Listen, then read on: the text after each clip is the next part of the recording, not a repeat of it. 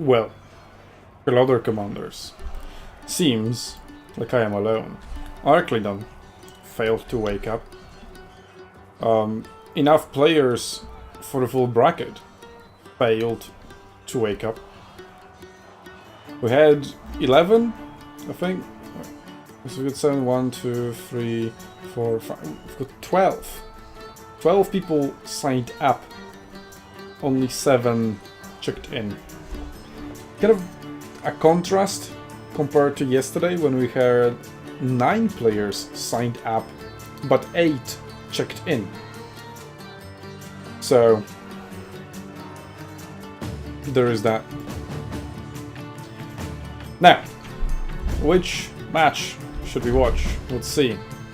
We got SUNTZU versus Hardras Warrior, Phoenix King versus just a Deadman, and Nurgle's PA versus Pigman. I think going with 4th seed versus 5th is the best way to go, because they're technically the closest, so we should see the best match. Can't watch Berserk, sadly. He just gets a bye. There we go, Berserk. You're in the semi-finals. Well, let's watch SUNTZU versus Hardras Warrior then, as I wait for Arclidon to wake up. And SUNTZU did already post a link to the draft. So let's spectate that.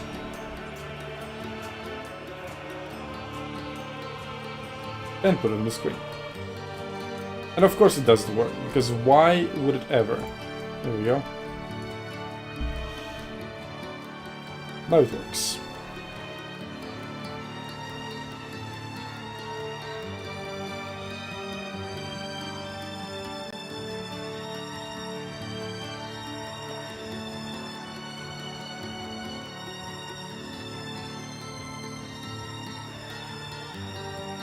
Well, Hardras Warrior is also asleep, it seems, even though he posted something literally 10 minutes ago, yes.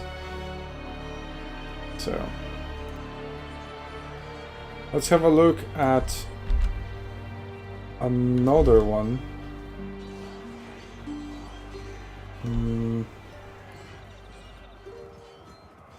Oh, never mind. He woke up.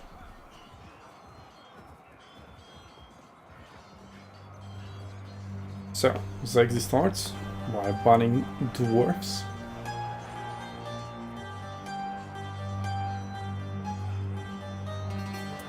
I'm curious how meta compares in land battles compared to domination.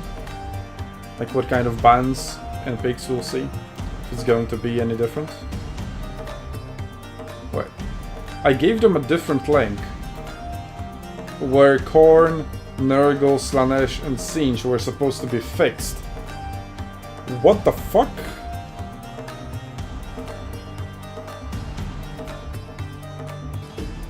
A random ban. What a mad lad. So yesterday, I gave them the old link where these 4 were broken. So I said, don't worry, I know I fixed it in the past. No idea why I have this old link instead of the new one. But I will fix it for tomorrow's, which is today. Found the new link. But that's not it. Also, it says SUNTZU Tournaments Best of 5. It should say SUNTZU League Best of 5. Where the fuck is the SUNTZU League link then? And I'm pretty sure we were using that before.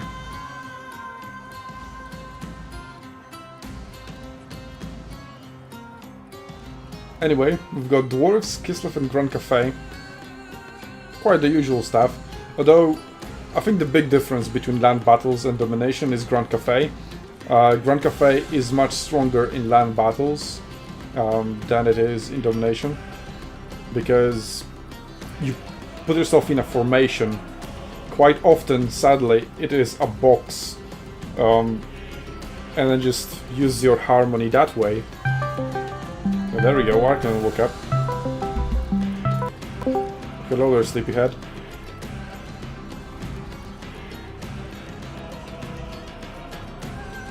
Alric, hello. I'm here. Can you come closer to your microphone? Sure, is this better? Slightly. Anyway, as I was saying, oh, and we see Skaven. Never mind the Grand Cafe then, they're banned anyway. Skaven seems to be yet another difference.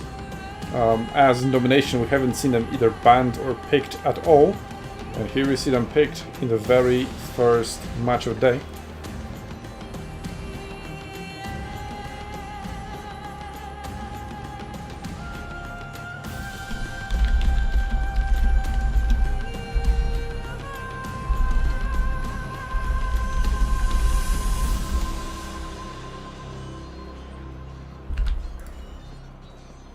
Okay, that is awesome. Yeah, with Skaven, it makes a lot of sense. Because with their lineup, I don't think they would be able to hold a point very well, so I'm not surprised they didn't see it in Domination. So Hardress Warrior has both factions that have the Mutilative Beast available to them. I mean, for game, he picked the Warriors of Chaos first, but Siege was the last pick. So we'll see how highly valued that beast is. I mean, we've seen a Warrior of Chaos build, or we've seen, I think, the Warrior of Chaos without the beast. And did it win? It was the Luminarch of Hesh battle. And I think it was Houseplant, so he won, probably. Yeah. But he only lost one battle, and that wasn't the one he lost. Yeah.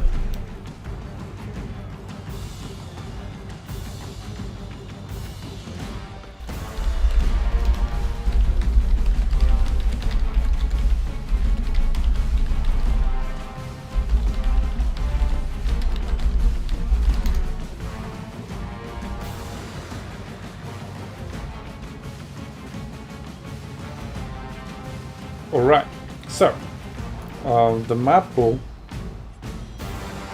for this round is, as you can see on your screen, Foot of the Anomaly, Rifts at the World's Edge, Stone Age, or Stone Enge, the Green Comet, the Green Shrine, the Hidden Trees, and the Valley of Lies.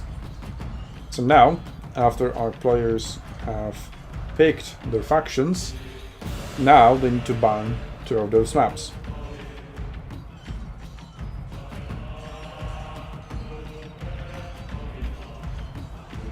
Anyway, Hardress Warrior, being player number 2, bans his map first,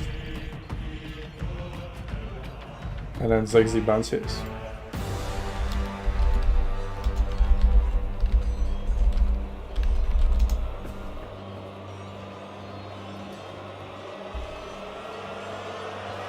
In the meantime, because why not? Oh, let's see. Do we have a ban? No, that's just a lobby link.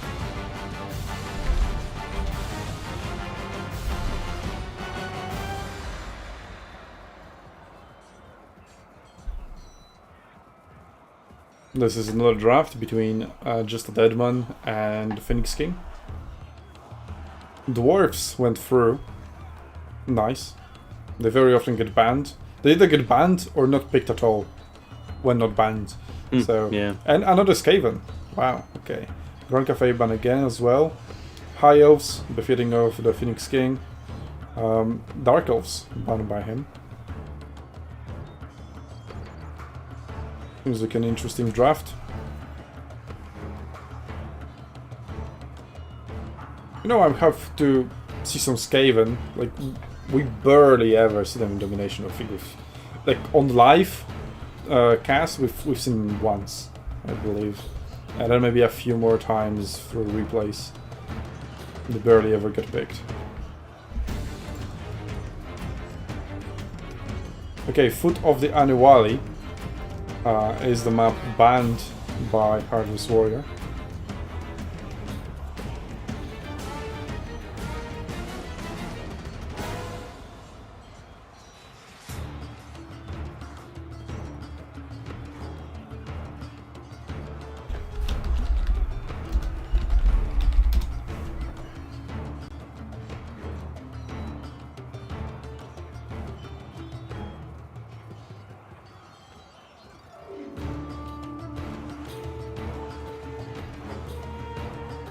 And Skaven were first picked in quarterfinal match number 3.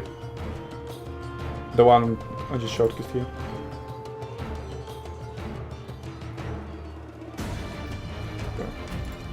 Skaven picked versus Norska, and they haven't decided the map yet. The Rifts, so Rifts and the World's Edge.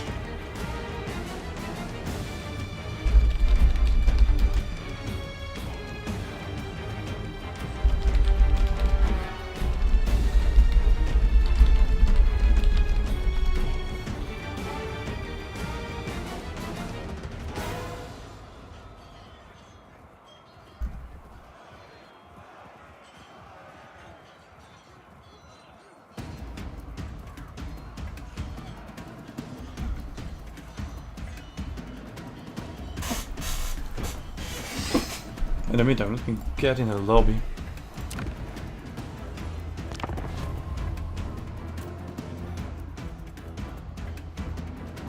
Very nice.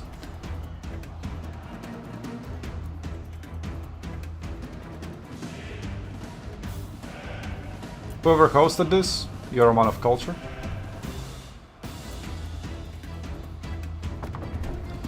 Fast forward on to 3, I will assume.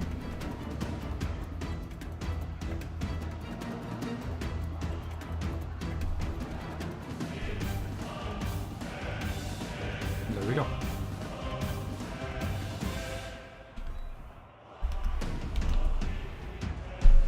Great, the green shrine has been banned.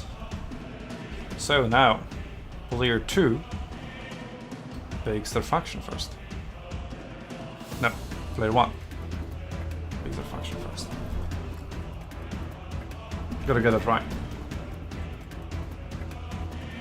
And he has picked Dark Elves.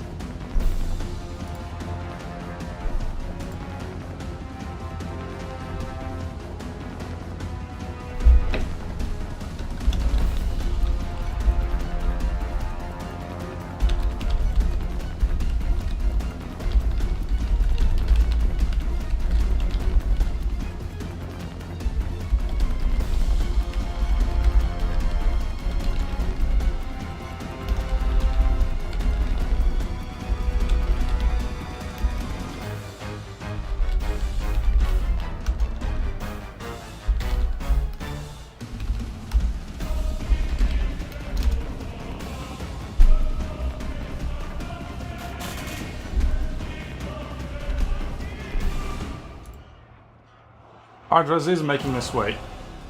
I don't know, maybe you'll need to implement some kind of systems to prevent them from slacking off so much. Can you stream your screen? Yeah, I can. Just no point at the moment yet. I'm making myself a drink.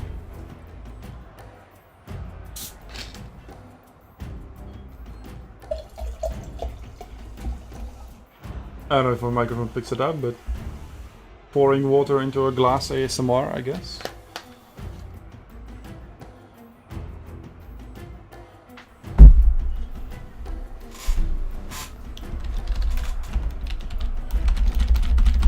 There we go, here's the first punishment, getting pinged 7 times. Singe, there we go, see? Wasn't that hard.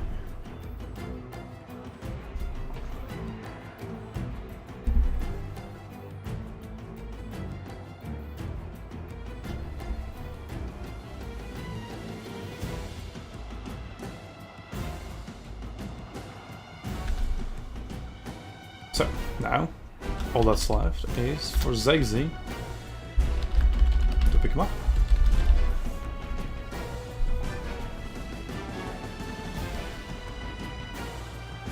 So we've got Foot of the Annually and the Green Shrine banned, which leaves us with Rifts at the World's Edge, Stone Age, the Green... Wait, what was... Yeah, the Green Shrine was banned. Okay, yes. The Green Comet is online, the Hidden Trees and Valley of Lies.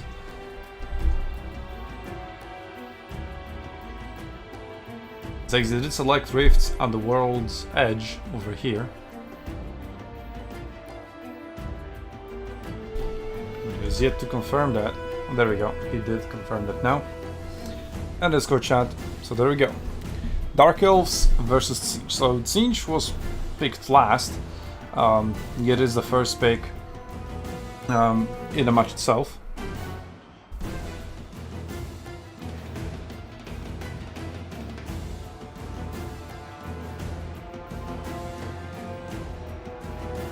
Wonder if we should do picking all the stuff pre-turning.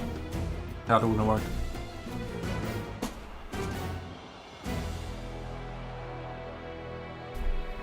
But at most you can do picks before the very first match. But since we have a check-in system, you would get it like what? 15 minutes ahead of time at most. There's close to no benefit of doing that. You know, it would be smoother if our players were just faster. Because they do take quite a long time to decide. Yeah, you know, I'm guessing this format is not getting played enough, so there's no patterns that they can just pick from.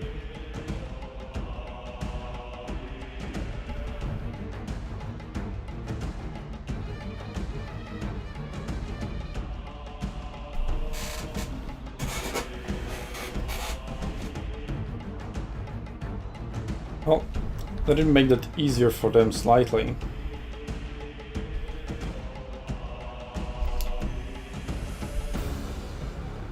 Oh, there we go, Ziggy is ready. So what I can do for them, which they should be doing themselves really, is posting the map pool and then crossing off the maps that were banned and picked.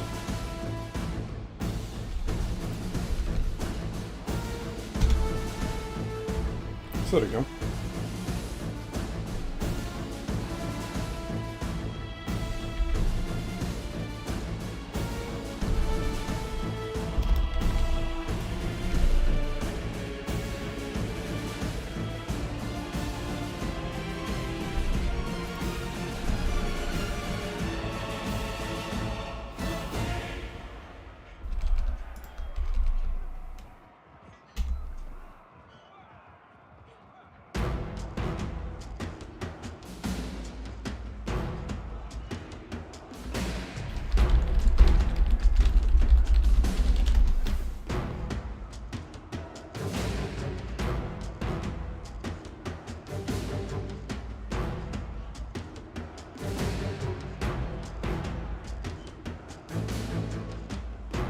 Okay, Dark Elves versus Siege. I think we've covered that yesterday. We did have that matchup. Or at least Dark Elves versus Warriors of Chaos. Either of the two, because I remember us talking about the anti-large options for Dark Elves. Their ranged units aren't that cost effective, I feel. So they aren't a very popular pick. Go on, Artyom. Wait, what? They literally have the best range option selection. Like they can pick for any occasion. They literally have different flavors of arrows. They have the strawberry flavor, they have the starberry flavor, and they have the standard chocolate flavor. Of course, they've got plenty of anti-large options. They've got spears, those... well, no, so spears are either the cheapest crap, dark spears, dread spears. But are we talking about Dark Elves or Wood Elves? Dark Elves. Oh, Dark Elves, yeah, screw those guys. Those guys just pick up their stuff off of Hot Topic and Spencer's. So Like, what are they going to have? Shades? we don't see any dark shards, nor we don't see any shades and anything else. We do see repeater crossbows, which are not true repeater crossbows. It's just the name only, but no functionality of the repeating crossbows. Hello. I mean, we saw the arena. What do? They wipe things out. But at least they were repeating crossbows in there. Hello. You mean machine gun crossbow? I mean, what was it? Battle mages. Yes. Who was it that called like that? I think it was soldier. You know, but that's so true. That's so true. Yeah, I remember we were playing and I was just wiping everybody out, and I don't know, maybe it was soldier or it was somebody just in game chat. It was like, goddamn these battle mages or something. But that's so true. And you know what the best part is?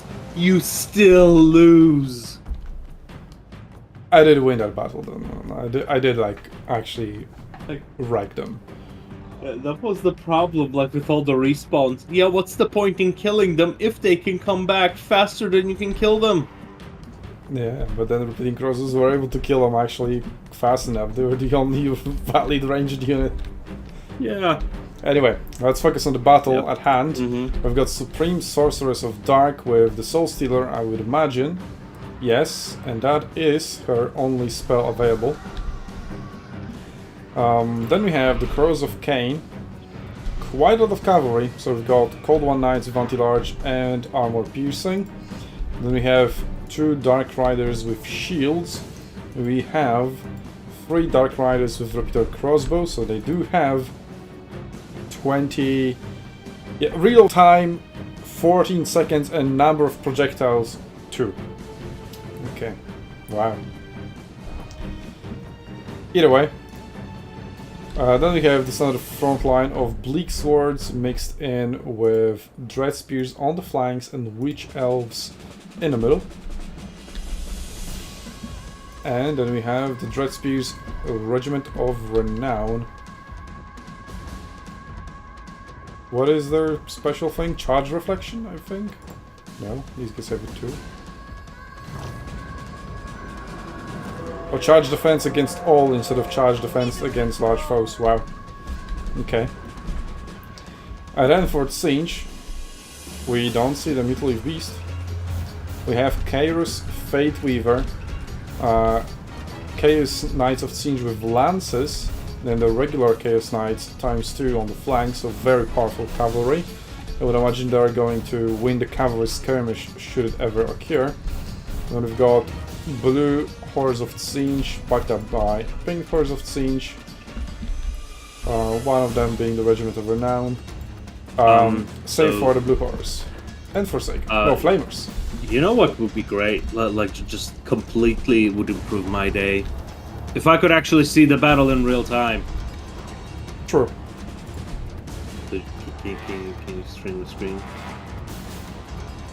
I might sound a little grumpy or just trying too hard. Oh god damn it! Discord is having a mental breakdown again. When does it not? Well, yesterday evening it didn't. How oddly specific. Yeah, I know. Does it work now? Yes. This whole time, like, are they still picking? What is this guy talking about? Does he go full schizoid already? I wouldn't be surprised. I know, right? Anyway, we've got early Blue Fire of Siege. There we go. What's the next target? The Cold One Knights. Yeah, not very effective. I would just keep sniping the Lord with that, I guess. Yeah, I think Hardrose Warrior did not what get the hell? memo. He's just suicided his Flamers. What is he doing? Well, I mean, he barely took any damage, but he gets one more volley, and that is going to hurt. Yeah, for sure. Okay, here comes the volley. It's very difficult to see on the snow background, but they did take some damage. They're fine. They haven't lost a model. But it's a very weird unit to do that with. Like, why not use the chromatic abominations who have 1400. I think that is Fine. why. Was that a good exchange? No. The Flamers, yeah, they're getting wrecked yet again. Yeah, exactly. Already down to 2/3 of their HP. Yep. Yeah, Witch Elves have survived the initial barrage. Now they're fighting the Blue Horns of Siege, but Pink Horrors are going to keep shooting. Actually, they do keep shooting even while engaged.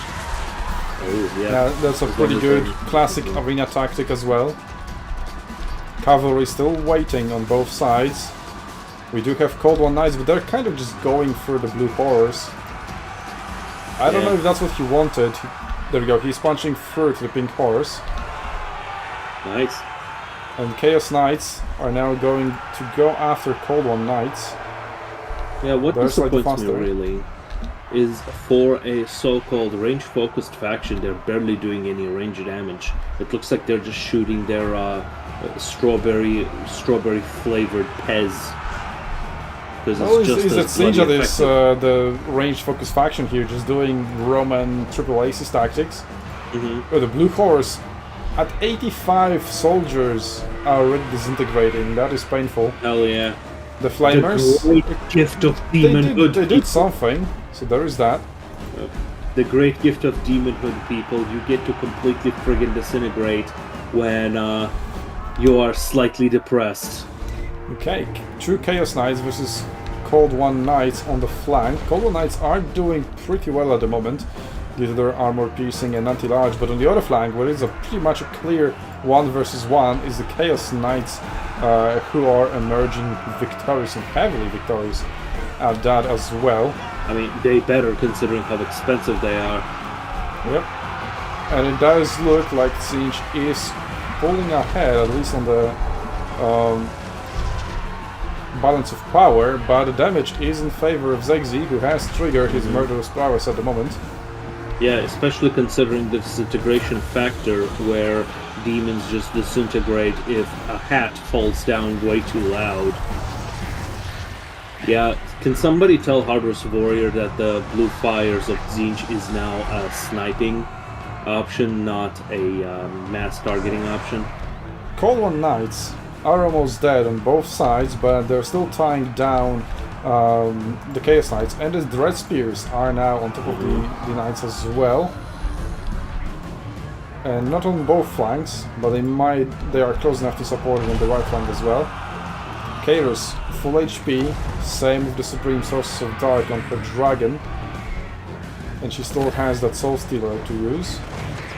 But on the Blue Fire, I think, yeah, so Blue Fire now sucks when launched at close range. It absolutely just misses everything. Okay, that should get rid of the Cold One Knights. Kairos landing in there, we go tail routing them.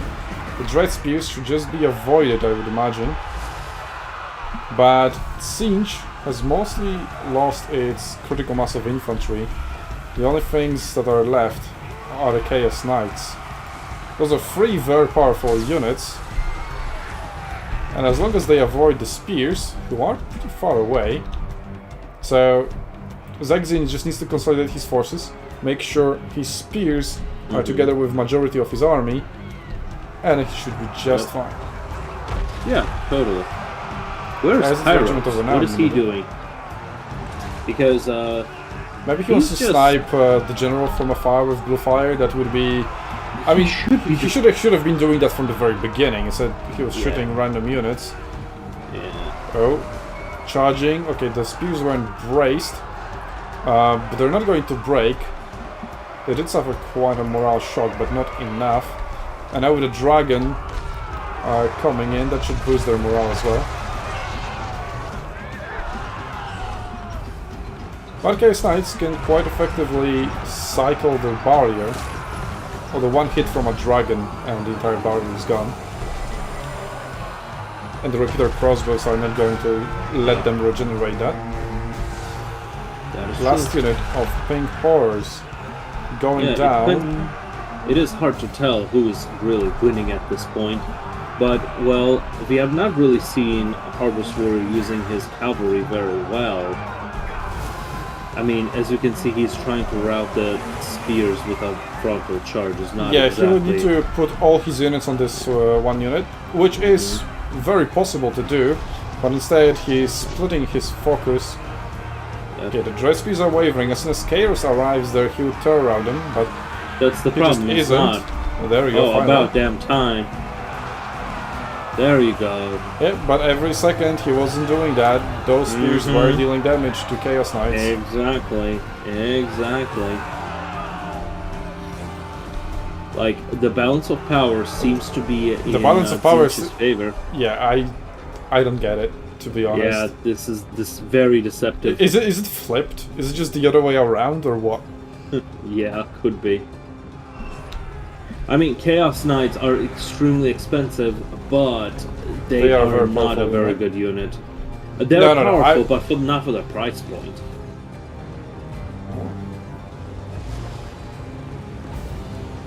I wish we could see the Winds of Magic left. We do have regrowth for Kairos. He is still full HP at 8,000. So is the Supreme Sorceress. One thing that Zinch could actually be going for is army losses, although I don't think we have And he that has a in lot this one, don't we? of small wavering units, which he is now picking up left, right, and center with his charges. So in terms of Which spears, is smart. we do Oh, have repeater crossbows 79 went dread down. spears. Where's the other unit? The repeater Oh, this crossbows one have just came went back. down. Yep. The Regiment of Renowned Spears. They got obliterated, they're gone. Yeah, if Oh, there's a Soul Underscore Stealer. can take out the enemy, not particularly relevant. Like, that's the good thing about barriers. Oh, I'm just gonna completely invalidate well, he your doesn't against have the my barrier. thing. Yeah. So Soul He Stealer just hit wasn't two units of Chaos Knights. But if he just gets rid of the spears, who are now Which he just terror-routed, did. yeah, he just needs to keep a unit on top of them, which shouldn't be hard, considering the situation. So all that's really left to deal with is the dragon. Because the units at low HP don't pose much of a threat, they're just going to waver and rout pretty much upon contact. Yep, and that's exactly what's happening. That's exactly what we're counting on. And yet on the regrowth cast on the Chaos Knights of Lances. Good, good. Yep, that dragon is gonna get charged in, take some damage if he can pull out that. Chaos Knights have very decent weapon strength as well, so they should do well against the dragon.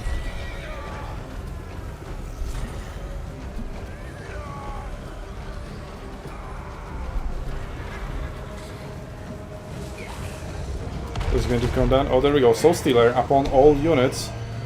Oh no, it was cast. He did it. He didn't hit this one. So instead of casting it on the ground, he cast it on a unit. And then Hardas Warrior pulls out that unit that's a good to make the Soul Stealer miss 2 out of 4 units. Yep, that's sure. And now he's using that unit he pulled out to block the reinforcements. Yep, those are 2 spears that he just charged, but they weren't braced, and there we go. One of them already broken. The other probably one is soon to big. follow. Yeah, those Yep, charges and are hit the pretty dragon good in against the the back. dragon, and it's wavering. -6 leadership. Once the dragon's down, it's over. Chaos Knights prevail. I mean, I've watched GG Power Lance of Power Didn't Lie. Yeah, kind of. But it was still quite a lot of, like, earlier on, I would still see the advantage to Dark Elves. Oh well. Yeah, I've seen 2 other land battles tournaments. I mean, I've cast them, and Chaos Knights performed absolutely beautifully in all the battles I've seen. They are really, really powerful. Like, they don't That have is armor what- piercing, they don't have anti-large, they just have really good base stats. That's it. So they're deceptive in that way.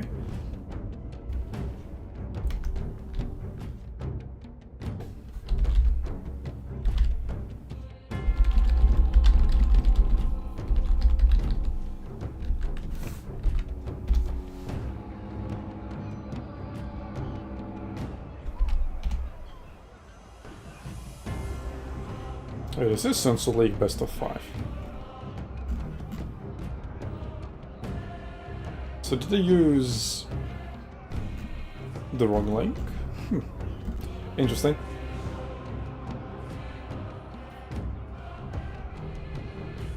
Anyway, that is 1-0 to Hardest Warrior. Zegzi said in Discord that he didn't notice that Chaos isn't banned. The only limits we are enforcing are the limits imposed by the mod itself. Okay, let's have a look at the bracket.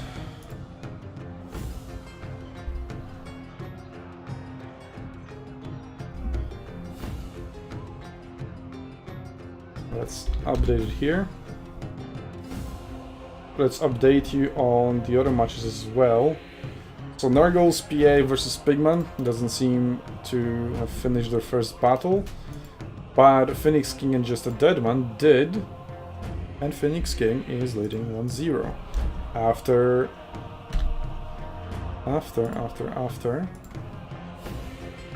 he's Skaven defeated Just a Deadman's Norska.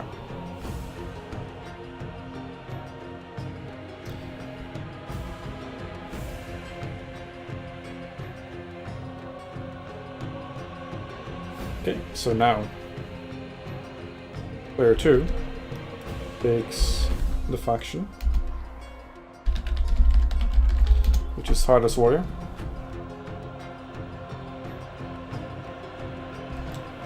Let's switch over to the draft.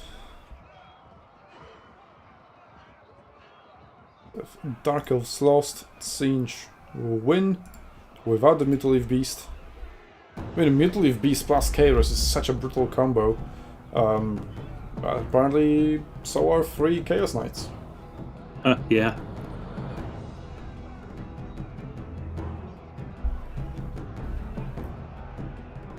But I think all the blue and pink horrors also did alright.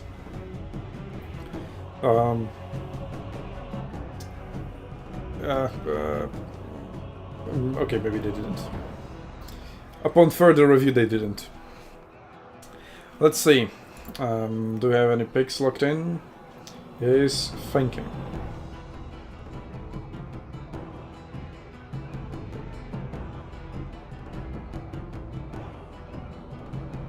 And he's thinking so hard that he has left the lobby in the game.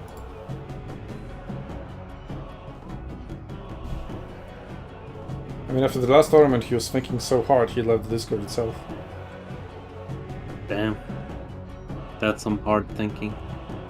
He is a hard Ras warrior after all. Fair, fair, fair.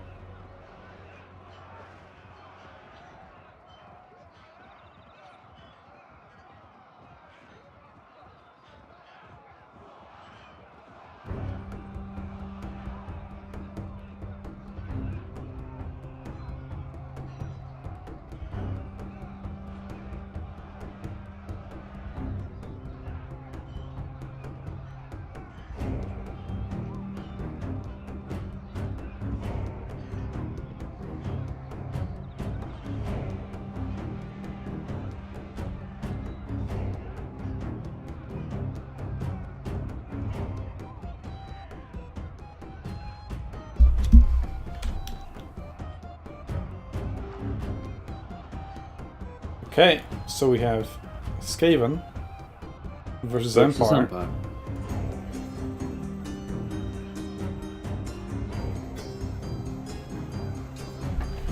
Let's see what map Hardesor is going to pick.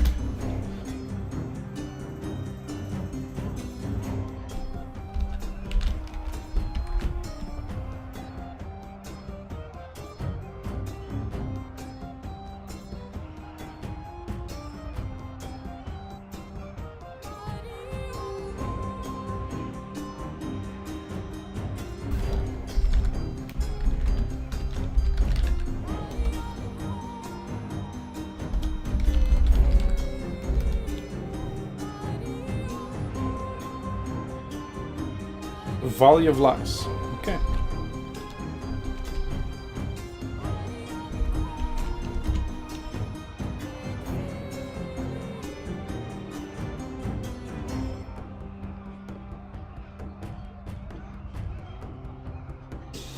Skaven versus Empire on the Valley of Lies. So as you can see, it is a ring, well, slight elevation, can't even really call it a hill. And they're just all flat in the middle. So Skaven, I think, would do pretty good in here. Good position Warlock Jezzails on those hills and control quite a large area with them. Or just even in the middle there, it's all flat. You still get pretty good shooting angles. Artillery is pretty good on this map. Yep. So if it is a high arc artillery, you can just hide behind a hill and fire without being spotted, unless the enemy has some flying scouts. Or if it's a flat trajectory artillery, you can position it on the top of the hill to give it a slightly better firing angles. Which would, I mean, both Empire and Skaven have both, really. Empire has mortars, Skaven have Plague Claw catapults, Empire has cannons, Luminarch of Hysh, we've seen that yesterday, and Skaven have their Warp Lightning cannons.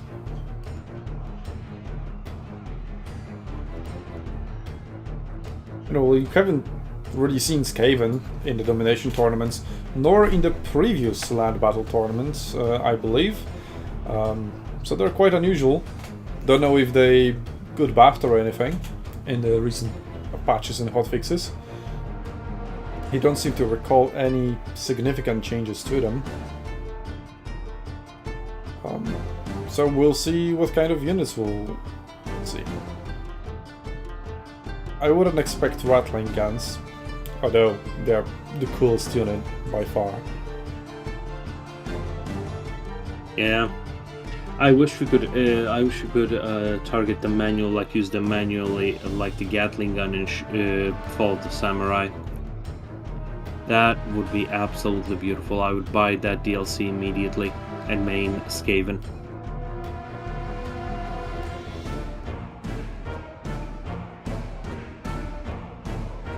Even though I have no interest in Skaven or their mechanics or anything to do with them. Yeah, I wonder if we are going to see the classic just state troops versus Vermintide builds, or are we going to see something spicier? Complete Abomination is a possibility, because why not? Steam Tank. That'll be cool. But the thing is, yeah. if you bring a Steam Tank or a Luminarch of Hysh, and the enemy doesn't bring a powerful single entity, well, okay, Steam Tank can still do well against large swaths of infantry. Help with Abomination, same, but they're also vulnerable to range spam, which both factions are capable of.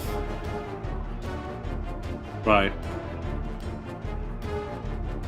I'd probably see Globadiers. That's probably the strongest. It's very powerful against masses of infantry.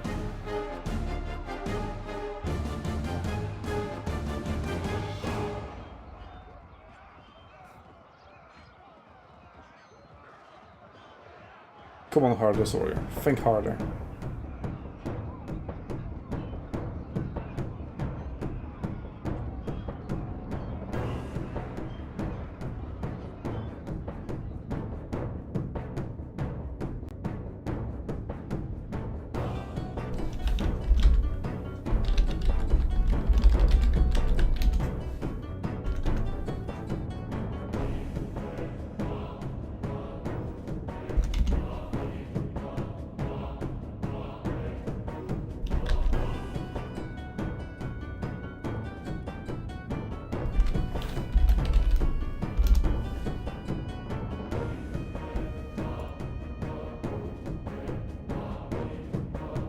Okay, so we have Boris Todbringer versus Ikit Claw. 3 company militia spam. You've got Pistoliers. 4 Empire Knights. 2 Knights of the Blazing Sun. And then a Wizard of Death.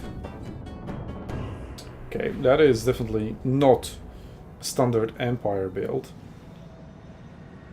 And for Skaven, didn't take a good look. I've seen Ikit Claw, and I've seen Warplug Giselles, but I guess we're going to find out now because our players have loaded in very quickly. So let's go. Rut Augurs times 4. Yeah, we got the Warplug Giselles Regiment of Renown with 275 range, and we have Poison Wind Globadiers as predicted times 3. We have Eshin Triads. They do have stock. How is that? It's, as you can see, a spear unit, so it has, or maybe halberdiers, Goandao actually, which is a halberd. Yeah, it is. Anyway, armor piercing, bonus versus large, also minus 50% armor from Weeping Blade. Oh, that's nice. I mean, okay, Empire Knights and Knights of the Blazing Sun do have a pretty big armor, 110 for Empire Knights and 100 for Knights of the Blazing Sun, so it's down to 50 and 55 when they're fighting them. But they're armor piercing anyway, so they personally don't care, but I guess their other units would. Like Plague Monks, for example, or the regular plain old Clan Rats. So I have 2 Plague Monks on the flanks, supported by the Eshin Triads. Then Skaven Slaves just soak up the damage and then just protect Poison Wing Globadiers. And then Clan Rats a little bit behind to start fighting them. A 3 Company Militia in Vanguard deployment, just going forward from the very, very beginning. Giving Warplug Giselles the ability to fire from the very beginning. So this is exactly what I said. Just position them on top of the hill, and you control a huge area. So I wonder if Zegzi was expecting that, and it's a quarter of his HP from one unit already gone from these Warplug Giselles. It's pretty good, 100 value already. We have Ikit Claw on Doomwheel. Okay, we've got these Pistoliers. This is just a rush build, right? Like, so you put it in Vanguard. I like how they have... Do they actually have no infantry, like melee infantry? Just all range infantry? 3 Company Militia is sort of that.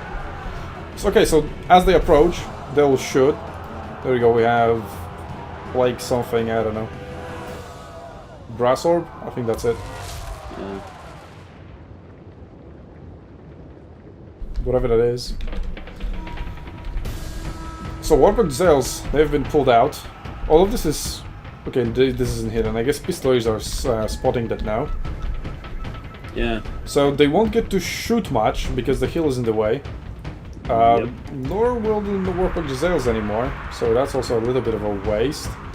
So it's a trade-off. Like, the Skaven could have gone forward to keep Warplug Giselles shooting, but I guess you can just pull them back and they'll have targets soon enough. Yeah. I really like how Skaven are using the hill. And now the... there we go. Ooh, Cavalry went all the way through to Poison Wing Globadiers. Eshin Triads haven't reacted yet. They're trying to go against Pistoliers. That doesn't make sense. Go against the Empire Knights who are charging your ranged units. But I'm wondering, like, how are you going to kill all the Rat Augurs, though, with that Cavalry?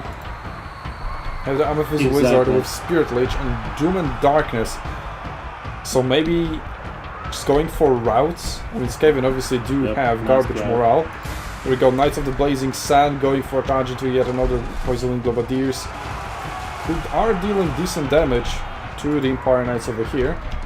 But that was just one volley, and now they're gone. So the cavalry is slowly obliterating and just overrunning the enemy support units. The Poison Wing Globadiers absolutely taken down already. And now Warplug Giselles are the next target. They did like rack up a good value, but now they have Boristelbringer to worry about. And 3 Company Militia now is actually able to shoot yet again as they approach into the Clan Rats. And they survived that first melee, which is surprising. Yeah, damage advantage on the side of Thunderous Warrior at the moment, though. The cavalry is running out of steam.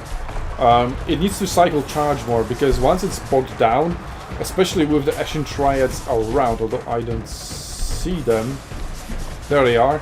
There they are. Once they are in the mix, against the Empire Knights and Knights of the Blazing Sun, they're going to be much weaker. So this flank is doing better, but not that much better. That much better, yeah. For ZXZ. Now, here's the thing. Here's one thing I'd like to point out. Skaven actually brought a rather balanced army, with where everything makes sense. While I mean, ZXZ brought Empire cheese, just... so that's the thing with cheese armies. Like, they either work or they don't. Yeah, So either obliterate the enemy or you get obliterated. Boris has regeneration, so that might be the one saving grace, but the sheer mass of Skaven left and the lack of mass of the cavalry that's left. So why is this chasing a shattered Skaven slaves unit? Yeah, I think he kind of gave up. Maybe he's just overwhelmed with micro. Could be, most likely. Yeah, so things like this as well. Like, these clans are so far away from all the fighting, just pull out those Knights of the Blazing Sun, put them into the main melee. Yeah, I feel like the Rat Ogres are a problem. Ooh, and a net from Ikit Claw. While Warped Giselles are targeting Boris. And there we go, his heal cap has showed up. Can regenerate much more. He needs to shut down those Warped Giselles. Maybe use these Knights of the Blazing Sun to do it. He's spamming Spirit Leech on Ikit Claw. And Ikit Claw also has powerful single target damage, already 1.6k value on him. Though, quite a bit of that comes from his magic, I would imagine. His leadership down to 0, up to 6 now. But Warped Giselles still free firing on Boris. Yep, and I don't think he's gonna get the chance to regenerate fully. No, I don't think he will. That's the Blazing Sun, maybe. Oh, so we got some free company militia firing from behind, but there's a little hill on the way. Finally. Uh-oh. Knights of the Blazing Sun got micro. Oh no. Okay, there we go. Look at these elaborate paths that he's drawing. But they don't work very well with Total War pathfinding. Exactly. It's an interesting feature, just doesn't work. No, it's a Cleansing Ruin. Okay, so Warped Giselles have been taken down. Maybe if Ikit Claw goes down, I would just retreat Boris Lordbringer now and let him regenerate, at least away from main threats. Like, he can shut down some of the non-important units, or maybe like poisoning the bodies or something, and then try to calm down after. Actually, you don't need Boris. Oh, Boris is routed. Yep, Boris is routed. He's pretty close to the edge. We'll see if he gets off the battlefield or not. Let's see who goes first, Ikit Claw or Boris? Yeah, he needs just one more Spirit Leech. I would imagine he has Winds of Magic for that. Is only the question of the cooldown. That's Spirit Leech and those types of abilities, but there are Spirit still Leech 2 Ashen Triads units, mostly untouched as well. And Skaven get victory. Yep, with them fighting so close to the edge, Boris' speed was actually to his disadvantage.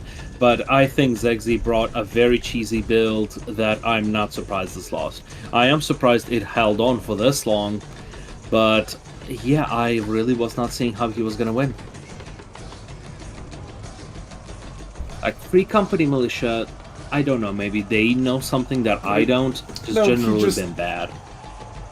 I feel like it's just a filler unit. It's a very cheap unit, so it just serves as an anchor. But I guess regular swords would have been better for that. Like, I don't really see the benefit of them shooting. So just regular swords. I think they are the same price as well, or at least very similar. Yeah. And not enough cycle charging. Like, I've seen 2 units of Empire Knights just charge in and just stay there, which wasn't very effective. And it wasn't that well coordinated with the infantry. So if the infantry was there, then that would allow for the cavalry to pull out. But the infantry wasn't good enough for an anchor. So for this type of build, swordsmen or even spearmen with shields would just fit this build, this type of tactic, much better. Well, it is 2-0 for Hydras Warrior now. So let's have a look at the draft. Let's So lost for the Empire, and SUNTZU is the higher seed. And both of their points come... No, actually Hardest Warrior got like 12th place. Has 5 points. 12th? 10th, probably, yeah, because only up 10 we were... Whatever. This got like from the December tournament. While SUNTZU, I think, was 4th in the Land Battles tournament. And he's pretty active member in the Vermin League, is it? Whatever Human Boys Discord is called. Well, 2-0 for Hardest Warrior.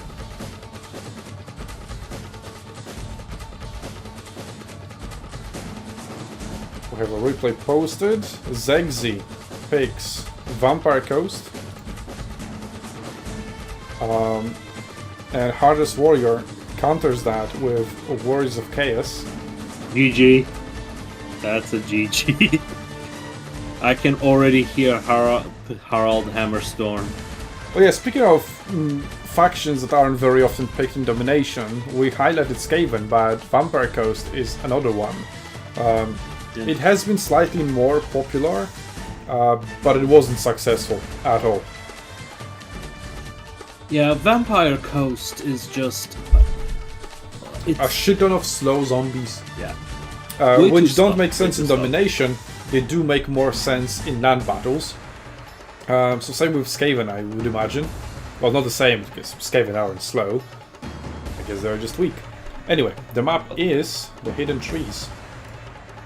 Yeah, I think the problem with Vampire Coast is that where it matters, it does not work. By that I mean is this. There are certain price points where it is evenly divisible. For Vampire Coast, it's a lot of units at the bottom, a lot of some great units at the top, but nothing in the middle. And these multiplayer battles are all about those middle units because, well, I have realized that in campaigns you're either using your top tier units or you're using your lowest tier units just spammed to high hell. And so, the Vampire Coast lacks exactly that, those nice price-efficient mid-tier units. I mean, they've got artillery for that, but if your line cannot hold, that artillery will not be able to fire long enough.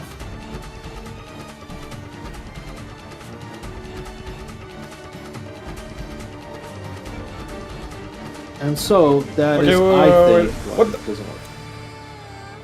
What the fuck is going in quarterfinal match number 4? Like, for fuck's sake, it's happening again.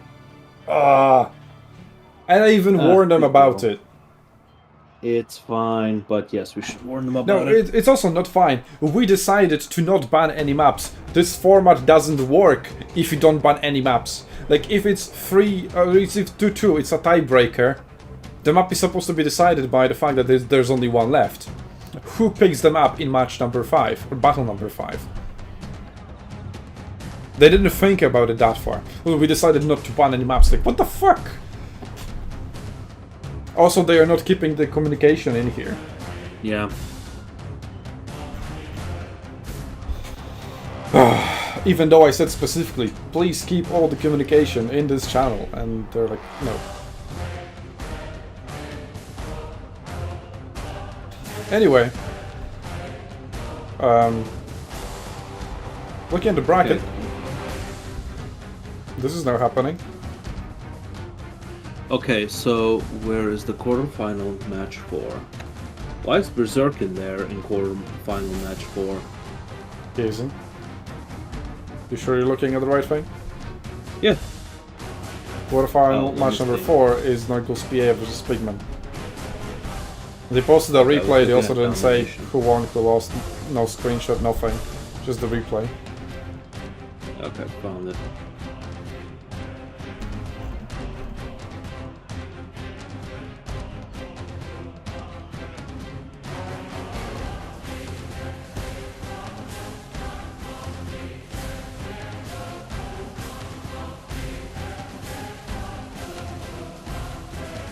Okay, I'm rooting for Zegzi now, just because I don't want this to be a 3-0.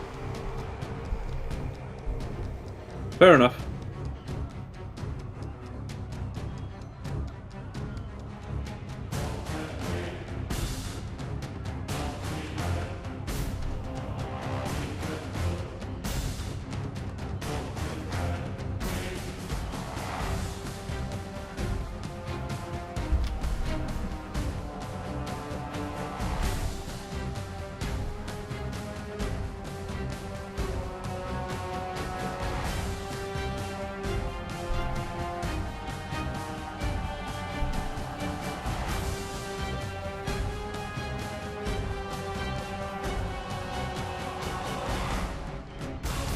Alright, we're loading into the battle. Let's see. Go for Harkan. Only 3 units of depth guard. We have rotting Prometheans, deck droppers with handguns, not bombers. Interesting. And then a bunch of zombies and some animated hogs. Whereas we have the Mutilated Beast. Yeah, it's GG. And we've got Harry the Hammer, which just removes the undead. Yeah, this is GG. So I'm not thinking. Wait, what's this spell called? Invocation of the heck? The AoE healing spell. For whom? For vampires, obviously. Yes, Invocation of Nehek. There we go. Why does it sound like Tomb King's spell? It kind of is. There's a lore reason for that. God damn it, I haven't studied the lore. What is this, a history lesson in fantasy? Correct. And there will be a quiz. Well, whatever. What? So how removes that? But This Death Guard lists 6 should still be able to titles of regenerate. First question. Yeah, it just regenerates while in Lists 6 melee. Yep. It doesn't rely on them being undead. At least they won't be crumbling. They're just going to rout. Yeah. But yes. So he also the has the cannon. Yes. Which is very ironic, considering he will have the artillery advantage. I mean, honestly, with Chaos... Yeah. With Chaos, honestly, you know, they still have decent artillery. I mean, Hell Cannon is just always great anti-infantry. It's essentially a hyper-elite unit versus a unit, hyper-elite army versus a hyper-garbage army. It's just zombies. I think the term you're looking for, Doom Stack versus Shit Stack. Yeah, sort of. I mean, okay, so Except we it's have not a stack, we have 12k funds, right? So I can see where this 12k is. This does this cost 12k? Apparently. They do have a lot of units. Animated hogs are like 800. They're pretty fucking cheap. Depth Guard is 1,000 something, I believe. They're not that expensive. Yeah. Maybe even like. Oh, yeah. Depth Guard are a 1,000 little something. expensive. Yeah, I think they're like on the level of I don't know. Yeah, but only Chaos 2 of Warrior them. Chosen. Yeah. The deck droppers shouldn't be very expensive either. But they do have armor piercing missile strength, so they could be good against Mutilated Beasts. They can just focus them down. Not necessarily good against Chaos Warriors just because they don't have that much alpha damage. Like, that's where the deck bombers do much better, although I don't know if they're armor piercing. Yep. At least they have the zombie pirate gunnery mob. The hand cannons are pretty fucking powerful with 45 missile strength. They are similar to Iron Hail gunners from Cafe. Very. And blunderbusses from Chaos Dwarves, I guess. In theory, blunderbusses are a little bit of a unique unit. Okay, artillery trying to snipe Harkin, missing slightly. But I got one of the drag droppers. Should we tell him that you should not be targeting flying units with a Hell Cannon? He did hit them. Yeah, one. True. For now. There we go. I mean, he has zombies in range, but He has Depth Guard in range. There we go. That's your target. That's what your target. Yeah. He's really afraid of those flying units. Yeah, he should have brought some Marauder horse. So we've got Nurgle with Fleshy Abundance to heal the Mutal Leaf Beast. Also, he has Crown of Everlasting Conquest, so he's got his own regeneration. To the right. Pretty good. And it doesn't even have to be in melee. Although his HP is pretty low, so if he gets sniped, he'll go down pretty quickly.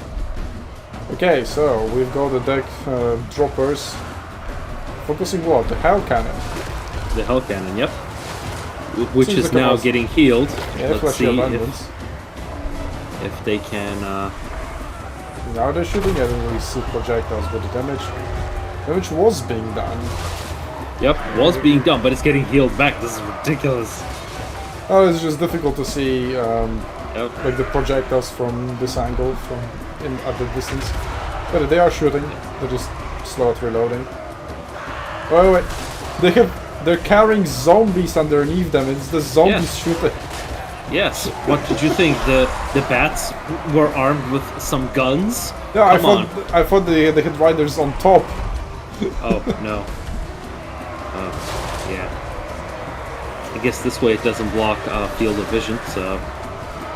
Okay, so this is, I guess, a tactic. So he has captured the point. The next one will have 40 minutes. Like, there is a discussion going on in the community. Like the consensus is generally that 14 minutes is way too long for the second point to unlock. Like barely any battle lasts that long. Yeah. But there we go. Solid Nation done for. Already. Exactly. Was Alteropus destroyed? No. No, but like, yeah, Marauder Horseman really is what they had needed here. Yep. So the box is broken. I think they're going to do just fine without the cannon. Yeah. So yeah, the cannon dealt close to no damage. It only ever targeted these guys. Got 3. I think these guys got shot once.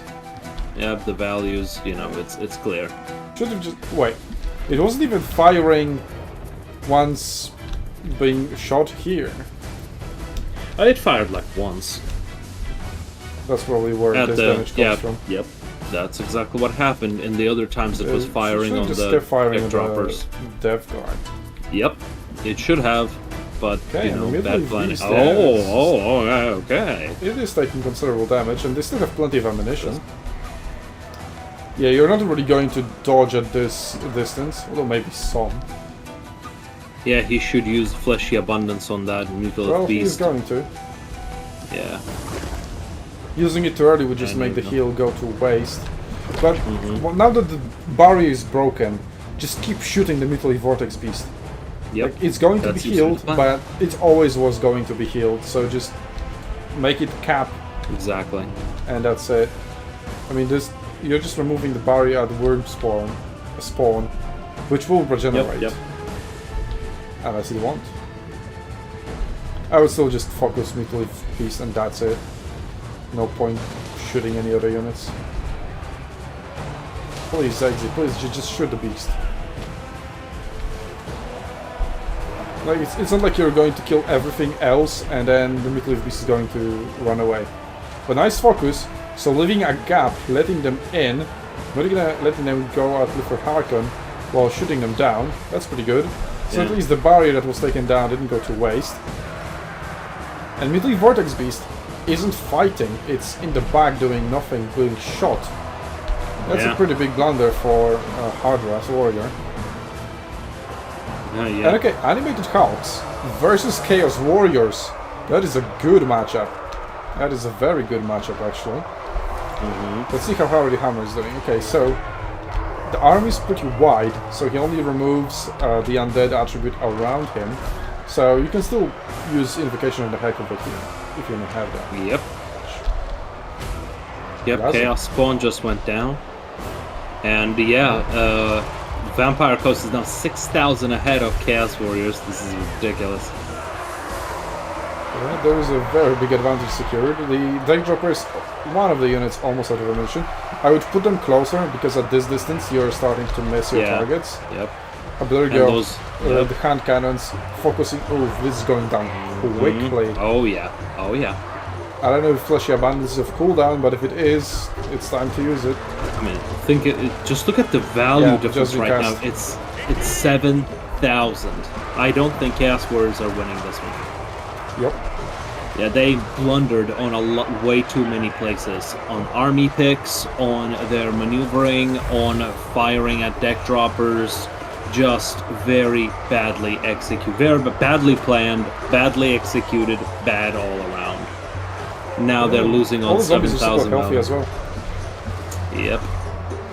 I mean, they needed to punch through to the hand cannons to shut them down. They didn't really have a counter to the deck droppers. That's what I'm saying. They should have brought Marauders. Just ignore them.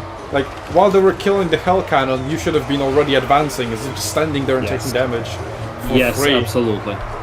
Yeah. So, very, very exactly. big blunder for Hard Warrior. But there we go. It isn't a 3-0. That's what I wanted. Not. Yep, you got your wish. The Chaos Warriors is one of the most OP factions. If it Yeah. gets on L here and there, that's fine. Yeah. Good for Vampire Pirates.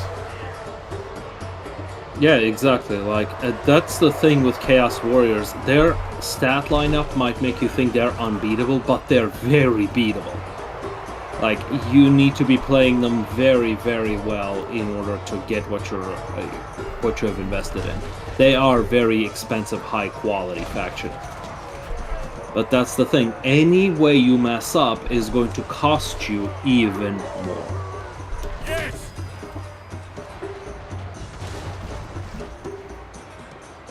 Yeah, the enemy Hulks in the end did really well. They are a pretty good counter against Chaos Warriors. Right.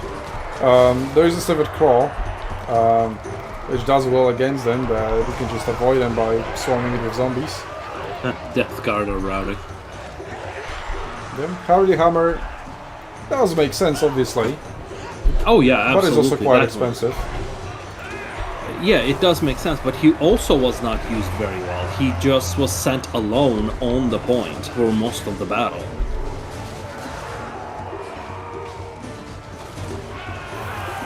They've got rally. I mean, they should rally pretty much immediately as they leave the Hard Hammer Leaves storm, range, right? yeah. It's also that they have just a lot of their health in already. Wow. I think this might be one of the highest value differences we have ever seen. 8,000 points.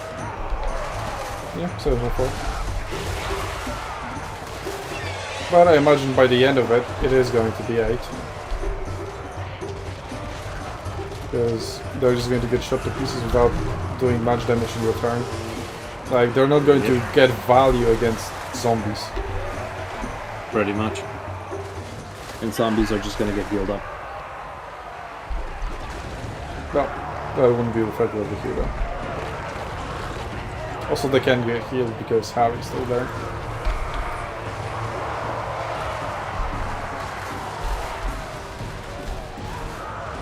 But it looks like Zegzi just stopped playing, kind of. Just maybe waiting for Hadras Warrior to give up, which he absolutely should at this point.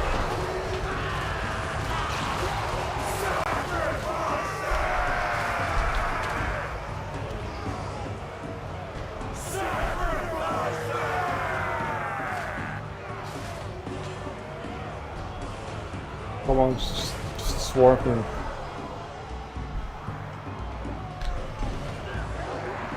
Or can I just fast forward this?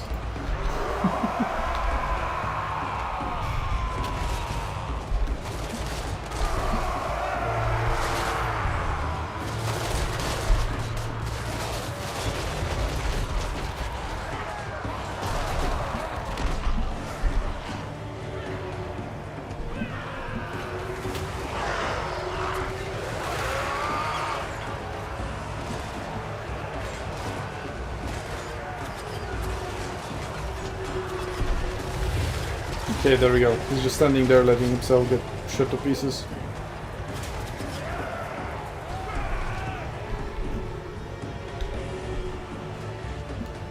Lord is still roaming around and healing up.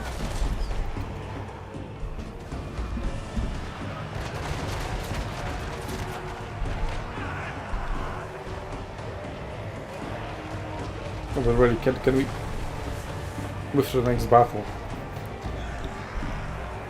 And they might as well start doing the picks for the next one. Yep. Okay, looks like we got our first ones. I'll update that. Okay, go ahead. I'm gonna give a victory to SUNTZU. I don't imagine it going other way.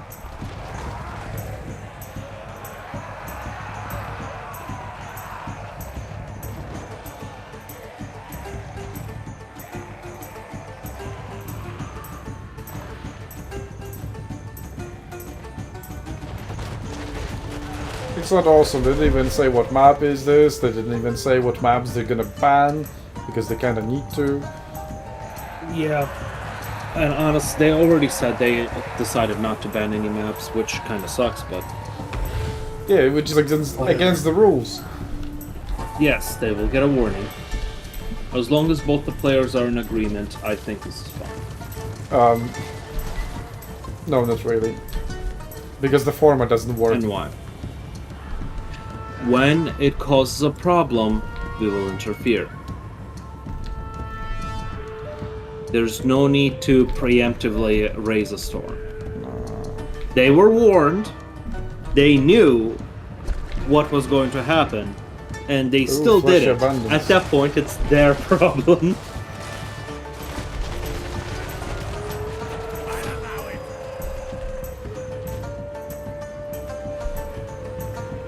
I mean, technically it is causing problems with the format since the very first battle, because normally you have 5 maps to consider, but now they have 7.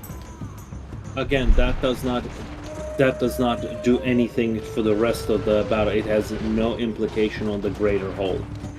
So when that happens, we will intervene. That's my point.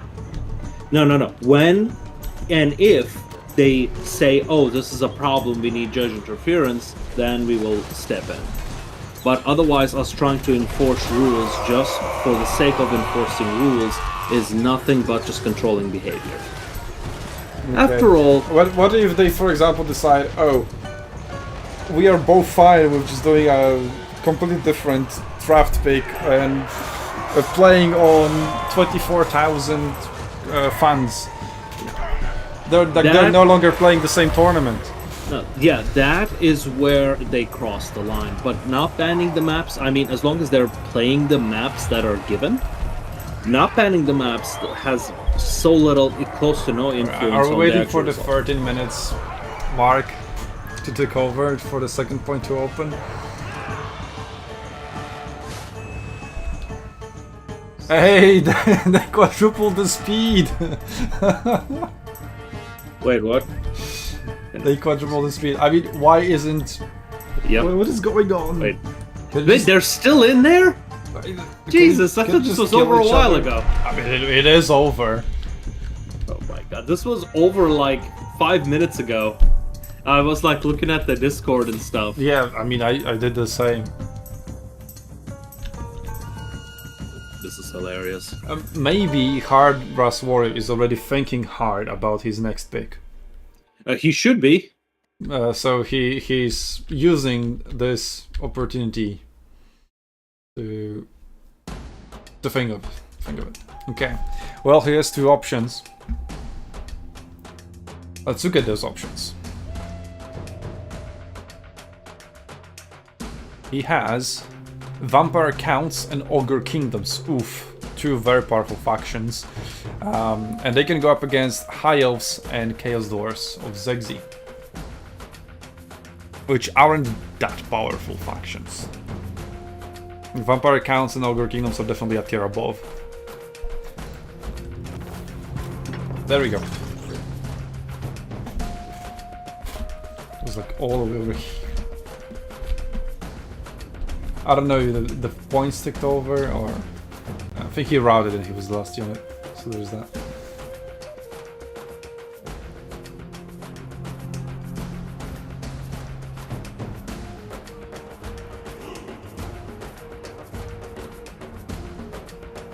Yeah, 1.4 and 2.9k value on deck droppers. Death Guard did alright as well. And a hand cannons, obviously. The regular handguns as well. The animated hooks not so much, but they did their job at just well, reducing the HP of Chaos Warriors.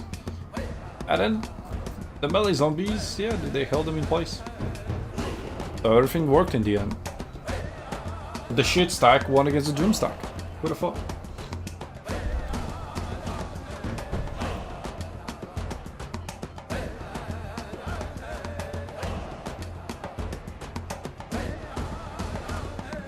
Well, it was very nice of Michael to step in so that Berserk can get some warm-up. Yeah, he was like, but I was like, fuck it. And since this one is going to 4th battle and they're already on their 3rd, yeah, they aren't that much behind.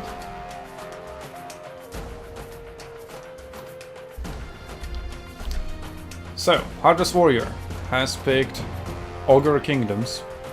Let me switch to the draft so you can see how it looks.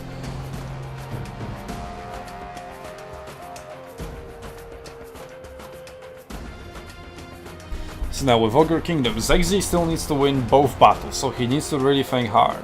What is the better anti-Ogre Kingdoms faction? I think High Elves. They do have plenty of anti-large options. They do have some good cheap archers with long range, and that is his pick. Logical. The maps that are left is Stone Age and the Green Comet. Stone Age is just a big open plain, flat, no forest whatsoever. And the Green Comet, I think, is a large, well, not a large, but is like a crater type of map, I believe, if I remember correctly. I can't check it in the game at the moment. I need to host my own lobby.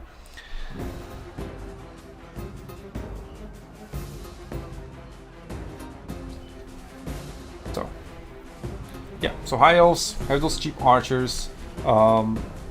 White Line of Strays would also be pretty good because of the armor piercing, and Ogre Kingdoms do have pretty good armor here and there. The Silvern Guard and the regular Spearman. The Green Comet is the map Hard Warrior has picked. I would say that's definitely the better idea. So the next map is going to be Stone Age, if we ever get there.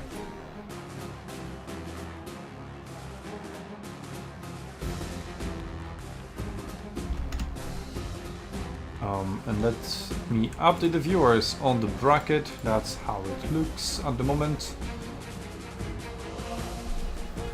So 2-0 for Berserk over Michael. We're watching Zegzi vs Hardest Warrior. It is 1-2. Phoenix King already won against Just a Deadman with a 3-0. And Nurgle vs Pigman is a 1-1. And they are in their 3rd battle at the moment. So pretty much Berserk and Michael are at the same pace as Nurgle's PA and Pigman. Since they're going pretty slow, Phoenix King is probably going to wait quite long, and we're just going to transition to semi-final match number 1 after this. But I wouldn't mind watching semi-final match number 2. But well, we'll end up watching one of them in the grand final, obviously, and then the rest for replays anyway.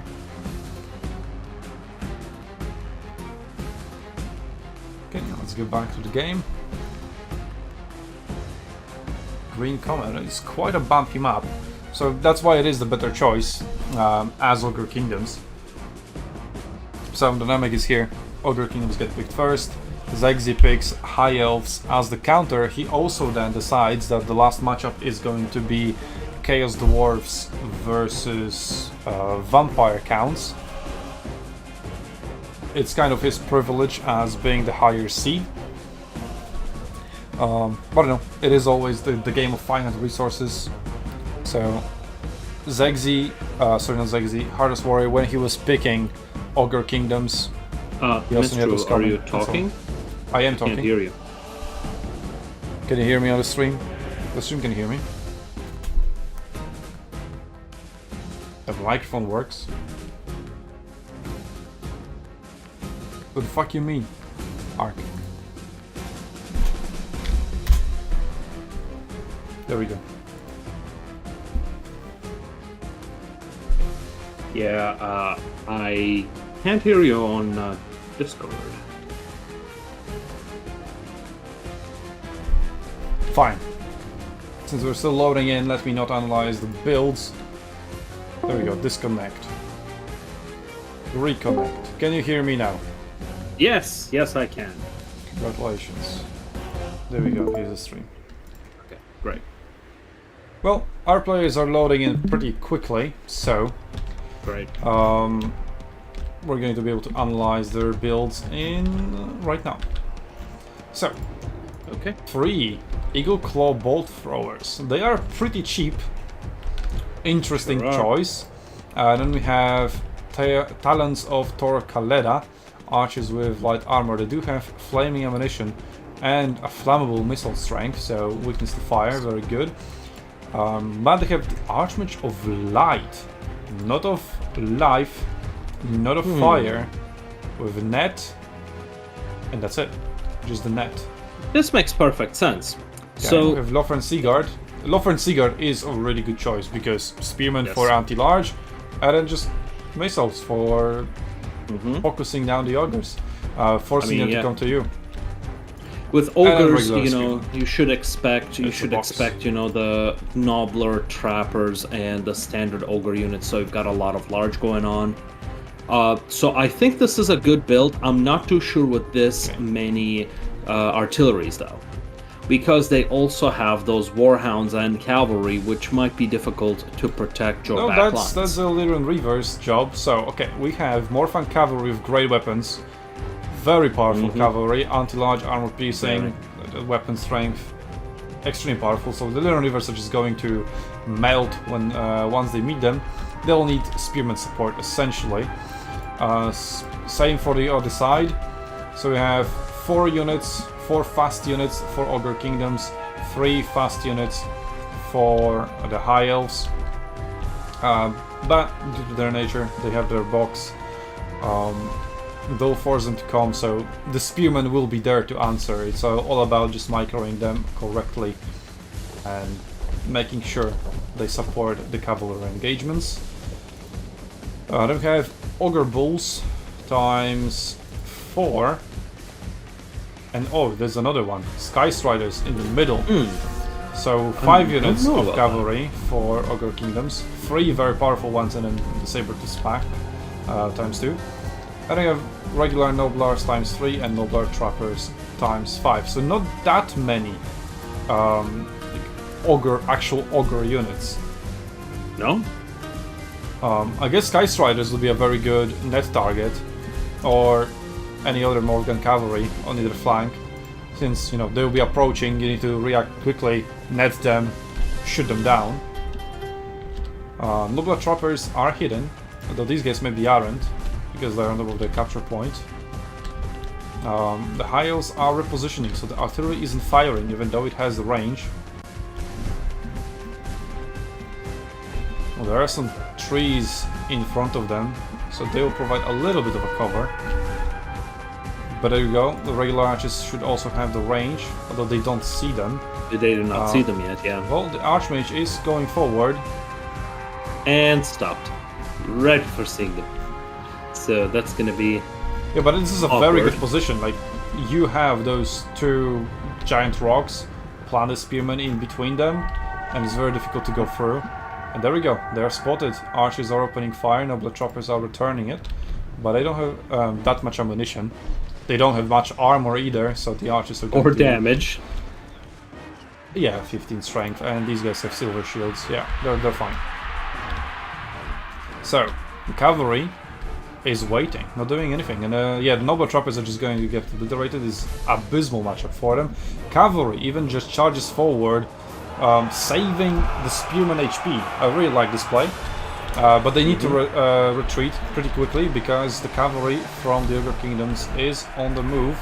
Yep. And absolutely, they need this earlier in reverse to use them. And now, Net of Amintop is going to be yet another key ability that we need to watch out for. But there's also Mage of Metal. There is. With Plague of Rust. So yeah, if there's a powerful unit, like the Sky Striders, Net plus Plague of Rust, That'll be quite a That's going to be a big deal, yep. Okay, let's have a look at the Let's cavalry. see. Cavalry encircling the high elf lines. Oh, that's not going to be good. Spearmen are not reacting. Not good. That is a big blunder. That No hurt net, a no lot. reaction whatsoever. Yikes! Yeah. That's just yikes. That is yikes. Okay, let's see. Maybe they'll do better against this one. Will it be netted? Yes, it will. No, it's Plague of Rust. No, it's Plague of Rust. Okay, 30 armor. Okay, they charge and they retreat. Now let's see. Yep. They have Lofen Sigurd on top of it, shooting. But they're not landing that many shots. The Augur Bulls are in the middle, just engaged. They're already routed though. And the Morphan Cavalry. Powerful charge, good anti-large, but there's no large here to fight. And everything in the... or almost everything in the High Elven roster has a spear. So they'll like the punching power. The damage will need to be done essentially with the Morphan Cavalry. Because the Augur Bulls are kind of going down. There's one healthy one over here, but it's just engaged. The other one is already down. Noblars, they're just... what is it? Cannon fodder, there we go.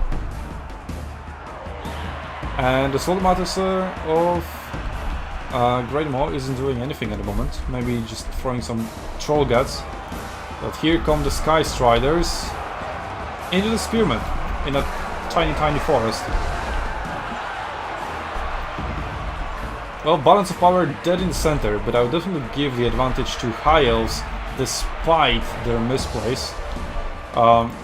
They emerged from it mostly unscathed. Like, these guys, even though they lost quite a lot of HP, they haven't lost many models. So as long as they are able to shoot it again, there we go. Net of Amendok plus Plague of Rust upgrade. That's the combo we were talking about at the beginning. And focused by 5, 6, 7 units. Yeah. They better be, because they Ouch. can dish out that much damage. Yeah, I mean, very that powerful combo, Morphan very well Cavalry. played by Zegzi there. Yeah, it's down to below half already. That's another volley coming down. They only lost one soldier though, and Troll Guts are going to be cast on them. So they're going to go back. There is also the Ogre Kingdom's army ability that can heal them up as well. I also would like to point out that being on fire reduces all healing by 50%, no matter what source. True. So that is going to be relevant here. Yeah, they do have that fire arrow archer unit.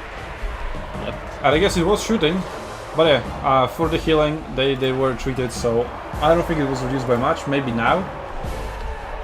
But now archers are focusing the Noblars globe. The Noblars are pretty much done for. Augur Bulls also pretty much done. There's just one unit over here. It isn't receiving any healing and doesn't have good targets, like maybe try to go for the Lofen Seaguard. Anyway, when I was listing the range options, I just totally forgot about Lofen Seaguard. It is a very, very good counter. And there we go. Is the other on the net? It is. Yeah, these guys are going down. The artillery, I don't think artillery did anything, really. It was quite misplayed, but I mean, I just wouldn't bring artillery in this roster, but maybe he was expecting the catapult from Ogre Kingdoms, then it would make sense. So it's fine, but still, why as many as 3? But yeah, Morgan Cavalry just finds a charge, doesn't do much, and then on the exit is being focused by 4 units of archers, which could use a little bit of regrouping, because they are blocking each other firing arcs.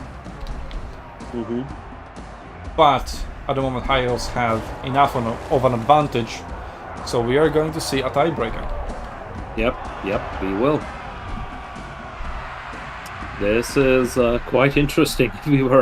We were thinking it. We were hoping it was not going to be a 3-0, but instead we're going to a tiebreaker. This is we're getting great. a 3-2. Yeah, and this early too. Yeah, I was a little bit disappointed by the domination finals yesterday, where we just had all 3 zeros pretty much, and only in the last round we did with some 3 1s. Yeah.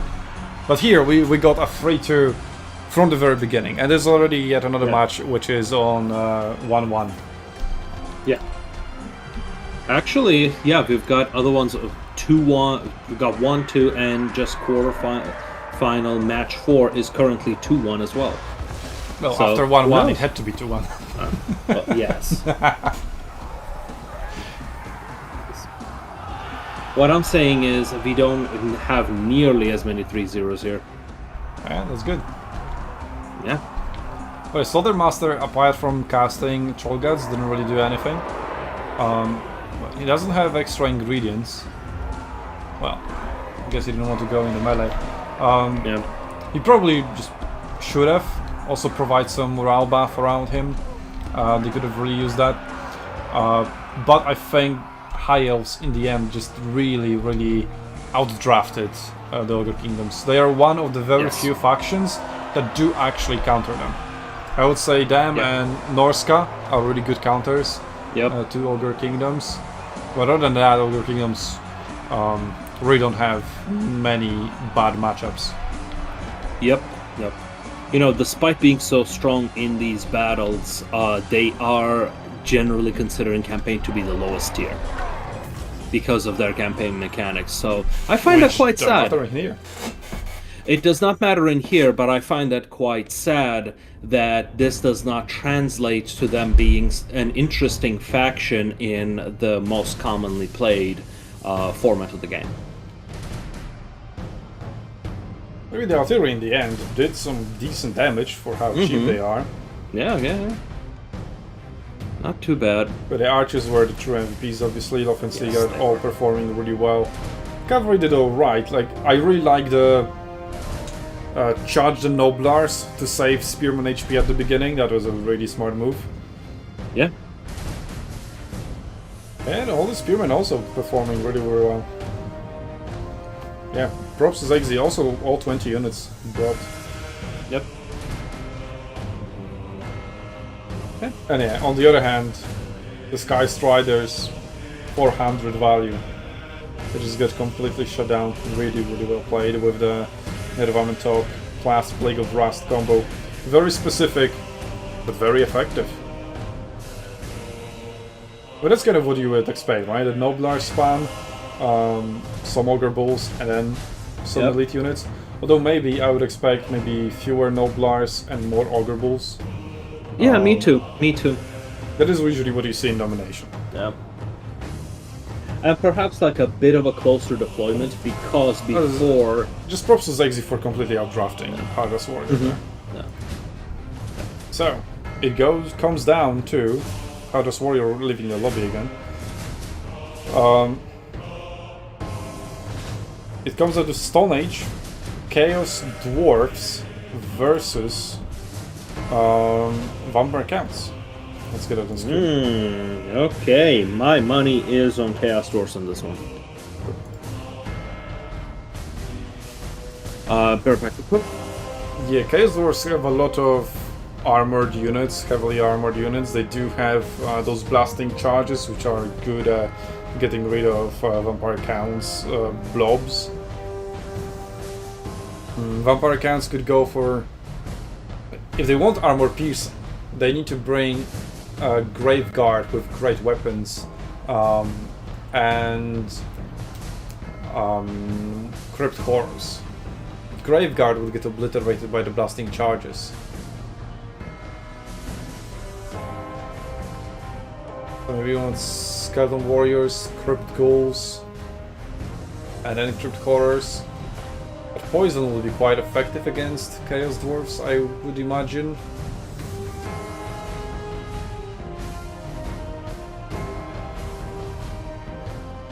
But I would favor Chaos Dwarfs in here, even though Vampire Counts are considered a higher tier faction, but in this specific matchup, I guess the Chaos Dwarfs can be favored, yeah. Yep, absolutely. Because one of the biggest factors that the vampires have is terror and reducing enemies' leadership. Chaos Dwarves have traditionally high leadership, and they also have fire, which reduces, as we talked about, healing. which is one of the biggest assets that the Vampires has. Now, of course, the thing with Chaos Dwarves is that they have very weak Tier 2 units. The Hobgoblins, quite frankly, feel like a Tier 1 unit that is in the clothes of a Tier 2 unit. But it is what it is.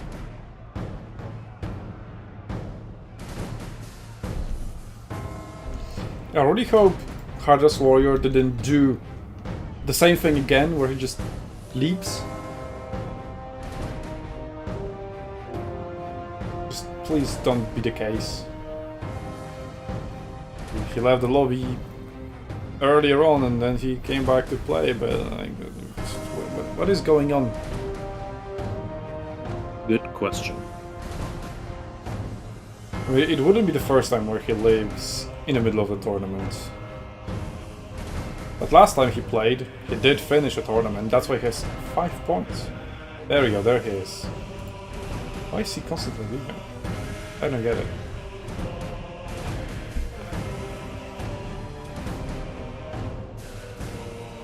Wait. Is the Stone Age changed? Did I just remember it wrong? Or is it a different version for the land battles with capture points?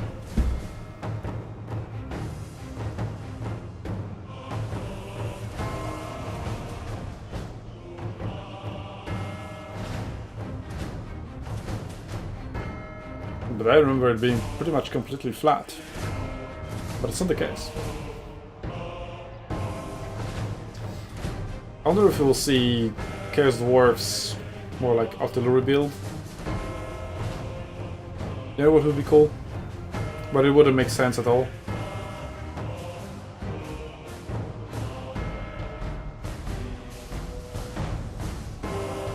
Guess you don't know. Dreadquake Mortar. Oh, that is a cool unit. Question? I asked what would be cool, but wouldn't make sense at all. The answer is... would not make sense? Well, the answer is Dreadquake. Dreadquake Mortar, yeah.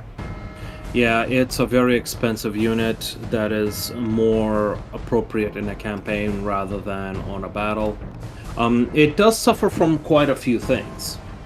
The most thing that it suffers, if it is being pulled by a Skullcracker or Iron Demon, ordering both of them at once or like separate just does not work. So you will either going to be charging in melee and not firing, or firing and not doing anything with your locomotive. So that's the problem, and also obvious problem of friendly fire, because it pretty much destroys anything where it lands. If that thing were to ever friendly fire, your entire unit is gone. So that, but you know what does make sense? Magma cannons. Magma cannon and probably Death Shrieker rocket. I remember that matchup. Remember Vlad just obliterating it with Gaze of Nagash? Yeah. Berserk, 200 IQ, holy shit. Yeah. Yeah, all it took was 2 Gazes of Nagash and that unit was gone. Yep. It was. I wonder if it's maybe like due to a specific calculation, because it has a few soldiers on top of it, and when it gets hit by the Gaze of Nagash, is it kind of like all these soldiers are getting hit, so it's like if it's 4 soldiers, it's like times 4 damage, because that was like unusually high damage. Anyway, we've got the Demon's Ton, the Regiment of Renown, Iron Demon. That's pretty nice. It has flaming attacks. Also the Prophet of Fire, Standard, Fire Glaives, the Blazing Beards, Blunderbosses, some cheap Hobgoblins, and then Laborers. Hobgoblins have fire arrows, so they will also reduce damage. And we have Vargeists. I believe they do have armor piercing. Manfred, obviously. Necromancer, maybe for increased means of magic. Crypt Horrors, they also have armor piercing. I would like to see a little bit more of them. Then Skeleton Spearmen. Probably the regular Skeleton Warriors would be better in here, but that's fine. Skeleton Spearmen are better in terms of melee defense, so they're just going to hold on for longer, so that's fine. Yep. And then some zombies. Well, not some zombies, 5 zombies. As cannon fodder. Yep. In this case, yeah, you're gonna need decent amount of cannon fodder. We've got blunderbusses against those large units. We've got the fireglaves for everything else. This is great. Mr. Why are zooming on piles of poop? Because it's funny. I don't know. Yep, we've got once again I think this is flying our Manfred. first time on this map, because in domination, it is a pretty low tier map, so we usually use this for lower tier matches which you don't cover live. Yep.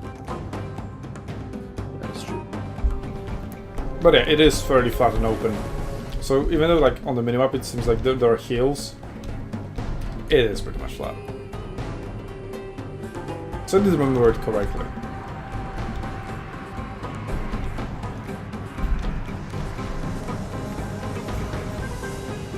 Okay, so Demon Stone will have plenty of good targets.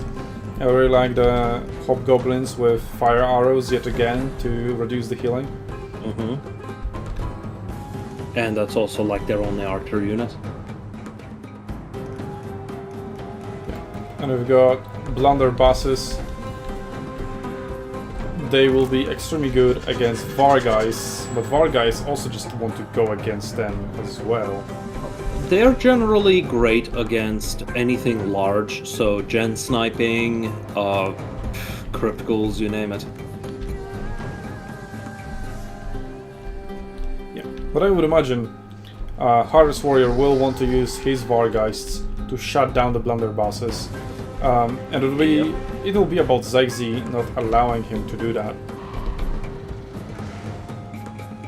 Quite so. So, did he get a Regiment of Renown Iron Demon? Yes, Is that... Oh, interesting. it is fire Usually damage. we see... Ah. Usually we see a Skullcracker. I prefer the Demon Stone, it's much cooler. So anyway, there are plenty of armor-piercing options.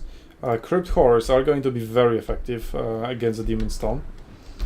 Demon Stone, well, it doesn't have that many good targets, really.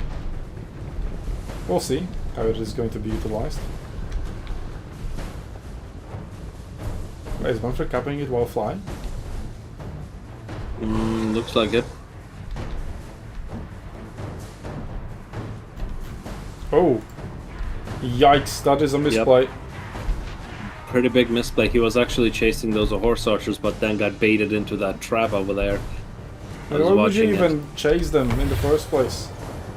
Invocation of the Hack, Overconfident. sure. But that is a big blunder for Hardware's Warrior, so advantage early on to Zegzi. If you just engage the main front line and then drop the Varguys on the blunderbusses, that's the play. Although there are also Infernal Fireglaves, Infernal Guard with Fireglaves. There is yet another unit that needs to be addressed, and also flaming attacks, both in melee and range. Yep, Choo Iron Demon is just pulled through the zombies, but is it gonna get stuck? This is a good Come target. on. I mean, it Come has the mass to leave. The Crypt Horrors are going to be good against it, but they need to start landing their shots, their attacks, which they do slightly. And look, the Iron Demon literally is being poisoned. So the wheels spin slower. Wait. I think he just gave up. He's like, there's no way I'm going to win this, so he just gave up. Yeah. It is very anticlimactic. I really don't like when that's happening. Like, the previous 2 battles were super over, and he was playing till the end, and now he just gives up. Like, what the fuck? Don't do this. That was Not very nice. disappointing. Very disappointing. Yeah, not nice. Not nice. So, well, Zegzi moves. I need a soundboard and I need a shameful display. Yeah.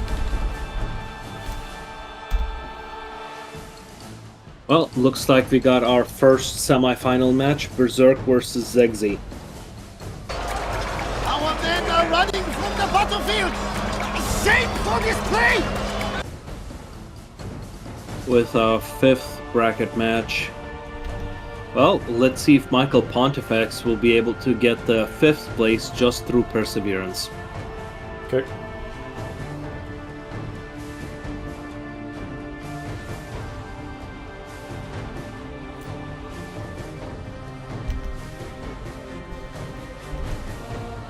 Wow, we got a replay from this.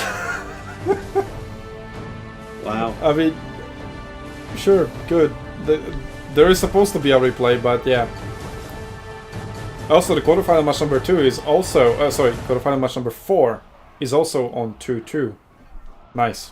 Yes, that is correct.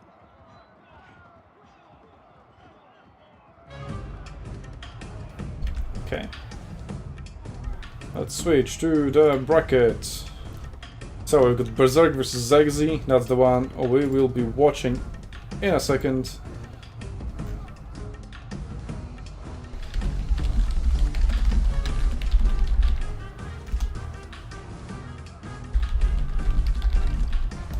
Actually, I can host. The draft for them. But this SUNTZU League best of 5. I gave them the right link. So they just used the wrong link before. What?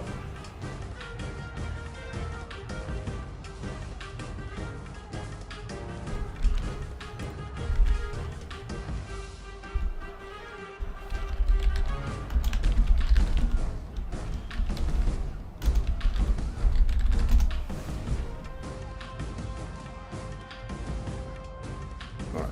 Let's issue the draft. Wait for them to show up.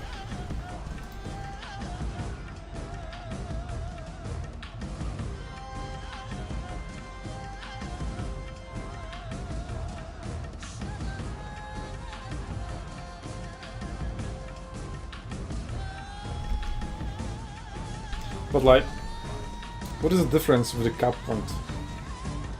The cap point hasn't come into play yet. Yeah. Kella never did. I mean, it only does versus like super heavy kiting builds against wood elves. I think it's what he's talking about is that he has not played against a lot of these matchups. Like when see these cards for the first time in my life, and I'm like, okay, he's talking about unit cards. He's never seen Iron Demon before.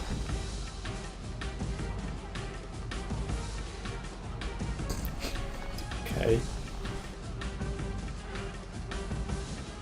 I mean, that is literally a skill issue, but you know what? I get his frustration.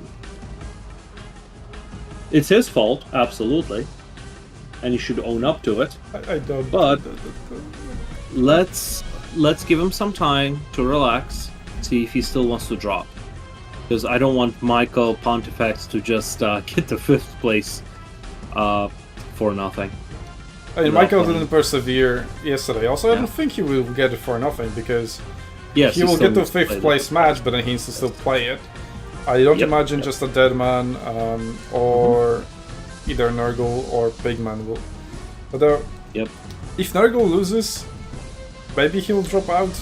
I could see that happening. Yep.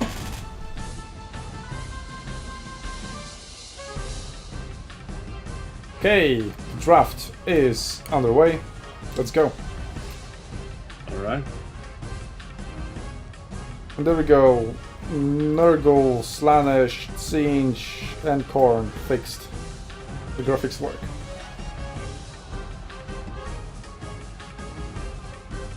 Bretonia's first ban. So, if you're Zegzi and you're fighting against Berserk, ban Khorne and Nurgle. If you did your homework. But it's Ancient Dwarfs being banned. Maybe Zegzi didn't do his homework. Chaos Dwarfs to follow. And Berserk was probably watching after he was done with Michael. So, just banning what Zegzi brought seems like a good idea. Although, these guys are playing against each other in many more tournaments outside of the SUNTZU League. So, I imagine they've encountered each other many times before, so they know what to ban against each other. Although not necessarily in this type of format, so...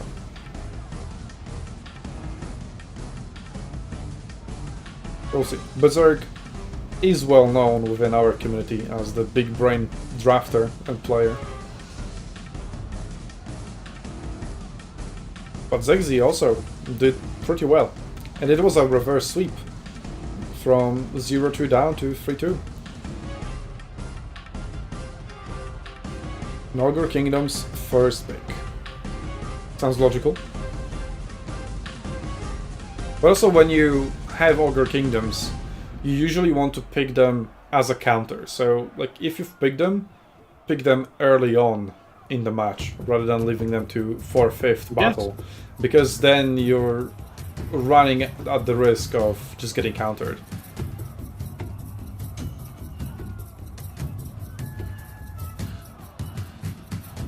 Okay, well, we have Zegzi with Dark Elves and Kislev. Top tier picks as far as land battles are concerned. Well, Kislev is just a top tier pick altogether. Vampire counts as well. Berserk did clutch the win of the previous tournament with that.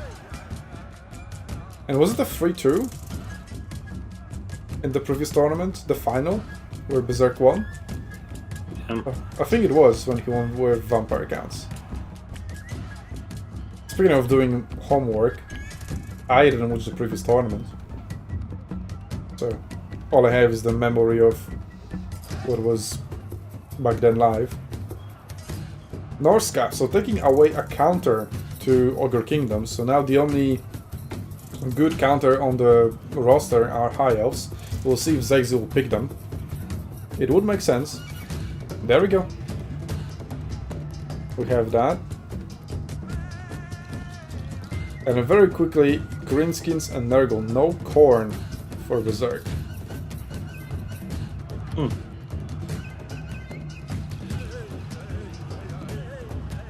I think he prefers Nurgle over Khorne in the end.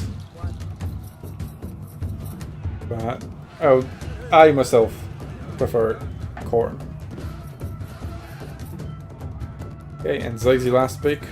After seeing everything that Berserk has brought, are going to be Beastmen.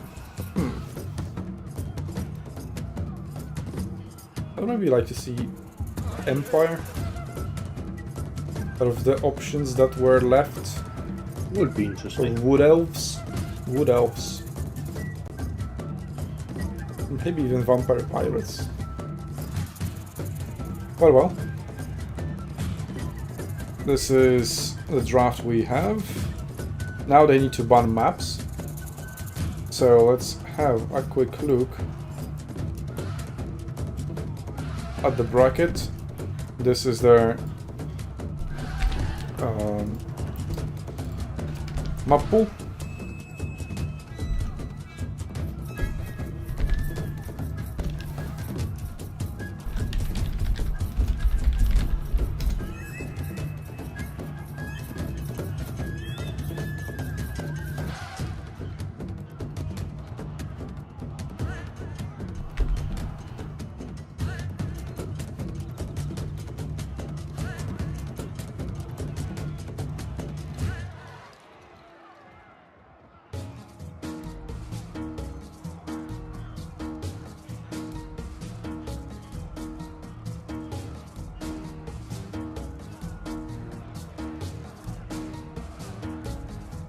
So this mod also has much fewer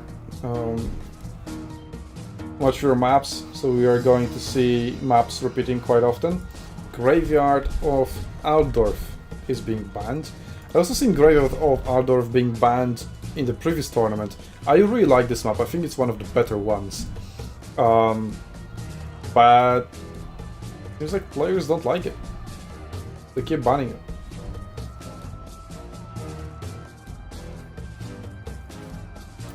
Blood for the Blood God is the name of the lobby for Berserk, though. So, is he more of a Khorne enjoyer? Is he more of a Nurgle enjoyer? I mean, Nurgle doesn't have a full catchphrase, I guess.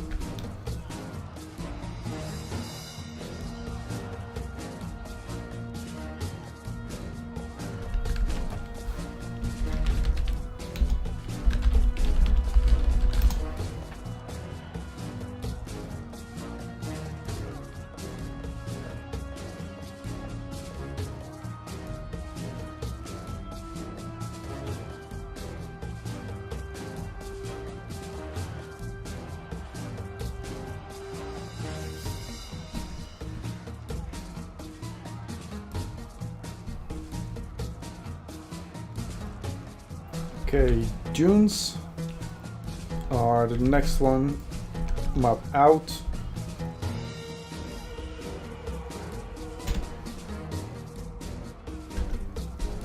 Okay, there seems to be a connection issue. Maybe I'll try hosting as a spectator. Or Zegzi. Sure, Yeah. that's fine. Alright.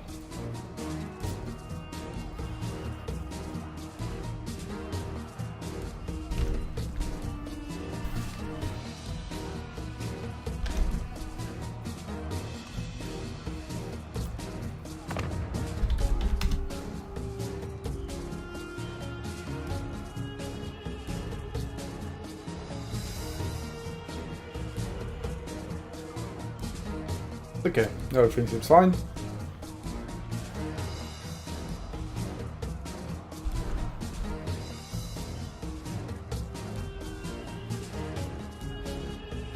So, Berserk picks his faction first.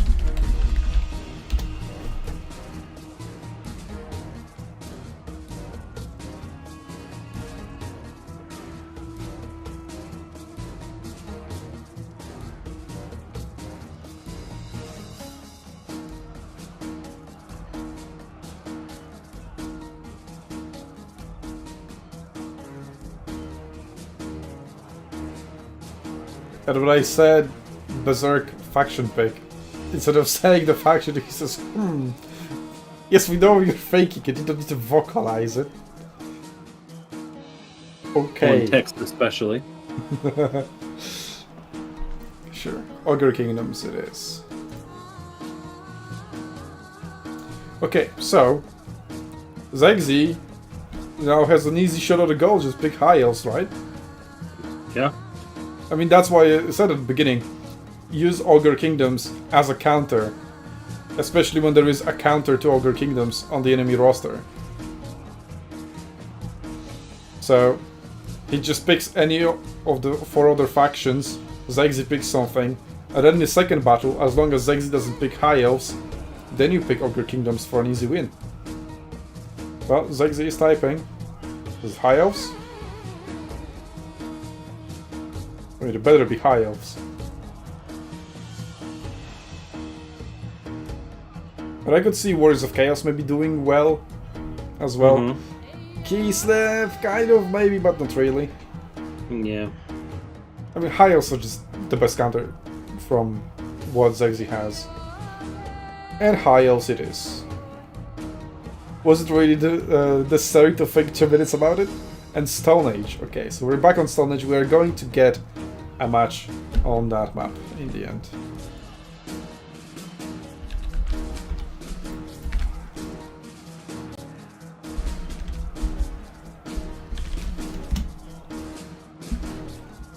Alright, the stage is set.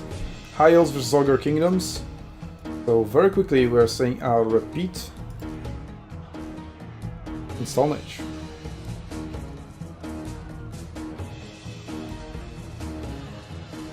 This is pretty high.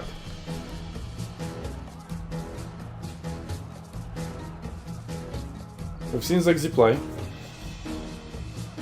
It was a good match overall, apart from that last battle.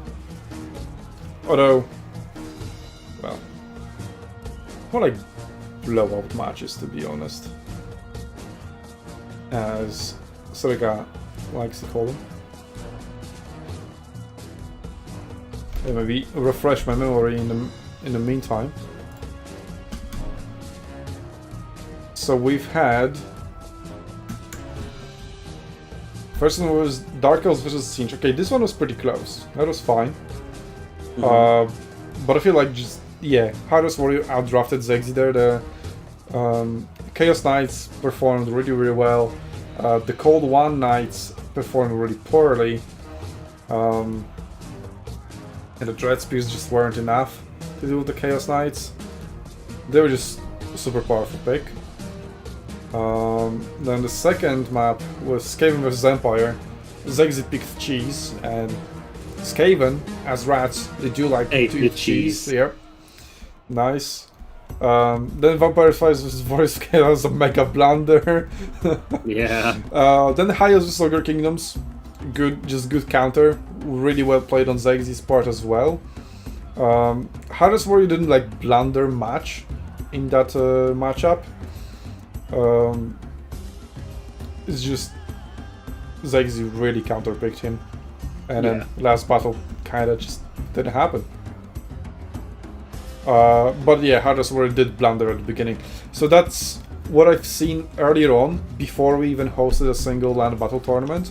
Is that I've seen players would go for the initial engagement, like a few first charges, and if the battle didn't go the way they wanted, they would just immediately give up, and the battle would last like literally 30 seconds.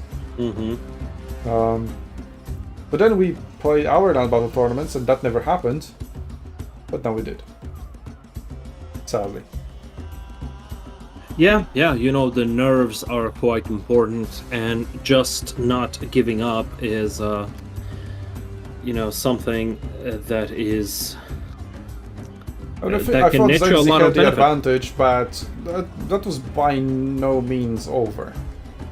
We also got the reports from the quarterfinal match for Pigman actually beat Nurgle's PA. Nice. Yeah. I'm really looking forward to casting these for replays, another 3-2, as early as quarterfinals. Really, really nice. Okay, so let's have a look at the updated bracket in the meantime, while Berserk is thinking about his roster.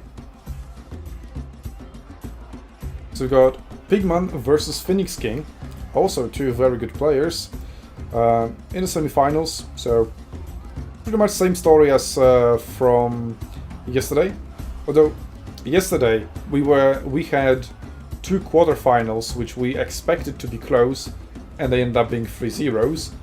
And then super hype semifinals, they also ended up being 3-0s. But the general dynamic was like we had a clear like super good top 6, and well, it just didn't deliver. But here we also have a clear top 6, and they are delivering. So I'm just hoping that we'll continue in the semifinals and pass that. Zexy and Berserk seems like a super hype matchup, but Berserk, he's just really, really good. So I wouldn't be surprised if he wins 3-0, but I would also like it to go at least 3-1. Well, we're loading into the game. Let me not do SUNTZU Radio.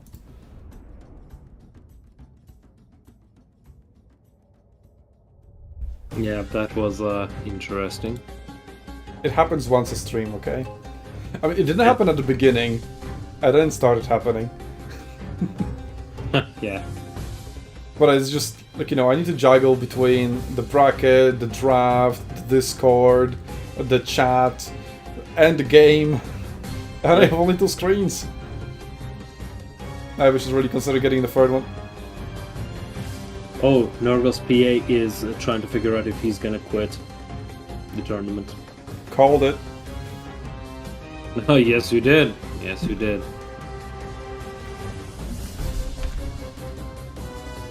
Okay, we're back on Stone Age.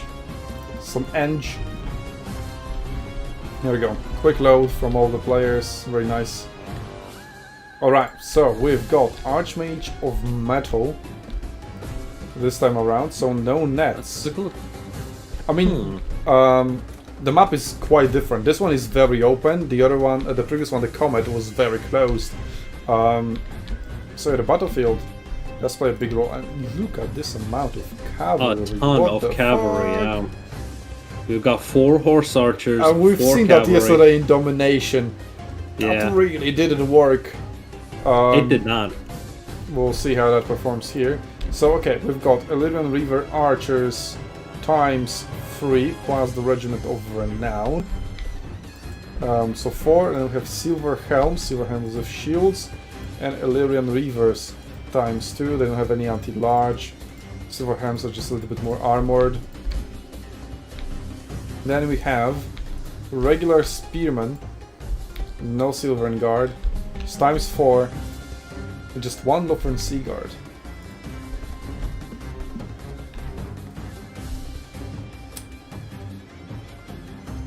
I'm kind of speechless. How is this supposed to work? Like, the enemy cavalry has armor piercing and anti-large. It also has 90 armor. At least they have no shields. Right. I don't see Illyrian Reavers with 60 models and 17 missile strength doing well against them. They're just not going to do well. There's also lead belchers with 200 range, which outrange the horse archers, and they will do significant damage if they land the shots. But it's all melee cavalry on one flank and all ranged cavalry on the other. What is it? No. It's Illyrian Reavers. Wait, there's more cavalry than I counted in the first place. So there's four melee cavalry over here, plus 2 horse archers. And it's 4. Okay, so there's 4 more melee cavalry. Okay, so there's 8 melee cavalry units and 4 ranged horse archers. There we go. Artillery is already firing at the spearman, but I guess it missed. Archmage is also only on a horse. Oh, come on, you're shooting for a forest. Like, you can get a better angle. Yeah. But that did how much damage? 14. Yeah, and there we go. That's the lead belcher. 12 soldiers dead already from a single volley, from a single unit. And it outranges it by 60. Yeah. Just bring something very similar to what you brought last time. Triple artillery, force them to come to you. That was a very good idea. Like, what are you doing? Pretty much. Okay, well, let's see how it develops, but the pressure is on the high elves, because lead belchers are just going to do a shit ton of damage, as they do. And they are. That's 13 soldiers down in another unit. That's 25% of health. They also have artillery firing on the infantry and missing, so there's that. Alright, transition to shoot at cavalry. And it has found some success. There we go. Finally, we got some soldiers cavalry charging here. onto the artillery. Yeah, but it doesn't have a crew that's vulnerable, so it really doesn't care. Yeah, kind of. Yeah, lead belchers are just going to. In fact, they actually just took hell of a lot more damage compared to the artillery. Artillery is just bait. Yep. Uh-oh. Nice micromanagement. Yeah, there we go. Very bad micro. I mean, lead belchers could be attacked. So they have Plague of Rust, but who is shooting them? How are you capitalizing on the lowered they're armor? being shot at. No, the Mornfire cavalry is the one being shot at. Yeah. They barely even have range on them. Plague of Rust just expired with no damage. Yep, and cavalry is gone. There we go, more gun cavalry moved in with great weapons. I'm not seeing this. I'm not seeing this for high elves. Yeah. That build just really doesn't make sense. This is such a good counter, and then you bring this. Like, what? I need some armchair analysis from the chat. Why? Does Exi know something I'm not aware of? Why this? I mean, sure, it's an open map, cavalry does good, but you're against Ogre Kingdoms. There you go, finding the charge into lead belchers, that's good. The Illyrian Reavers are going to... Yeah, there we go. Yeah, they're dying pretty quickly. They don't have melee stats whatsoever to talk about. 27-27 isn't that bad, but... Yeah, they got taken down pretty low, but only 2 soldiers actually dead. Yeah. So there needs to be some more follow-up damage. Zegze is kind of biting back in terms of value. There's another unit of lead belchers here that's routed. But his cavalry is getting low. Some of them are already routed. So the Silver Helms are doing well against Ogre Bulls. What? Okay. Maybe he's onto something. Let him cook. Let him cook. Yeah. I mean, okay, the Illyrian Reavers did suffer quite a lot of damage, but now that Leadbelchers are out of the picture, mostly. That's brave. Like, if Morgan Cavalry is now sent around the Archmage of Metal, she dies very, very quickly. Silver Helms versus Morgan Cavalry. Morgan Cavalry is obviously going to win that. The Reaver Archers providing some support. I guess maybe those aimed at Leadbelchers over here to try to escort them off the battlefield. Because I really don't want that unit to continue living. Augur Bulls being focused by, well, the High Elves don't have that much firepower. The Horse Archers just really don't do damage. Well, like, you look at them, 400 value. Okay, not that bad, but not that good either. 100 on the other one. 51, yikes. And another 30, yeah, that's pretty bad performance for a unit that only does damage. It doesn't provide pretty much anything else. No tankiness, nothing else really. Okay, Leadbelchers exposed yet again. That should kill them. Good Plague of Rust, allowing the archers to focus them, but there's no DPS to capitalize on it. Yeah, there's just unlike last time. They're also like a fast-moving unit that's moving out of their range. It's just not going to work. Spearmen are doing alright for the moment. All 4 units are still pretty healthy, but I imagine that is about to change. Yup, that was a very good cast over there. Must have been overcast Bone Crusher. Yep. So that's one way of, to get rid of the Spearmen. And a Morgan Cavalry, as long as it finds a good recharge against the Spearmen, that's also going to do quite a lot of damage, despite them having the charge reflection and anti-dodge bonuses. Let's have a look. Augur Bulls plus Morgan Cavalry. Okay, that charge wasn't very good. It wasn't bad either. And there was a sandwich coming in. Yep. What is this spell? Final Transmutation. Okay, that's pretty good. Hitting Morgan Cavalry and Augur Bulls. And the sandwich didn't come in the end. Well, that was super short. Didn't do that much damage in the end. Oh, Berserk. Quite obviously pulling ahead. Oh yeah, by far. Elves are fighting well, they just need to really utilize their spearmen a lot more and play more defensively. I mean, at this point it's over pretty much. We do get some lags issues, but whatever. Let's get him there already. There we go. But it's pretty much G at this point. It's just... Why? Why? Did anybody in the chat answer my questions? There we go.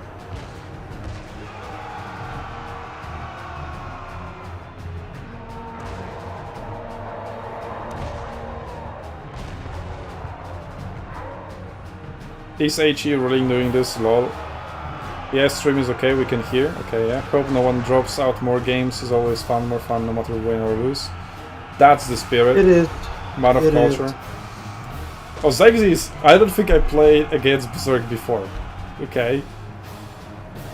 Pigman says, interesting. That build looks like oddly similar to the one I bring as HE, except I take the Archmage from Dragon. I think he might have tried to copy it. Yeah, but Phoenix King, do you use this build against Ogre Kingdoms? I mean, we've just had Zegzi as High Elves against Ogre Kingdoms, led by Hardras Warrior. He brought a very good counter. Like, everything he brought had spears apart from 4 units of Illyrian Reavers who were just there to block incoming threats. And he had a powerful combo of Net of Amentok plus Plague of Rust to focus on key units, and then he had a shit ton of archers to focus those netted and Plague Rusted unit. It was a super good play, like, he just did everything right in that battle. And then, like, the very next battle, he's doing this.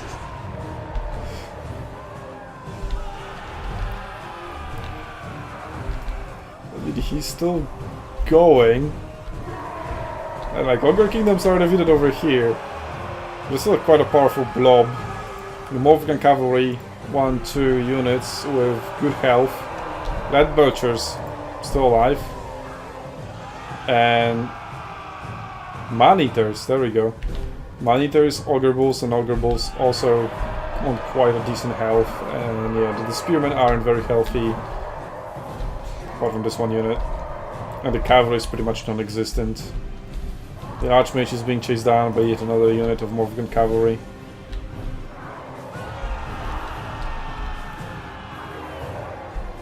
It's a good build, but not without the dragon.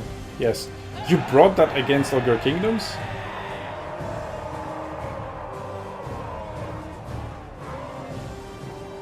The non-tactical Lich. I am aware of him, yes, I've watched a few of his videos. I wouldn't say I'm very familiar.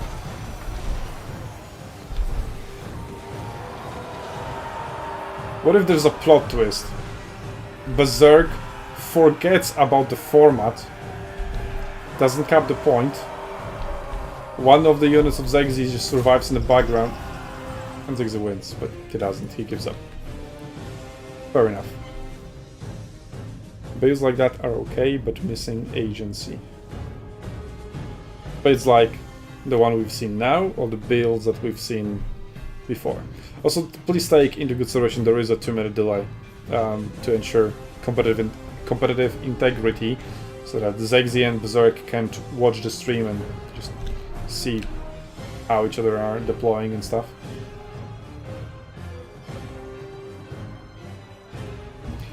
Plus, the delay also helps to counter my internet hiccups. No, Archeon has defended himself.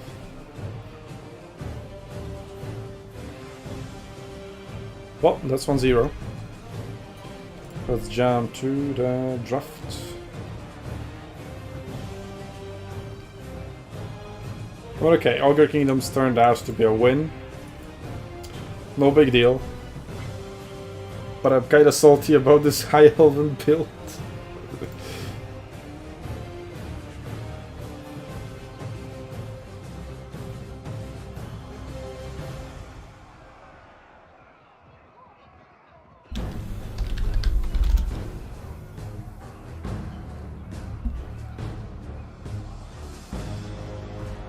Let's see. Yeah, I'm back. Zegzi is bringing Dark Elves. Yep. Let's see what Berserk will counter with. Dark Elves, Dark Elves, Dark Elves. I think none of the matchups Berserk has aren't particularly bad against Dark Elves.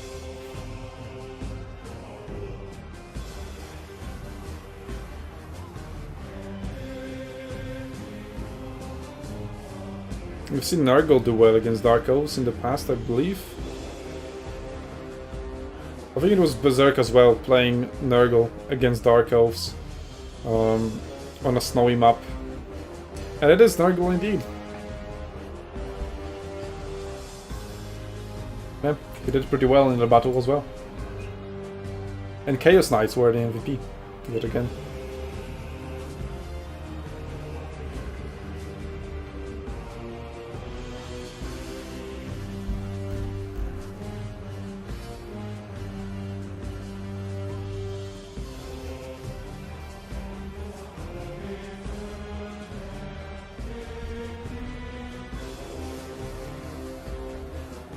Well, got a 5th place match going already.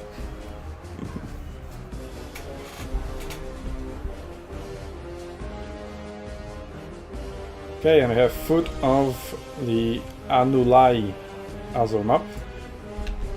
Was banned in the previous round. This time it has been picked.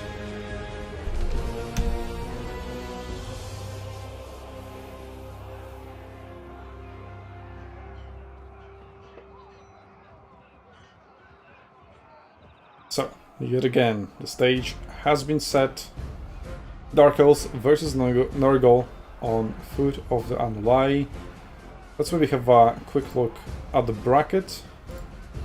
For a moment, Berserk is leading 1-0 against Zegzi. Phoenix King against Pigman. Do we have any progress there? No. Looks like they are literally just starting. They literally just hosted the lobby. Yeah, unfortunately, Nurgle's PA has decided to drop out, as I said. That's why we have a 5th place match going on already. Yep.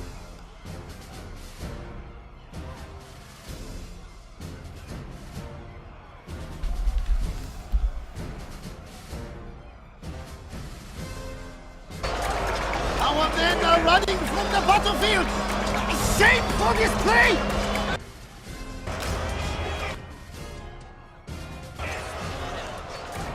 Our men are running from the battlefield! Shame for display!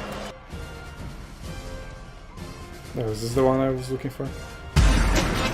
No. What, is this supposed to be a 3-second video and it played to be a 26 one? What the fuck? What is this garbage? It doesn't play the video I click on. What? What the fuck? What is mother? The meme has been played.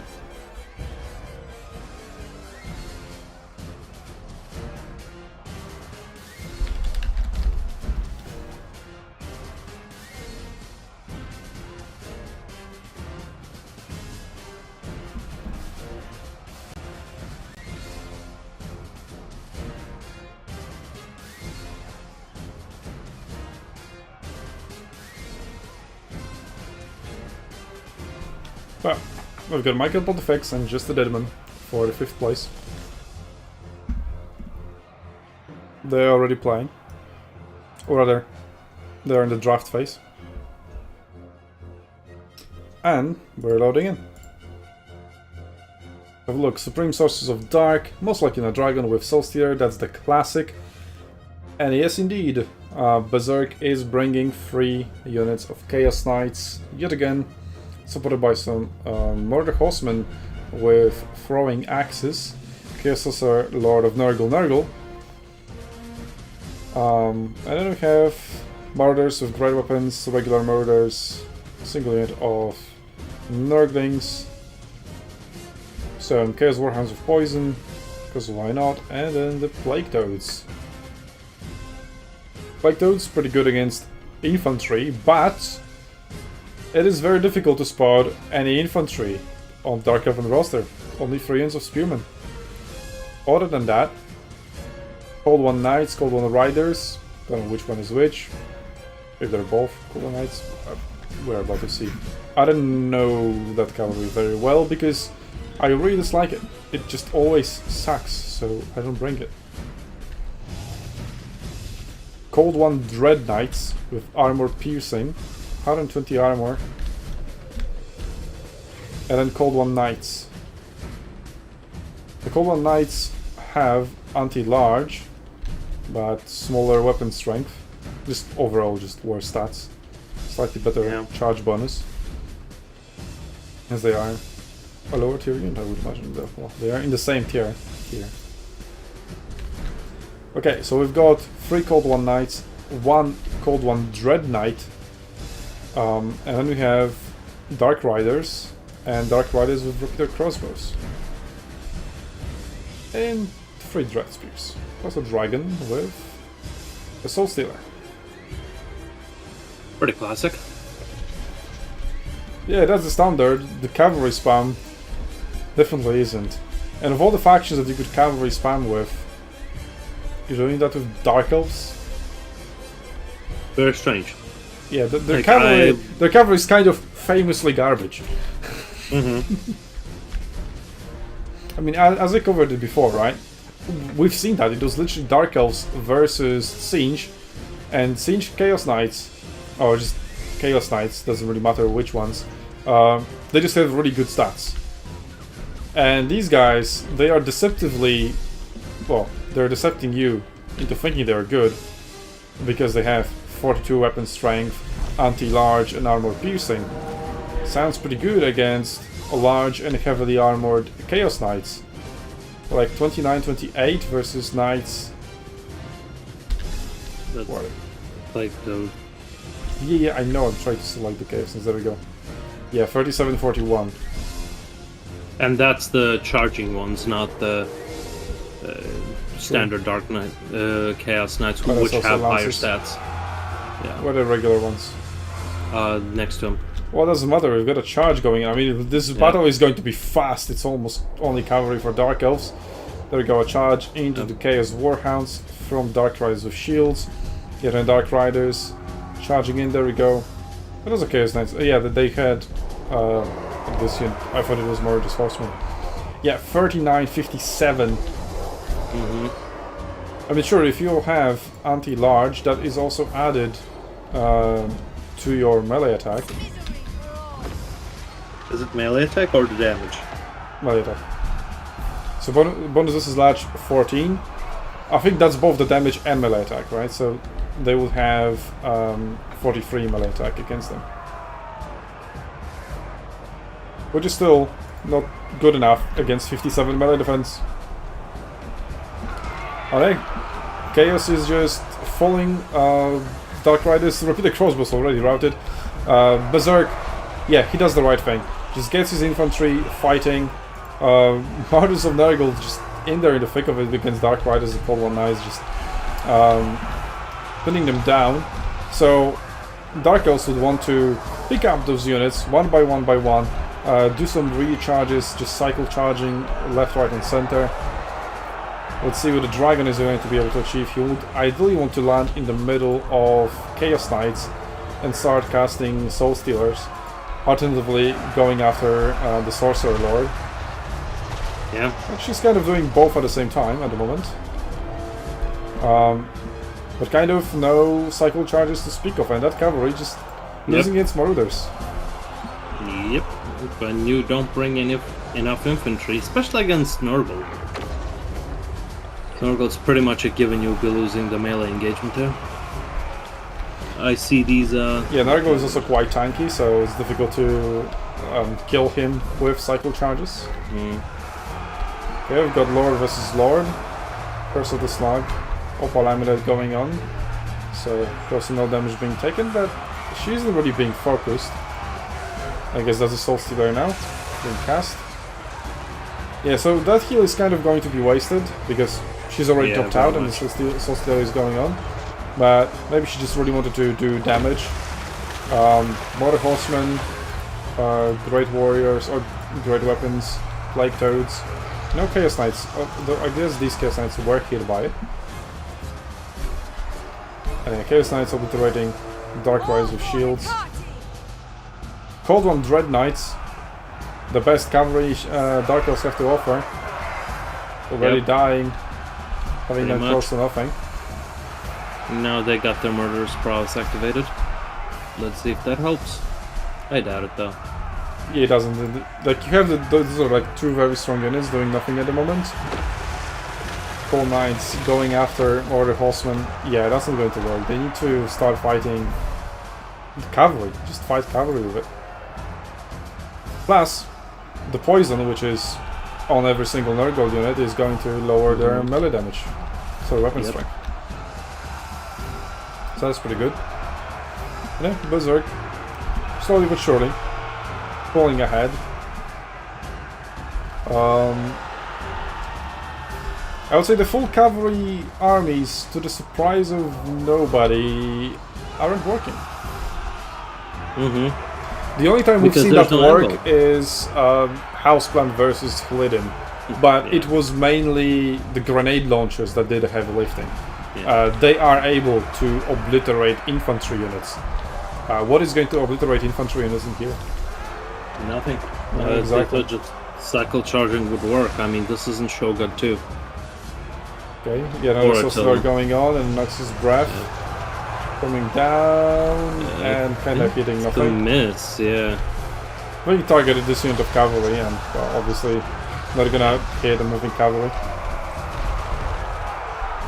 But alternatively, you target Marauders in the blob Yep. I mean, you could hit Mordors and Plague Toads over here, so that was a decent target. I am seeing quite a few idle units on the side of Nurgle, though. Like, that is not good. Like, I see some Chaos Knights just Looking standing at damage, around. it is Lord more the standing sequel, around. but Nurgle has the healing. Yes, he does. And just the eye test is telling us that Nurgle is winning quite convincingly at the moment. Yep. Dark Elves, they have 1 unit of Cold Knights. Okay, these Chaos Knights and these ones aren't very healthy. There we go, 3 versus 1. And caught in the middle. Oh, yeah. Very nice charge. Very nice that's charge. dead. And that's from Lances as well. Yep. I'm going to seal the deal with yet another unit of Chaos Knights. So yeah, really well played to kind of tank the charge, which the unit was stationary, so there was no charge, but if there was, tank it with more the Horsemen, and then Chaos Knights just pin it down. So that was the strongest unit Dark Elves have left, other than the Dragon, and it was just blundered away. Very much so. And there we go, Nurgle pulls out. He's going to charge in again. Kind of what the Dark Elves should be doing. Yep. But the Dragon kind of interrupts that plan, I guess. Which is fine, they still have got the infantry advantage, so every second is to their benefit. Yeah, the Repeater Crossbows not doing too well either. Yep. Not to mention they still have got map-wide healing, so he just needs to cast some Stream of Corruption. And Curse of the Slag, so now they're gonna get caught. Yes, the Warhound's still alive, actually. Yep. Well, they routed at the very beginning, and now they're back. So they're very good at chasing down. So chase down, apply poison, and then the rest can catch up. Oh, these are very healthy Chaos Knights still. Not much value on them, but the health does their thing. Let's get here. 720. Not particularly good on the Chaos Knights in this battle, but it doesn't really matter. They're winning. Yep. Okay, yet another Soul Stealer. And Which yeah. matter. Yep, sure. Fair enough. ZegZ, can you please stop bringing cavalry? Like, max 3, 4? Yeah, 4 is good, not more. I mean, for how ridiculous this battle was, it was much closer than I expected, so fair play to ZegZ for kind of making it work, but it never had a chance to actually win. It had a chance to get close, but that's about it. Yeah. Okay, so those were two very fast battles due to just the speed of the units.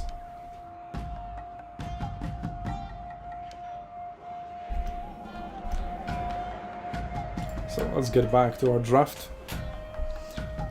That is a loss for the Dark Elves, so out of Elven forces for ZegZ. And now Berserk picks first.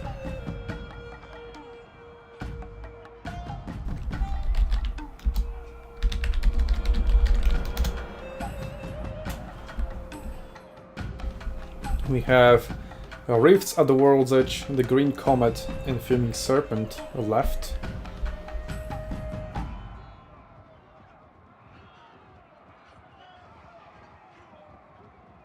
Also, going back to the previous battle, Ogre Kingdoms versus High Elves, also pretty well played on Berserk's part. Like, he picks Ogre Kingdoms first, gets countered by High Elves, but then picks an open map where High Elves don't have the benefits of terrain protection.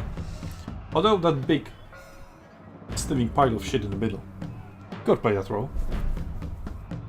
Yeah, yeah.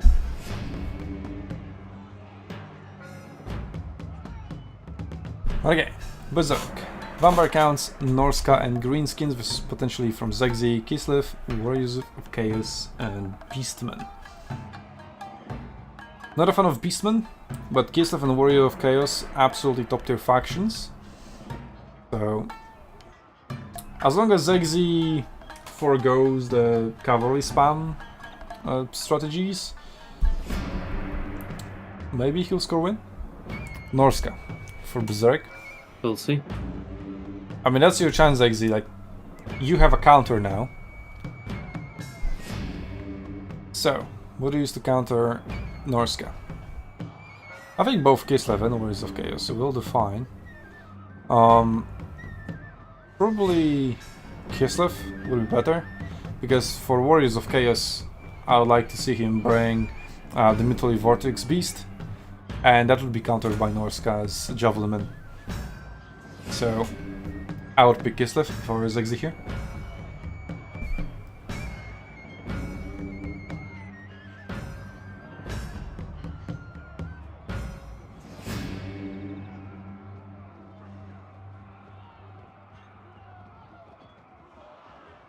And Zegzi's still thinking.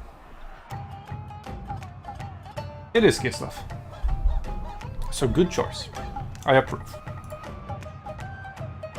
And now Berserk picks one.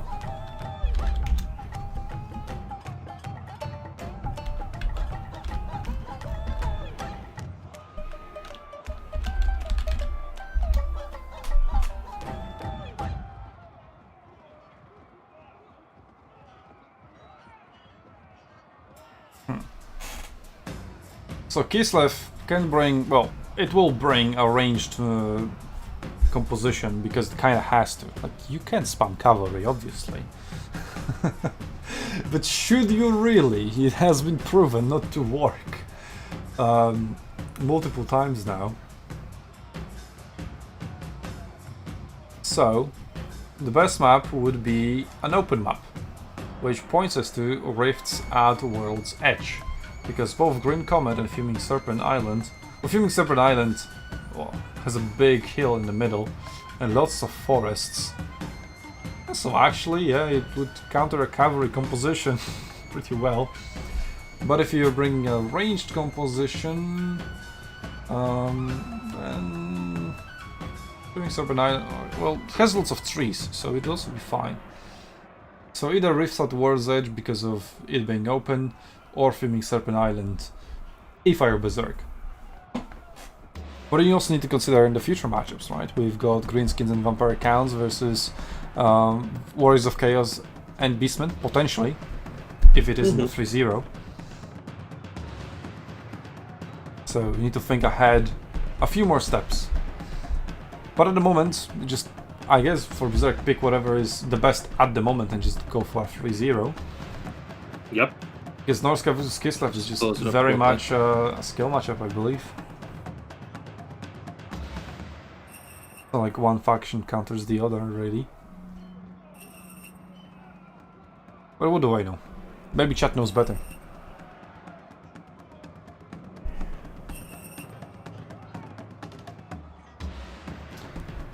So going back to chat, Tactical Leech has a video where Phoenix King plays with that build. Rifts at World's Edge for Berserk. Say it again, the stage is set. Kislev versus Norska at Rifts at World's Edge. Alright, let's bring us back to the game lobby. Should we turn the radio?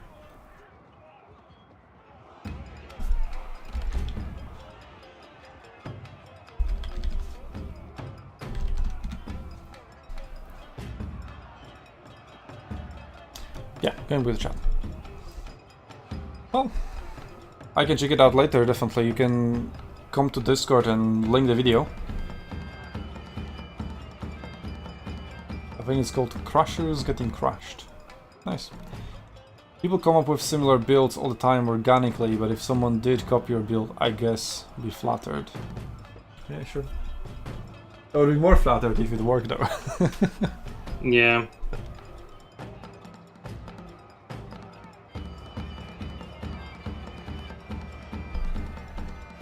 Share with display loop. Well, Ziggy did say, yeah, build was copied, my faction pool is way too small for a format like this. Well, you can take it as an opportunity to learn other factions.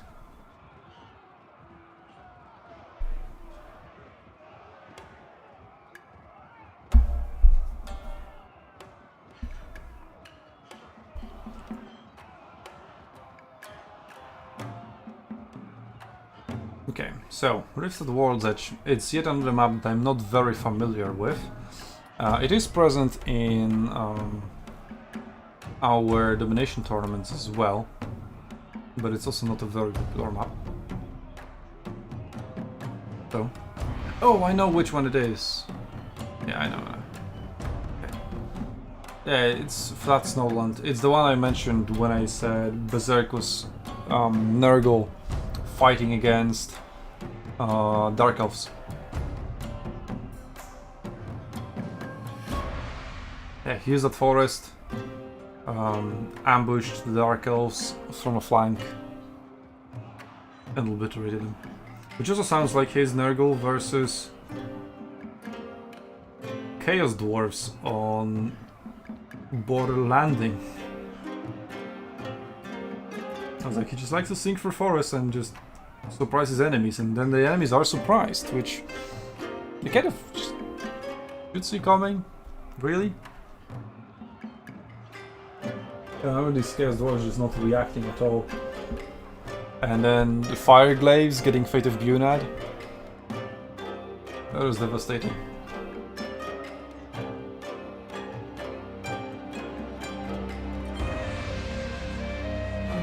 Okay, we've got the players set up. Yes, hello. Kislev versus Norska. No, I've been here the whole time. It's just I don't have really anything to say. Nothing much is happening. I'm checking on the rest of them. I'm a little concerned about the semi-final match too. But what is we will going see on what's there? happening with that. I don't know. I do not know. They were complaining about lag. So we will see. I don't want to bother them right now. After this one, we'll take a look at what's going on there. But regardless, Kislev versus Norska. I think that's a pretty equal matchup. They've got ways of countering one another. So we'll Well, it see. looks like they are picking their next factions, so the first battle is over. Yes. Just remind them about the replay.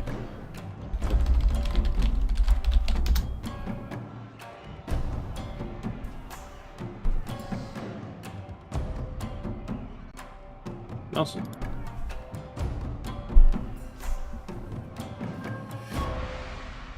Let's have a look at our 5th place match as well. Looks like they have started. Oh, might have just finished their first game. Nah, I think they... I know. Yeah. Well, this is a good match. Also.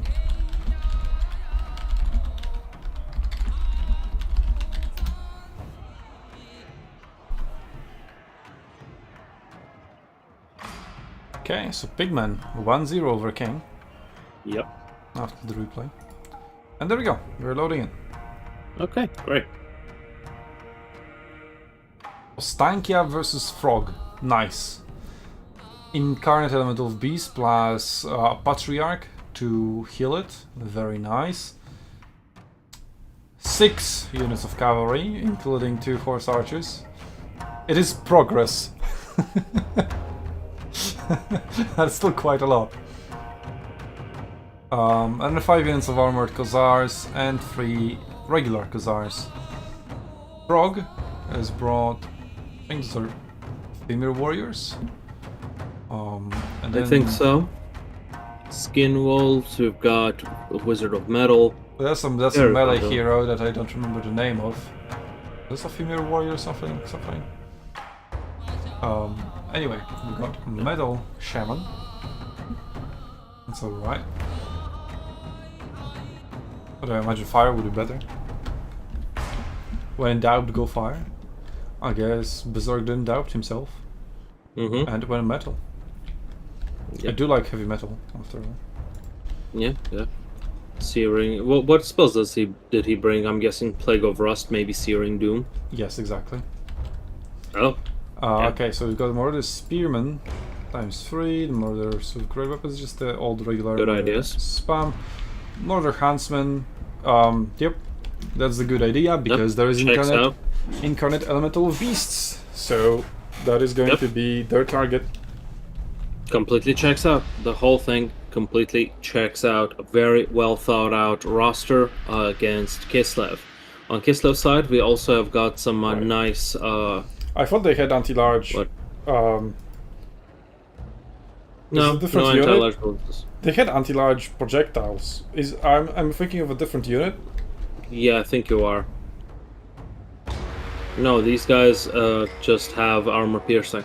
Oh, there's Murder Hunters and Murder Hunters Javelins, right? Yes. And Murder Hunters Javelins are the ones with anti-large. I believe so, but I don't want to say for certain. Well, I'm pretty sure. Okay, so then we have Skin Wolves. They are anti-large as well. Yep. Classic Norscan anti-large unit. Love them. Yeah, but just one. That's alright. I would like to see maybe 2 or 3, but we get female warriors instead for armor piercing and anti-infantry. Plus standard armor, so they're really Yeah. I mean, they themselves don't care that much, but still the 31 base weapon damage. Shut up, Ostankia, what the fuck? The 31 base weapon damage will have an easier time landing for the standard armor. And they're going to be a good counter against armored Hussars, so that also makes sense. And we do have the sneaky Forest Force yet again. Also, let me have a look at that hero. Stankia missing. Oh, quick charge over there. Wait, what did cost of my dervishes? Was it friendly fire from these guys? I think it was. Must have been. Yeah, could be.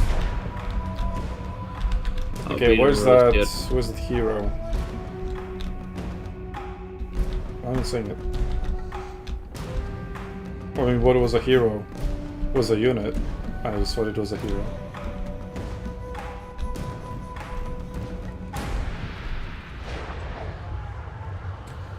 Alright.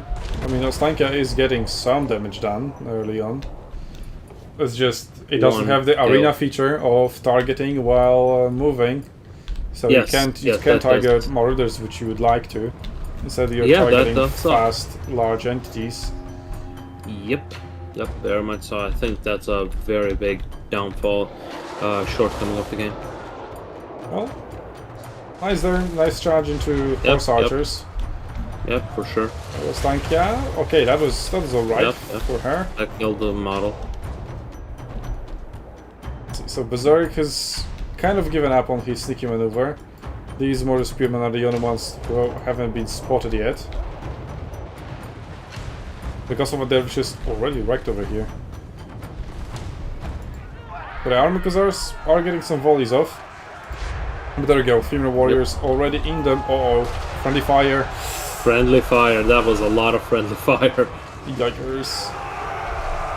And Incarnate Elemental Beast is coming in. Changes target to these female warriors. Yeah, I was thinking you might want to turn off the auto fire, or maybe just target a unit once. Since you're not moving now, because you don't have to, you're behind your front lines, you might as well just target a unit. Pretty much. There we go, that was slightly better. So we got an Elemental Beast in the thick of it, together with the Patriarch. It will do really well against anything it's really put against. There we go, heal already triggered. But these guys are really effective. Okay, Flock of Doom from Ostankia. Maybe I would have put it in here to attack both hunters. There we go, first unit of armored Hussars broken through. And Ostankia, her chariot, her projectiles just got completely in by the trees. Now the thing in the woods though just lost 25% of its health because of those ranged attacks, the armor piercing. Those guys are really good. It's getting closer, but there is a slightly forest cover in here, so maybe it will be a little better. Yep. But a standard armored shield, well, it doesn't have a shield anyway. Yep. It'll have a very hard time. It does have missile resistance. I don't know if that affects it. There is that. Yeah. There's also Plague of Rust if it's ever needed. But I down to half of HP already.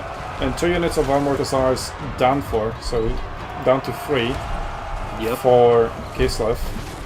And yeah, Berserk is pulling ahead slowly. Oh, nice terror out over there. Yeah, but also if you look at what he is pulling on, that's a pretty good pull-out. I mean, the thing in the woods is this trump card, and it's at 50% health. Oh, it's Final Transmutation now. I thought it was Plague of Rust. Plague of No, it's Rust, Final yeah. Transmutation, yeah. So that is quite effective. So in current That's, element... 30%. Oh, okay, nice. So finally, Armored Khazars and regular Khazars have focused down the Murder Huntsmen, Hunters. But that is the advantage, right? They have 140 range versus just 80. So well played on Zexy's part. So now if... Quite so, now they still have them. Yeah, Patriarch has just started his heal, so he's healing Ostankia and the Incarnate Elemental Beasts, and himself obviously. He should, and Throg is now fighting them. Yeah, that is a good combo.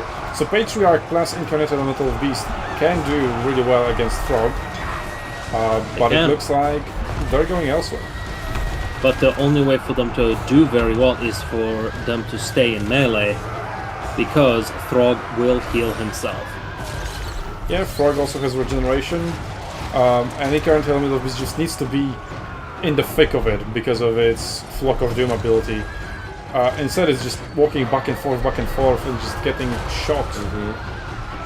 At least Very much so. the other unit of Murder Hunters is being focused, so at least that should go away for Kislev. But they are slightly falling behind. And Skinwolves have just made contact with the Incarnate Elemental Beast, and now it has about less than 10% health. It's about to go down. I don't think there's any saving it. And Incarnate Elemental Beast just went down. And next, I believe, is the heal. Patriarch. Yep, and Patriarch is at 25%. Yeah, with Incarnate Elemental Beast down, it's pretty much GG. Yeah, that was the GG, only possible winning condition for Kislev. Yeah. And Kislev is running very low on their ammunition, so now they will have to engage in melee against units that are specifically made to counter them. Now, let's take a look at the Norska mainline. I don't think they have got many units left either. They have some... Spearmen over here. Okay, yeah. So Skinwolves, pretty much done. Femir Warriors, okay, also not very healthy, and the other unit seems to be gone. They do have some murders with great weapons, which are going to punch through the Khazar's armor. Or the armor of Khazar's armor. Oh, but look at Kislev. They're trying to chase off the Skinwolves out of the battlefield. Yeah, that's pretty good. There's also Femir Warriors over here that are probably just not returning to low on HP. So good use of horse archers. That's the only use brilliant. at the moment. No, this is great, and also they might be able to chase off the trolls as well, and that's a lot of They still value have they can recover Frog back. to deal with. That is going to be difficult. They do. Ostankia, They do. Ostankia Low just on needs to focus some infantry. If she lands some good volleys, she still has some ammunition. Quite a lot, What actually. Kislev also needs is to give it some room to regenerate, but those archers, those horse archers, are going to chase those regenerating units. So it will be tough. The question is, They're can off the Throg battlefield, carry yeah, the sure. battle? So they have a cavalry unit. It's horse archers, but still cavalry, so you can charge some Yes. wavering units, and that should Definitely. that should do it. There you go. Ostankia with her Definitely. chariot and her shooting ability. Well, she has more the horsemen to worry about. That's true. Good dodge. Very Nice good dodge, yeah.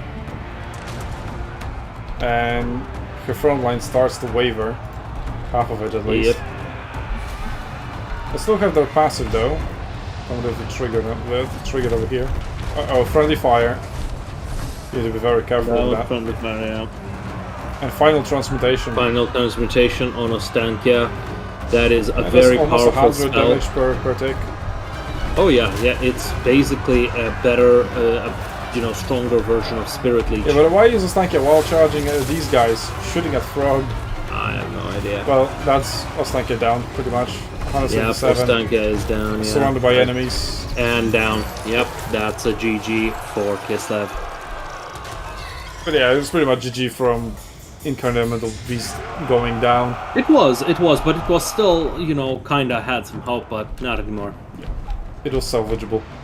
It's kind of a shame because Yes, it was this battle was close, right? And it was a normal battle, not the cavalry spam. If we didn't get the previous 2 cavalry spams, this could have been a pretty good close series. If this was the first battle, right? If this was the first battle, I would be hyped for the rest.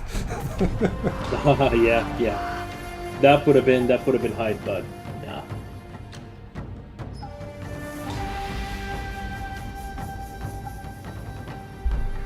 Okay, GG, and Berserk goes to Grand Final. Well, he is the favorite after all. But He is. Incarnate Elemental Beasts, I mean, okay, good value, but it's you expect much more from it. Yes, and also Berserk expected it, and so he brought the counter units to it. And used them quite well. So I guess the reason why he brought Murder Hunters instead of Murder Hunters with Javelins is that in case there were no large entities to deal with, these guys are still effective against the regular Khazars. Because of Dervishes didn't achieve anything.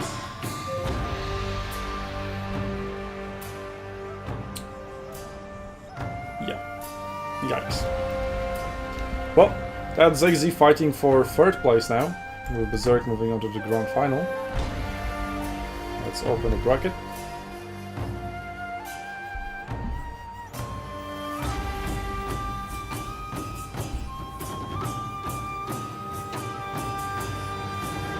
I mean, we should just go down to semi-final number 2, I guess.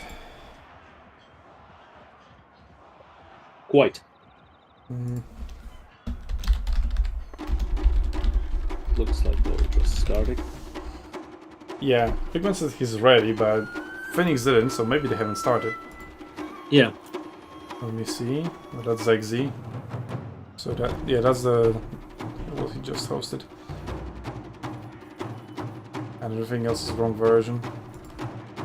Maybe they're already in battle.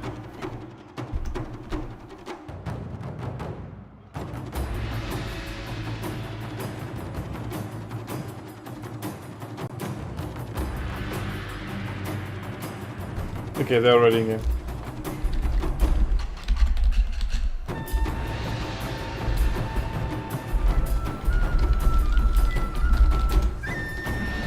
Well, they did upload a replay, so let's watch that.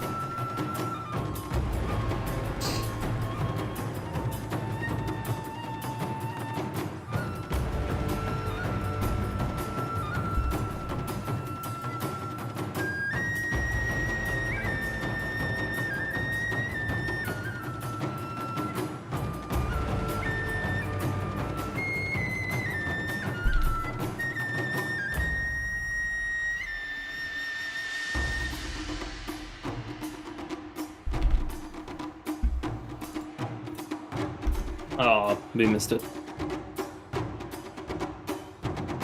What? The Vaya they're already in battle? Yeah.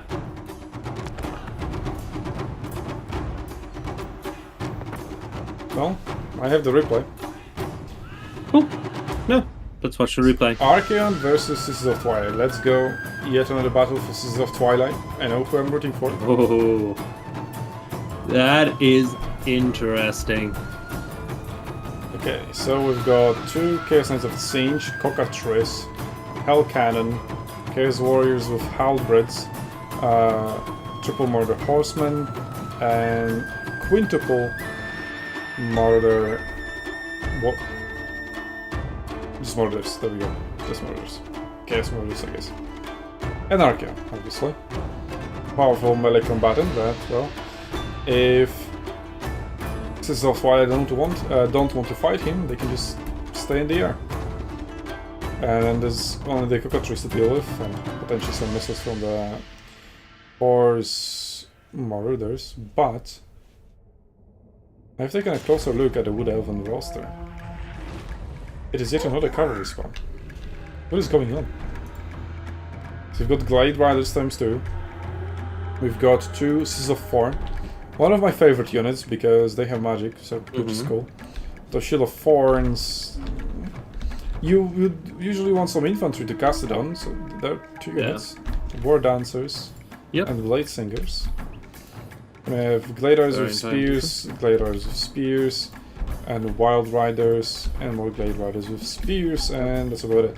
So we've got a Spell Singer of Life on an Eagle, with 2 healing spells, and Seas of Twilight is also on an eagle instead of the dragon. Interesting. Okay, single target ammunition. Just because there is barrier, that sort of makes sense. Unless they wanted to target Archeon or Cockatrice with that. Spirit Leech already. Yep. What is this? What is this? Did that arrow just did 180? What? What the hell is that? The homing is too powerful. Holy. Damn. Yeah, what the hell is that? Oh, Hell Cannon firing across the battlefield onto the cavalry blob and hitting. Yeah. And now with the homing increase, it can actually target those. I just don't think the damage is really worth it. So Cockatrice that has point, 90 yep. speed, Seas of Twilight 99. They're debuffed by something. Petrifying Gaze, 100% Yep. speed. And But it's still yep. faster. Yes, it So is. they're going to run away, but it's really like you just right click the Cockatrice on the Seas of Twilight and just kind of forget about them. They're just going to chase them, Yep. chase it down. So what I would do, I would actually bring the Sisters of Thorn and the Glade Riders nearby to try to shut down the Cockatrice. But Yep, seems like that's the Horse a good Archers idea. are committed. Yep, they're also coming yeah. for Hell Cannon. They know Hell We've seen that Cannon is a tactic before. massive threat. Yep, and Hell Cannon has started shooting their infantry. They're, Oh, Marauders are charging in, and they're not. Glade Riders are not running away. That's weird. They're gonna take some damage for that. yeah. So I was about to say, like, big brain tactic, just put Chaos Warriors on top of the crew of the Hell Cannon so that they soak up the damage, but then he just left. So, Biting Turtle, back So- from Marina days. Yeah, so just big brain by accident for a while. yeah. No, that's what he's doing. So we don't see the damage in barriers. here in the replay. That's interesting. But anyway, balance of power, pretty much dead in the middle. The battle has just barely begun. Hell Cannon firing yet again. Cockatrice no longer. Oh, nice shot, nice shot. Yeah, that just landed between 3 units. Cockatrice no longer chasing Seas of Twilight, but they're quite far away from the battlefield, and they're not using their bow, so that's kind of what Chaos Warriors were after. Yep, and now Marauders are zoning them out. Ooh, that counter charge They're was getting very into it. powerful. And Yeah. that shot just kind of missed, just luckily landed in between the horses, so they didn't do much damage. And now Cockatrice chasing the Horse Archers, so Horse Archers might be able to focus it down. Oh, Sniping got from some the shots from the at fire. Cockatrice, but Barrier absorbs it. Archeon sees it and tries to come in to squeeze in Spirit Leech.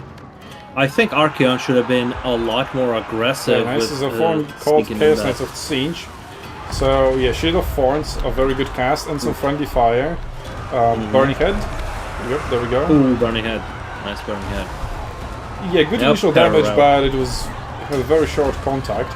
Still enough with Archeon to tear out one of the Sisters of Thorn.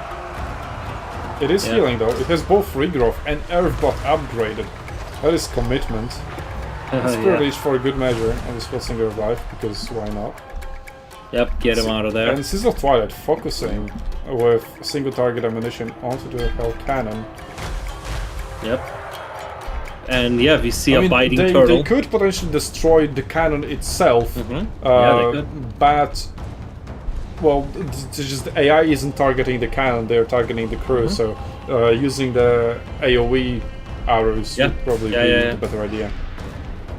That's absolutely true, because you cannot let them Archeon escorting the Wild Riders of the battlefield, out of the battlefield. Yeah. and Cockatrice now chasing down Yeah. Singer of Life. Ooh. Singer You know, of that Life Cockatrice is is doing fast a lot enough. of damage. Well, now with poison, it Yeah. is not fast enough anymore, and it is still Exactly. routed. It is Terror Route, and it took a decent chunk of damage. That Cockatrice did some good damage. Just keep chasing it, and it's gone Yeah. pretty much.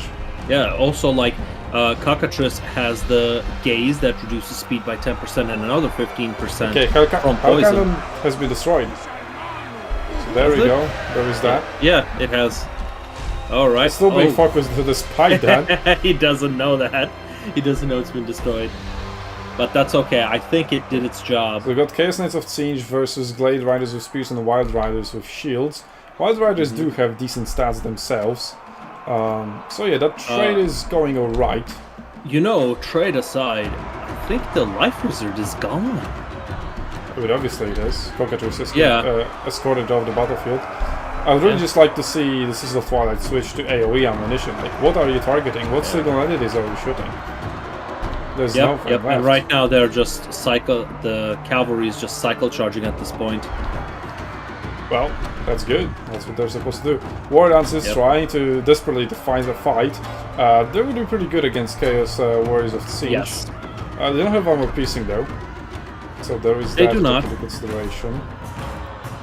But they are a good anchor. And the Murders is just running away. But the cavalry forces from Wood Elves aren't doing too hard. The Murder Horsemen forces and Chaos Knights of Siege are just trading blow for blow with them. They are, but And now Cockatrice Archeon and Cockatrice support. has joined the fray. Yeah, that support is going to collapse this whole flank. Right now, Elves are trying to do as much damage as they can, but those cavalry of Zinch with their barrier have just recovered it. Yeah, so I think So this so far is the best attempt to make cavalry spam work, Yes. but it's going to be yet another failed attempt. But it was the closest one it has ever gotten. Yeah, yeah. The Blade Singers and Wonders is doing fine. They are. I love how they're just chasing one another because Chaos Warriors had not moved the whole battle. They still It's have all their 46, there's stamina. 28 speed. Yeah, but there's the stamina. Yeah, there's the stamina factor right now. So right now, those Chaos Warriors with halberds are the linchpin to all the Chaos lines. There is a mod that displays fatigue as one of the effects on the unit, so you could actually see how it affects. Because this is a lie. Like, this unit doesn't have 46 speed. Yes. It has And reduced attack, speed, but we don't know. Yeah, Yep. and some other stats as well. Yeah, I really. And that think they Cockatrice is should. a menace. It just keeps chasing units. Oh yeah. The Spellsinger of Life got right by it, and Sisters of Twilight can really do stuff. Burning head on those dancers. Yep, Blade Singers. Ooh, that did a lot of damage. But Well, they that is are by now. far the best target, and pretty much the only left. So. Yep, but yeah, the Chaos Warriors just got caught and took a ton of damage. Those Blade Singers are no joke. Now Archeon needs to take care of it personally. They do have armor piercing. Cavalry, there we go. They do. But as soon as Chaos Knights show up, they're low armor. Well, just make sure they're suffering the charge damage in full. And they're routed. They took a lot of damage. Spirit Leech is still going down on the Sisters of Twilight. Sisters of Twilight is at 50% health. Yeah, who Archeon continue is to at full. shoot single arrows instead of AoE. Yeah. Hello, Helkan is to go. Don't remember. One guy. It's one dwarf. It is unbreakable. After all. It is unbreakable, yeah. And now Archeon decided, let's finish this and chase Sisters of Twilight with his golden shield and 120 armor. That guy is a menace. It looks like a bronze shield. Oh, it's a bronze shield? Okay. Yeah, he can get to gold with his items and stuff, but... But you forgot this isn't campaign.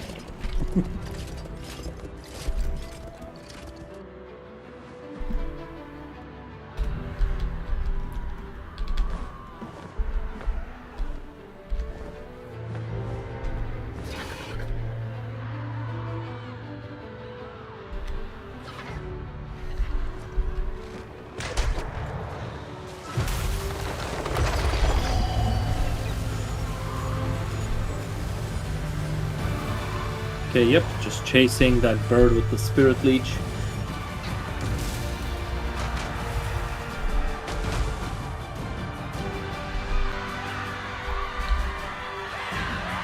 Oh my, Michael Pontifex has won his first game.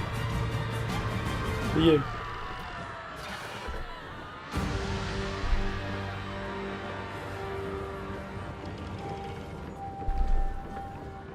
That's why I just still keep running away. I mean, it is over. Yep. But for the magic It of is. replays, that's good. Yep, they've realized that's the case. And yeah, Chaos won. Okay, so they still haven't finished their second battle. So it is another long one. Yeah.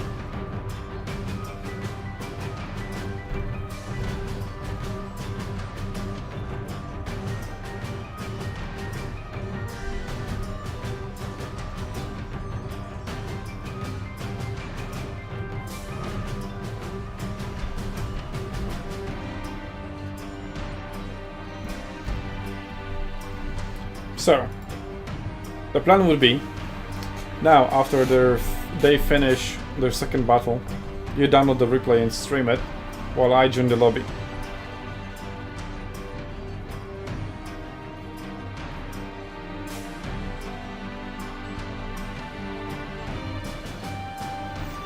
If only I could run 2 instances of Warhammer.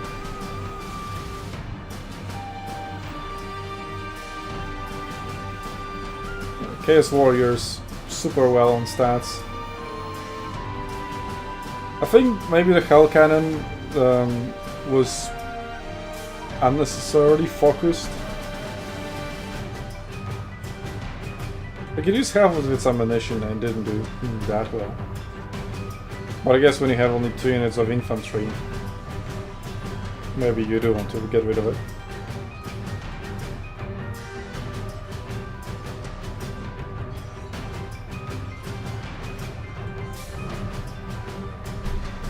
But the cavalry spam just really can't work.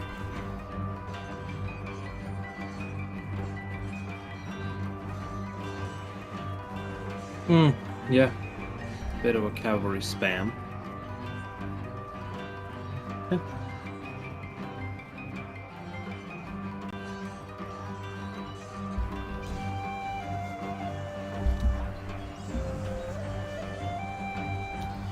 They should be finishing any time now. I mean, they were already in battle when we were launching the replay. And we watched the replay on regular speed. It really does seem like a long one. Yeah, it does. Unless it's laggy. Maybe that's what's extending it.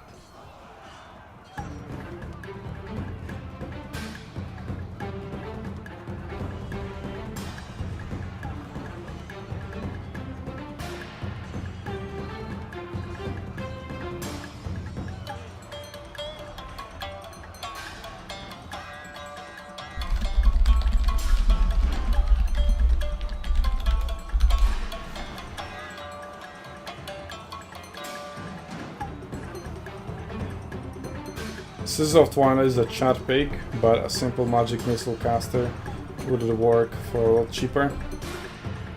When that work is getting rid of Hell Cannon, yes, sure. But Scissor of Twilight can be utilized as an infantry remover, which I think they really should have been. Because like, you need to soften up those infantry units for the cavalry to then sweep in. Because 2 units of one of War Dancer and one of Blade Singers isn't going to do it.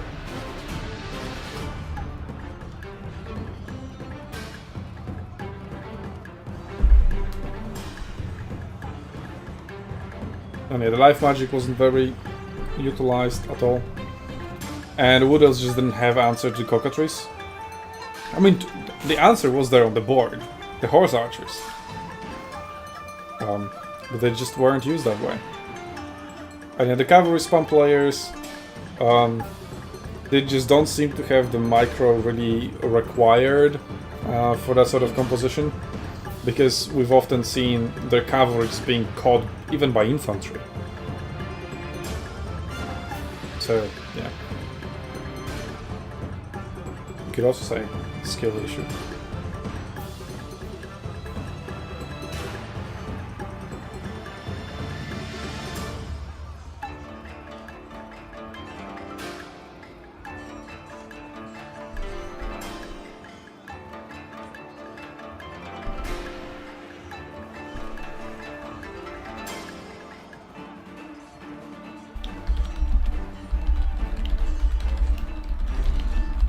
Yep, looks like we just have a lot of lag. Like I said, it was fine. Yep.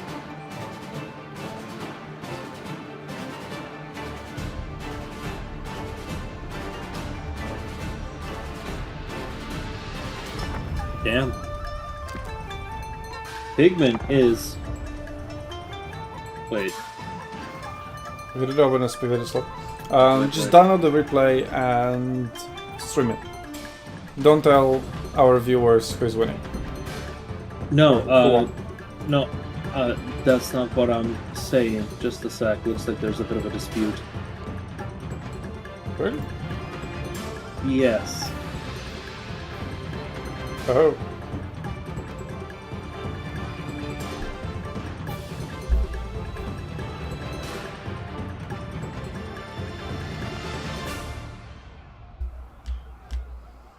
All the more reason to download the replay and see.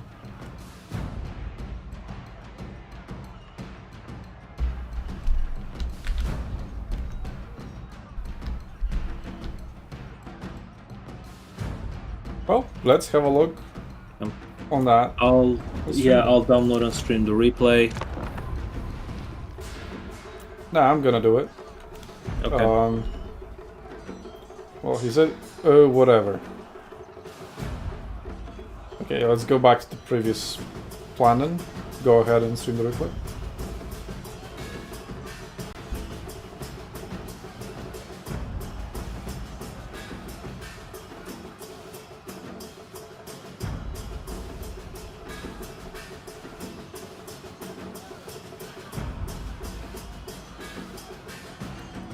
Arc?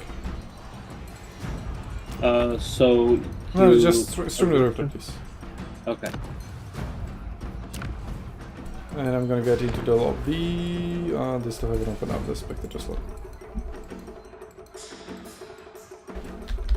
I mean, they're already lagging heavily. I don't think observers. Look, learned he to help. said the last battle was okay, it was a random lag before.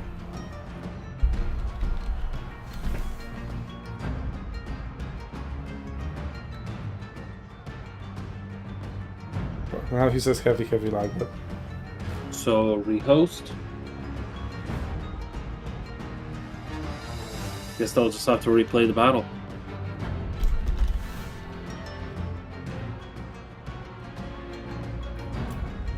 very well. And speaking of replays, I'm just gonna launch What do you it. think? Should we have them replay the battle? Well, it's kind of difficult to say without seeing the battle first, right? I mean, if it's very one-sided, sure, maybe not, but there's clearly a dispute. What I'm gonna do, I'm not going to show it on stream.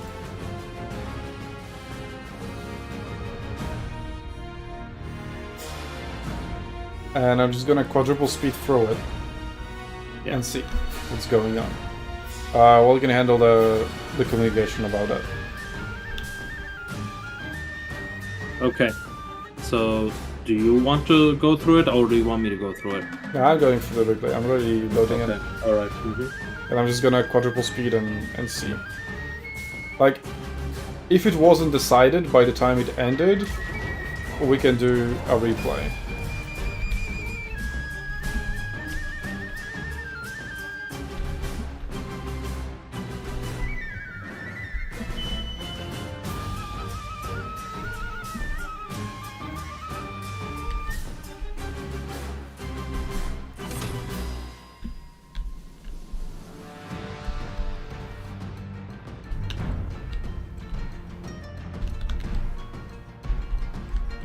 So, if it's not decisive, we're gonna have them replay?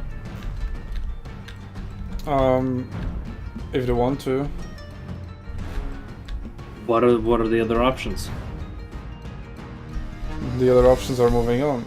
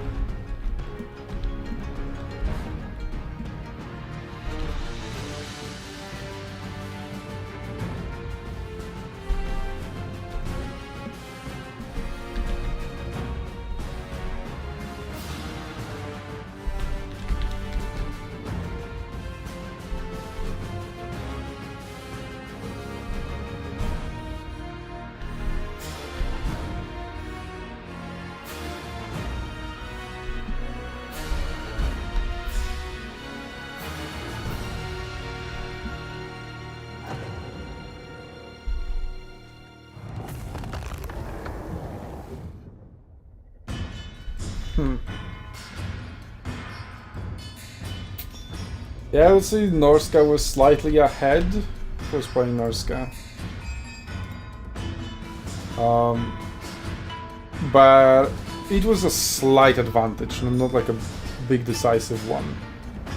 So should we have them replay it then?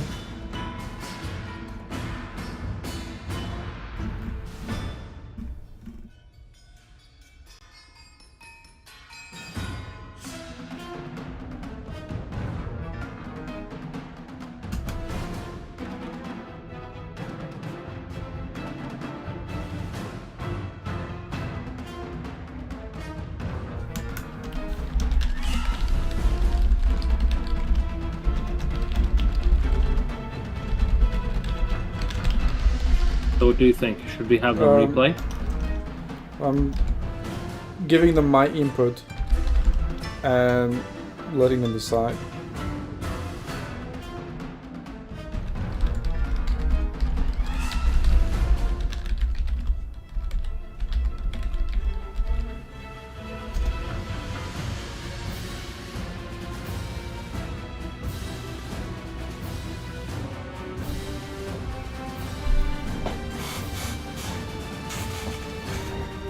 Okay, now he says there are lags. Previously he said there wasn't, so that's, you know, kind of confusing.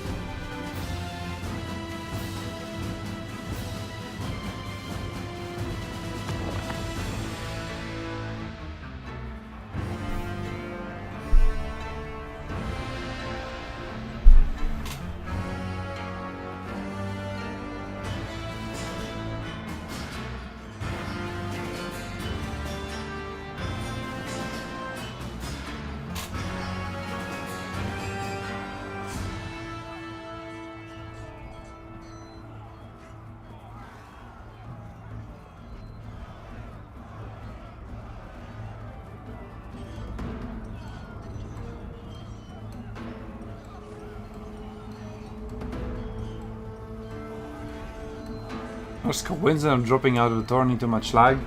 Come on! What the fuck?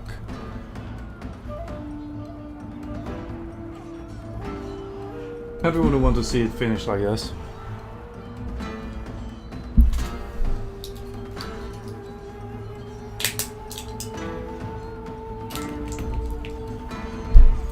Is lag all it takes?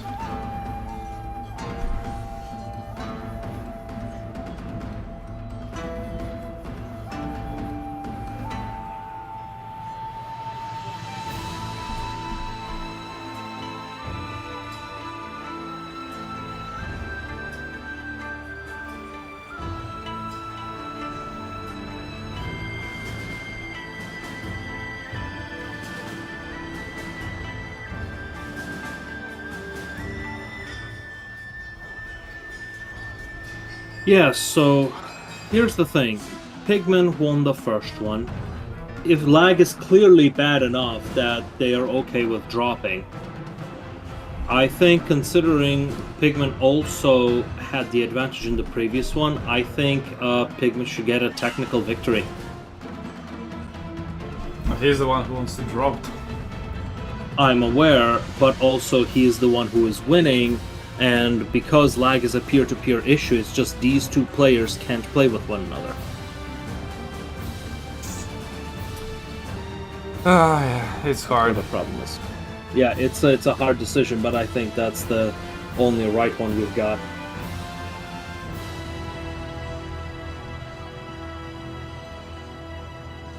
Well, if Pigman is willing to play against Berserk, then sure, because we have to have a final. So if Pigman wants to play against Berserk, fine. We'll play against Berserk, and then Phoenix King will play against Zegzi for third place. But it does kind of suck, because the series, like, if Phoenix King would win now, and I think he was ahead, although it is like, very debatable, like very, very slightly ahead. And Pigman does have good arguments that he was kind of running out of ammunition, and his lord was lower health. So I could still see Beastman already turn it around. So yeah. Yeah, I'm fine with Pigman. Yeah, it could have very easily been a 2-0 by now as well. Yeah, I'm not really basing it on previous battle, the one that where they dropped, but the one before that. Yeah, sure, Phoenix King brought out the cavalry spam and lost. Yeah, exactly. Cavalry spam versus cavalry spam in the third place match then?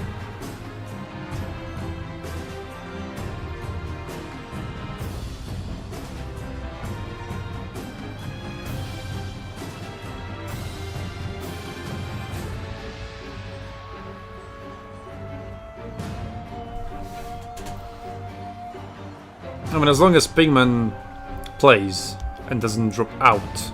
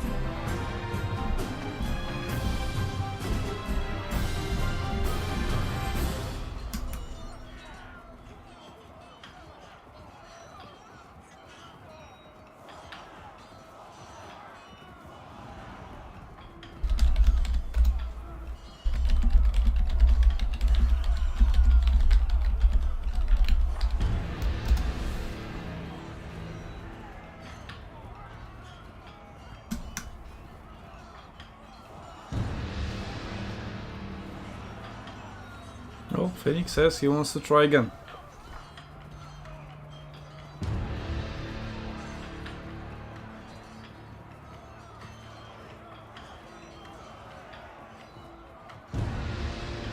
I mean, what if I host as a spectator and that somehow fixes it? Yes, because signal bouncing between 3 people is definitely going to be safer than 2 people. Yeah, I know. Totally. Fuck yeah, that's some top tier math right there. Fucking network engineer. You know, with the meme man. I mean, I've seen weirder things happening, just saying. Then they rehosted. If you want to join in, give it a try. Let's watch some replays. Let's watch a quarterfinal match number 4. How about that? Alright. That was hype. Or we could take a break and get something to eat. Sure, go ahead. I can cast it solo. Yay. Alright. See you shortly.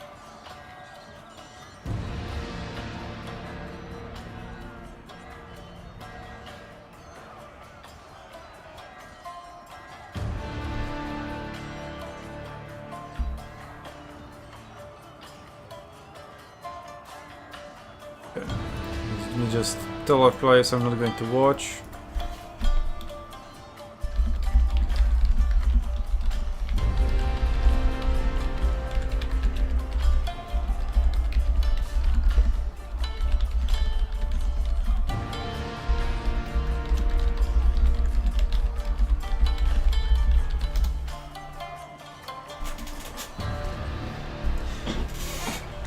Alright.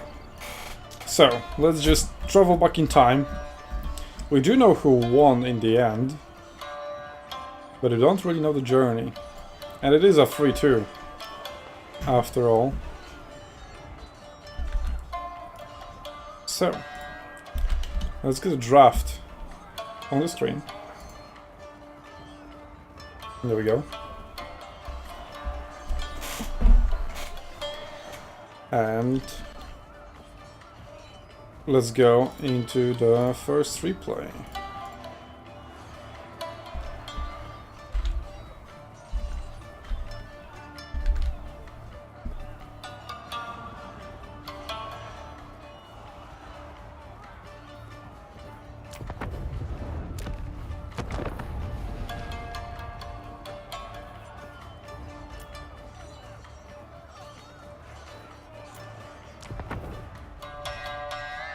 So, Nurgle's PA has 3 Cold One Knights, Supreme Sorceress of Dark, the classic Soul Stealer on a dragon, judging by the HP, 3 more Dark Riders of Shields, 6 units of Cavalry, but then finally some proper Infantry Corps, 7 units of Infantry, 3 units of Archers, more or less balanced army.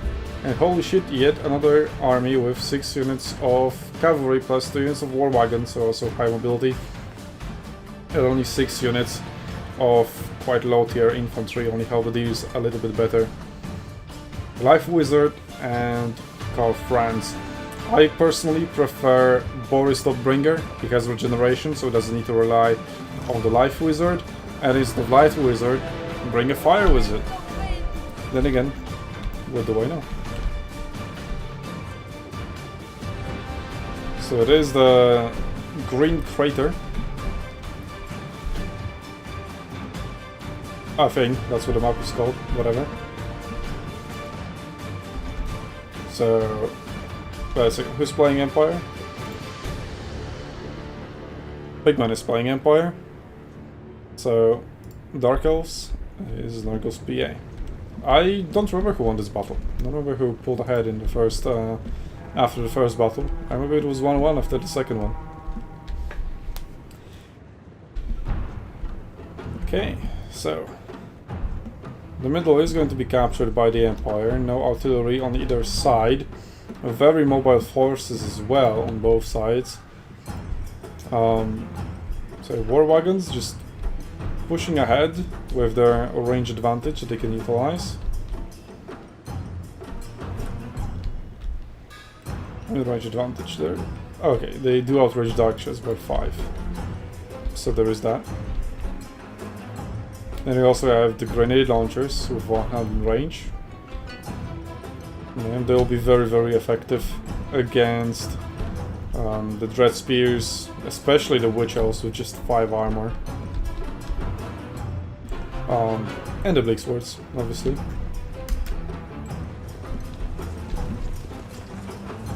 It's a very quiet army. Not making any major noises. And these lightnings don't make any sound. Kinda weird.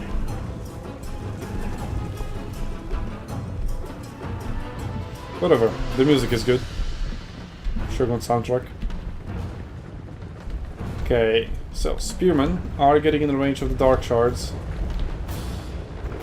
War Wagons haven't been really able to shoot. A very nice volley from Outriders, but it does go through the trees a little bit, so not 100% effective. And Dashers are firing. A little bit of friendly fire now, but overall still a positive trade. But you need to be very careful with shooting while the enemy is approaching. The best option is to stop shooting as they're charging in and start shooting only once after they've already connected. This is bread and butter of Total War Arena Archer tactics. There we go, now the Darkshires are going to focus on the grenade launchers, the correct decision. They have come a little bit too close, but they managed to mostly dodge that. They haven't lost a single soldier, that's what counts in the end. Whoa, those are arrows were shooting well behind the range. Dark Elves now going all the way around, trying to envelop the enemy, or just maybe trying to find good angles of approach for the cavalry. So essentially, 2 units of Bleak Swords traded for 1 Freeman, so advantage Empire, and Empire is just really very nicely defending the crater. Really nice picture over here. But anyway, Cold One Knights coming in, attacking the Empire Knights. Are supported by War Wagons, but they can't really provide it. But the grenade launchers, they're doing work, and the Witch Elves are kind of already obliterated. Kaufrans coming in, terror routing them and the Dread Spears, so the Dread Spears can provide their anti-large. But Cold War Knights are still doing that. Empire Knights to the rescue, but grenade launchers have been caught this time around yet again by the Triple Dark Shards regiment. And this time around killing 5 soldiers, and they're very low on HP, so any more and they'll start bleeding soldiers from this from the unit. A little bit of a frontal engagement, a little bit of a misplacement of resources here, but it's just spears versus spears, so it's going to be very slow. Empire Knights versus Dark Riders with shields in the middle. Empire Knights do have the advantage, and they're supported by Halberdiers. They're going to be very important against Cold One Knights over here. And Empire Knights against Dark Riders with shields yet again. Empire Knights should win out in the long run. But the Dark Shards, now they're a little bit blown up, so they are obstructing each other, but they're still providing quite a powerful firepower to the battlefield, and they are not really under any threat. All cavalry units from the Empire are kind of tied up, and the Outriders with grenade launchers, one unit is down and the other is rampaging. They've been caught by the Witch Elves in the middle of their formation as well. Their War Wagons haven't seen success at all. To be honest, I would use them as chariots and just charge into the Dark Shards, because they do seem to be a problem. Murderous Prowess triggering now. In a pretty good moment, Dark Elves are doing pretty well, and they are engaged pretty much across the battlefield. This flank has mostly won for the Empire, the Cold One Knights. After fighting Spearmen and the Halberdiers, who would have thought they do die, not having achieved much at all. Life Wizard, or Jade Wizard, is very low on health, now retreating. Doesn't seem like he triggered any sort of healing spell before he went down, so Karl Franz can no longer rely on any sort of healing.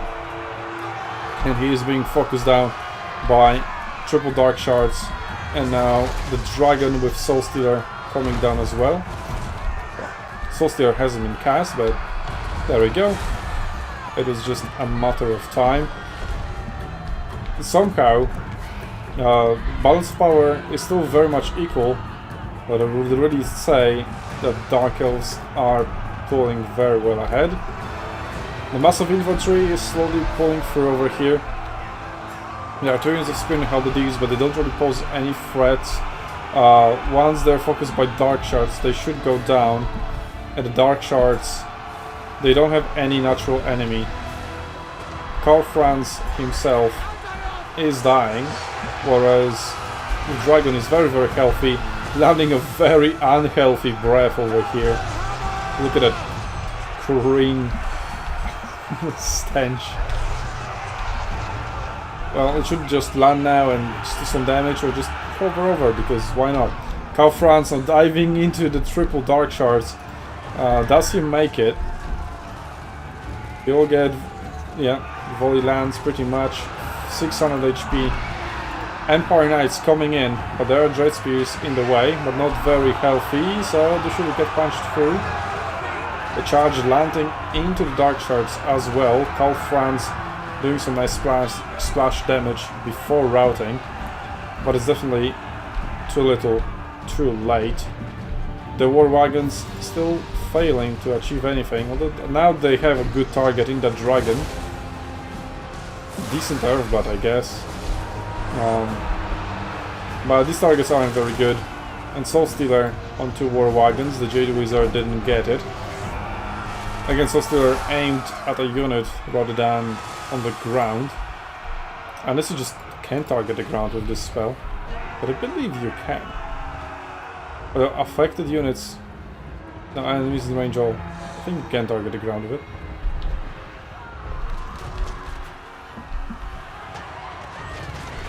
Either way, Dark Elves should secure the victory sooner rather than later. Somehow there is a full unit of halberdiers over here. Where the hell was it throughout the entire battle? Well, this is about to go into the Dark Shards, but still, just use Dread Spears to hold the halberdiers in place and pull out the Dark Shards. Shouldn't be too difficult. And these units don't pose the threat. Tries grenade launchers rampaged. And healing on the war wagons not going to really pay off. Dark Riders with shields can just go on them and sort of stay them down. Their damage output it just isn't providing much value at all. Other than focusing at Dragon, they really didn't have a purpose in this match. And have some friendly fire as well. And Calfran's shattered, too afraid of the dragon.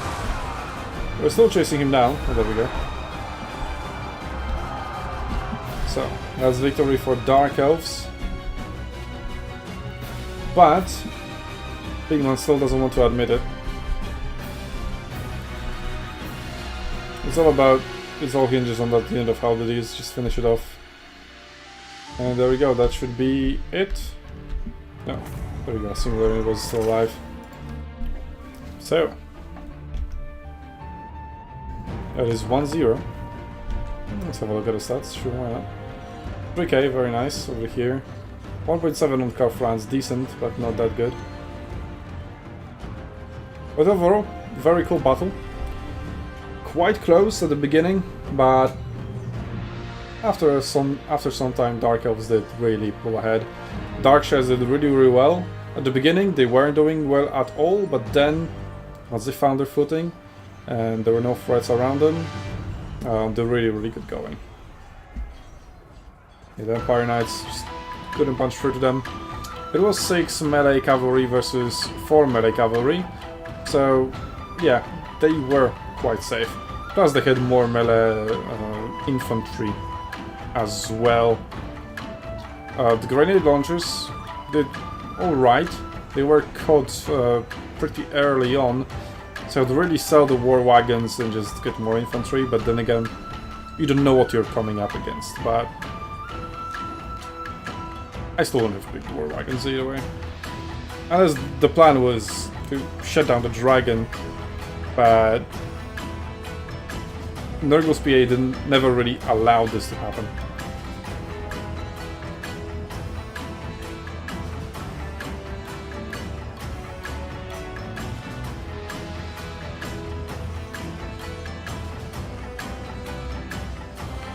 Alright. Let's go back to the draft.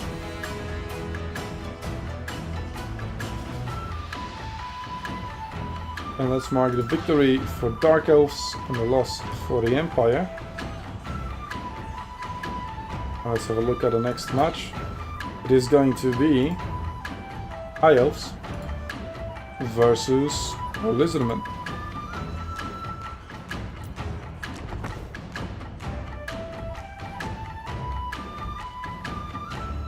On Stone Age. So, quite range-heavy composition. We have triple Scissors of Avalorn plus the Archers Regiment of Renown, quadruple Horse Archers, then 2 Illyrian Reavers, 2 Silvern Guards, 5 Spearmen for holding the front line. The Lizardmen have Slan Mage, I don't know what lore, and then oh, this Croxigor's Regiment of Renown? Maybe. And the regular Croxigors, Terran Riders Regiment of Renown, Bastion with a Crystal of Verification. Let me have a look at this unit. Yeah, it's the cohort of Coatl. They just had a kind of a weird splash art, I guess. And a bunch of skink skirmishers and skink cohorts with javelins. It's also quite heavily ranged composition, but short range. And the missile strength is really weak on them. So I'm not a fan of this unit, and I don't really see it picked very often. The horse archers are going to massively outrange them for cold ones. That is a good, cheap and fast unit. Should be very effective against high elves, but they are very prone to rampaging very early. But it's also fine, pretty much. And this Landmage Priest of Metal with Plague of Rust and Final Transmutation. Final Transmutation, yeah, not going to have any good targets other than the Lord herself. And she's low HP, she's just on foot with Earthblatt and Book of Hoth. And that's about it. Then the High Elves are just using their horse archers to make the enemy come to them into the waiting arms of Sisters of Avalorn and the regular archers, well, not regular ones, the Regiment of Renowned Archers. And the damage output is pretty decent. Each of the skin cohorts with javelins, they do have only bronze shields. It does count for something, but not for much. The skin skirmishers could be focused and obliterated pretty quickly, but I guess focusing on cohort of Huatl is a very good idea as well. They won't be able to receive any healing. Well, I said that there is a Revivification Crystal, but it's not much. And they're going sideways. They're very heavily focused by 3 units. The other one is also firing on Croxigors. You see Earthblood cast over here, just on a single unit. Shield the old ones just now to protect the cohort of Huatl while it's already obliterated pretty much. A very good damage output there from the Wood Elven, High Elven ranged units. The Bound Banishment doing alright damage to some Sisters of Avalorn, but they only lost 4 soldiers.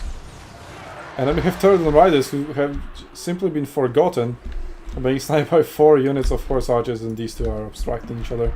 So these horse archers are going to return to the play after some time. And now they're focusing the Bastillon with Vivification Crystal. That's an alright target. I think this really should start fighting. For cold ones now, punching through the gaps in between the High Elven formation to the Archers of Avalorn. Now they're capitalizing on the damage dealt by the Banishment. And that unit of Sisters of Avalorn should go down. The Bastillon also finally just punch through. That's kind of what Lizardmen do. They can just punch through the front lines with their beasts instead of just getting shot. So finally good move there. Disabling yet another unit of Sisters of Avalorn. And there we go for cold ones on rampage. But they are on rampage in the middle of the archers, so that's fine. And now they're not rampaging anymore, they are just routing. Pterodons is still not dead. Apparently they're super tanky or just super difficult to hit. Maybe if you get closer, you'll be more accurate. Also, they're almost out of ammo, wow. Anyway, now horse archers are being used as melee cavalry to just charge down the skin skirmishers, who have been just uninterrupted for a very long time.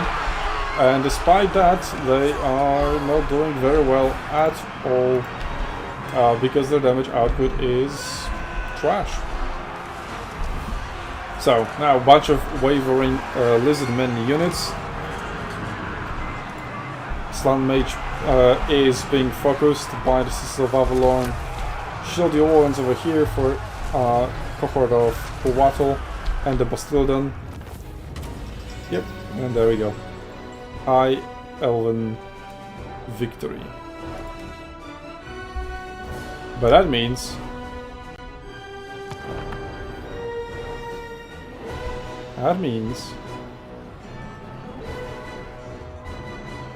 it is still 0, not 1-1. Like, what? They did report 1-1.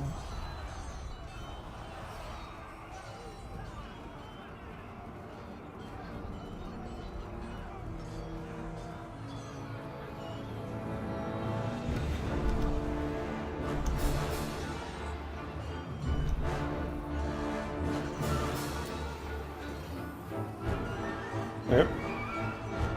Dark Elves 1 and Snow Eagles PA. High Elves. Oh wait. I watched the 4th battle. That makes sense. Okay. Okay. Kairos cheese game. Oh, let's watch that. So it is Siege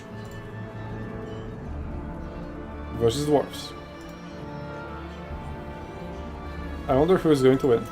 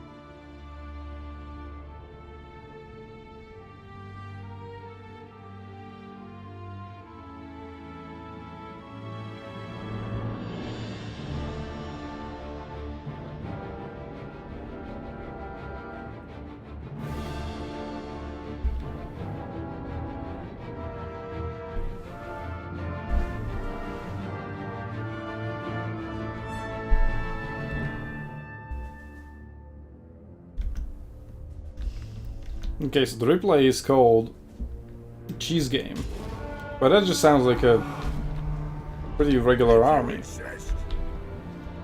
It is quite heavy on ranged, I'll give it that, but it's mostly 50-50, I mean with the advantage on infantry, right? So you have Dwarf Force with great weapons, then regular Dwarf Warriors, long beards, more Dwarf Warriors, Slayers, Slayers, Slayers, Slayers, and then some Bagman's Rangers and Quarrels. And Belegar Hammer, who is getting sniped by Kairos' Blue Fire of Siege. So no runes. There's that. Siege has Chaos Knights of Siege, has Knights of Immolation, has Soul Grinder, Normative Beast, has Echoed. So Echoed makes way more sense in land battles than in Domination. In Domination, we've seen him only lose, I think. And even if he won, I doubt he was the reason for his team winning. Okay, Chaos Knights, charge in, charge out. Not charge out, just get out without losing the barrier. Good harassment early on. Knights of Immolation, oof! Very, very nice. Dwarves blobbed up 2 units on top of one another. Perfect target for Knights of Immolation. They still have 4 more uses for that.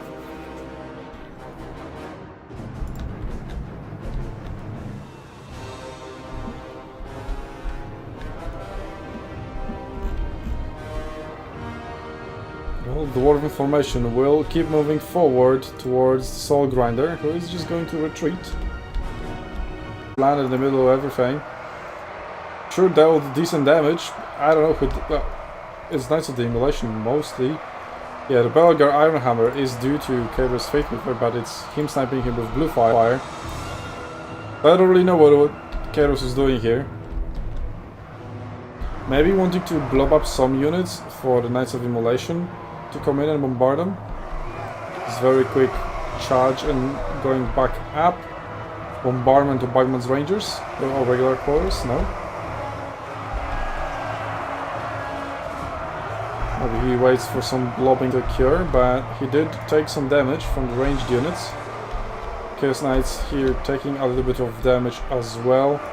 And same over here, getting caught down, bogged down a little bit. Well, most of the units is here. The standard is here. Just, you know, Warhammer memes. And Soul Grinder of Siege, well, being very accurate, in tandem, I imagine, with Chaos Fate Weaver Blue Fire, clamping down Belegar. Very nice particle effects in the air as well. With Cincham Realm Sky. We're back to the action. Dwarves is all camping. I feel like they should probably move forward. Or at least... Oh, there we go. So my internet died in the middle. Because... why not? Sure. Well, it is back. And the delay has increased to 95 seconds. Yep. Not nice. ISP. Anyway. Continuing on. Belegar. Almost dead. Soul Grinder, also almost out of ammunition, but definitely did his job. 1.4k damages value. Belegar retreating, and Soul Grinder still is very good in melee. He's not being focused, the barrier disappeared immediately, but also no HP damage taken, so as long as he runs away, doesn't suffer a second volley, which carries Fate Weaver is a very good distraction. His barrier is also gone within a single volley. Ooh, Gaze of Fate. Or the Gates of something? Singe's Firestorm, goddammit. Wait, this is Singe's Firestorm.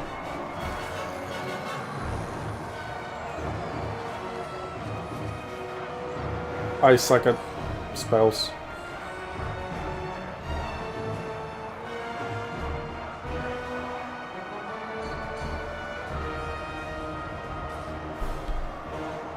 Sure, whatever. Cool magic. Or maybe I just... my eyes tricked me. And that spell looked differently at the beginning. Anyway, yet another Chaos Knight charge.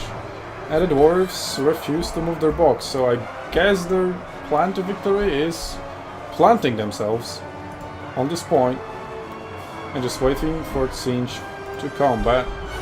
Singe has plenty of tools to harass. Like the infinitely regenerating barrier is definitely playing the long game for Singe forces. Nets of Immolation now coming down. Have they used their bombardments? No, they haven't. And they lost 6 soldiers already, so their bombardments are not much weaker in the future, but I guess they just don't care. And now this unit of Slayers can't move. There we go, that's the Gaze of Fate.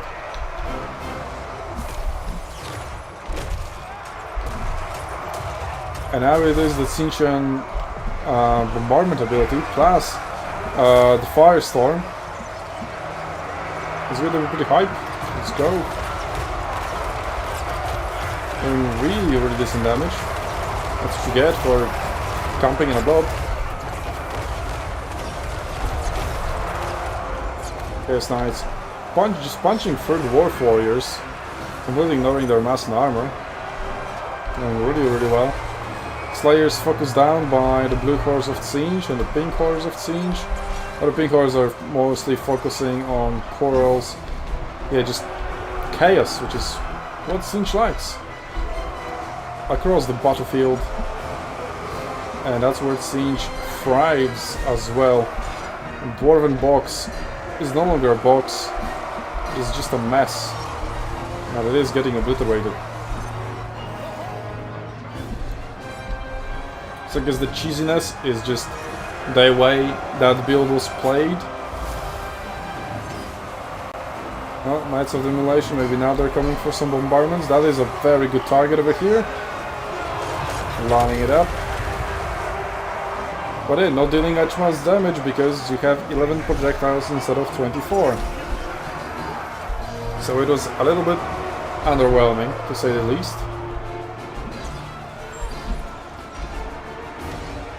So Chaos Knights still going on in the background.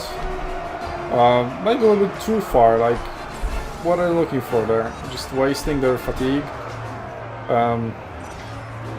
They're regenerating the barrier, but at this point of the battlefield, just go in and start fighting.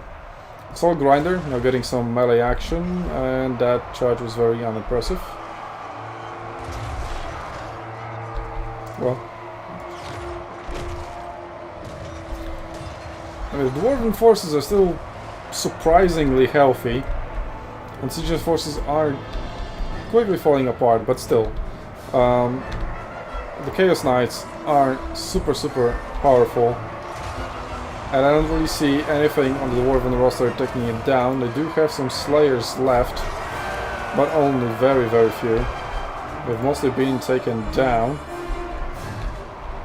Yeah, Kairos still almost full HP. Soul Grinder almost full HP. I saw the Solar Guts over there. And there's still some decent ammunition left. I have to deal with the Slayers, who are unbreakable, so it might take a while. But they're almost done. Echold, he's also a thing. What is he doing? 47 kills, 300 value.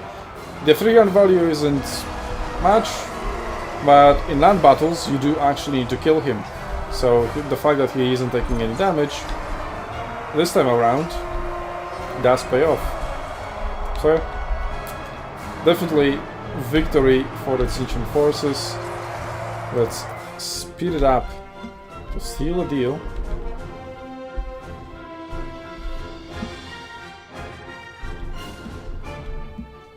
Because the dwarves, I mean, they might be going for 700 points, and they aren't. Okay. Cool battle. Cool battle. Very well played. Just really perfect display of how Tzeentch should be played. Charge in, get out, abuse the barrier. The Knights of the Immolation, a little bit misplayed. But other than that, it was fine. And you know, I really liked how they weren't relying on the purple rainbow. You know, it just doesn't do enough damage to justify its cost. But the cavalry with the barrier, that's where Tzeentch's power's at. Okay, and according to the replay, there is another cheese. Well, this doubles Hell Cannon. And Mythic Vortex Beast. Okay, well, let's see that. So let's update you on the bracket very quickly as we're punching through these replays. So, Dwarves lost, Tzeentch won, and now it is Warriors of Chaos versus Chaos Dwarves.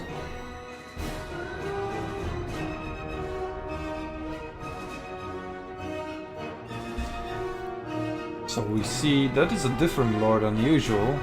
He is looking a different way, so I guess it's maybe of death. Which does make sense. You do kind of expect the Vortex Beast. Kind of just always have to, so bringing Spirit Leech against it would make sense. And as this is lore of Hashut, I don't know, we'll find out once I load in, because hovering over him doesn't bring up the tooltip.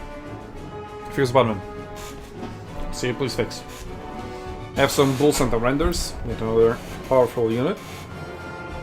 Seems like they are great weapons variant, so they will be anti-large. That is true. So very good against Vortex Beast as well. Oh, this Prophet of Metal. Final Transmutation, also a good spell. Plague of Rust, sure. And here comes double Hell Cannon, doing some damage to the Hobgoblin Wolf Riders with bows. So, Chaos Warriors are forcing Chaos Dwarves to come in closer to them. Point has been captured already.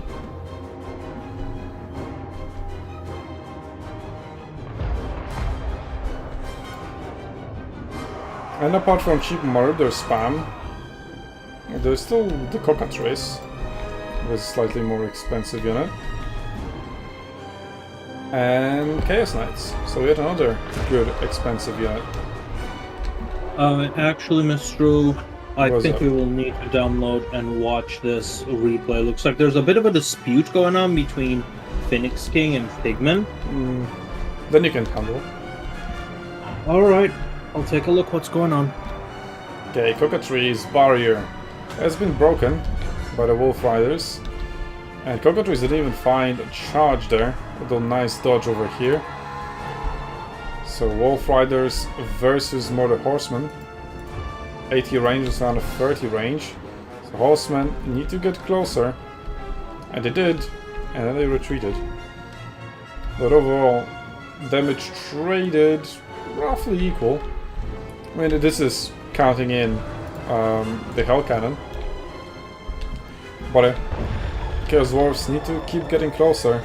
And I'm having elite units that Hell Cannon can focus isn't really playing to their advantage. Although at least those are just Chaos Dwarf Warriors and the Blazing Beards rather than Infernal Guard or something. Because Infernal Guard would just suffer the same damage.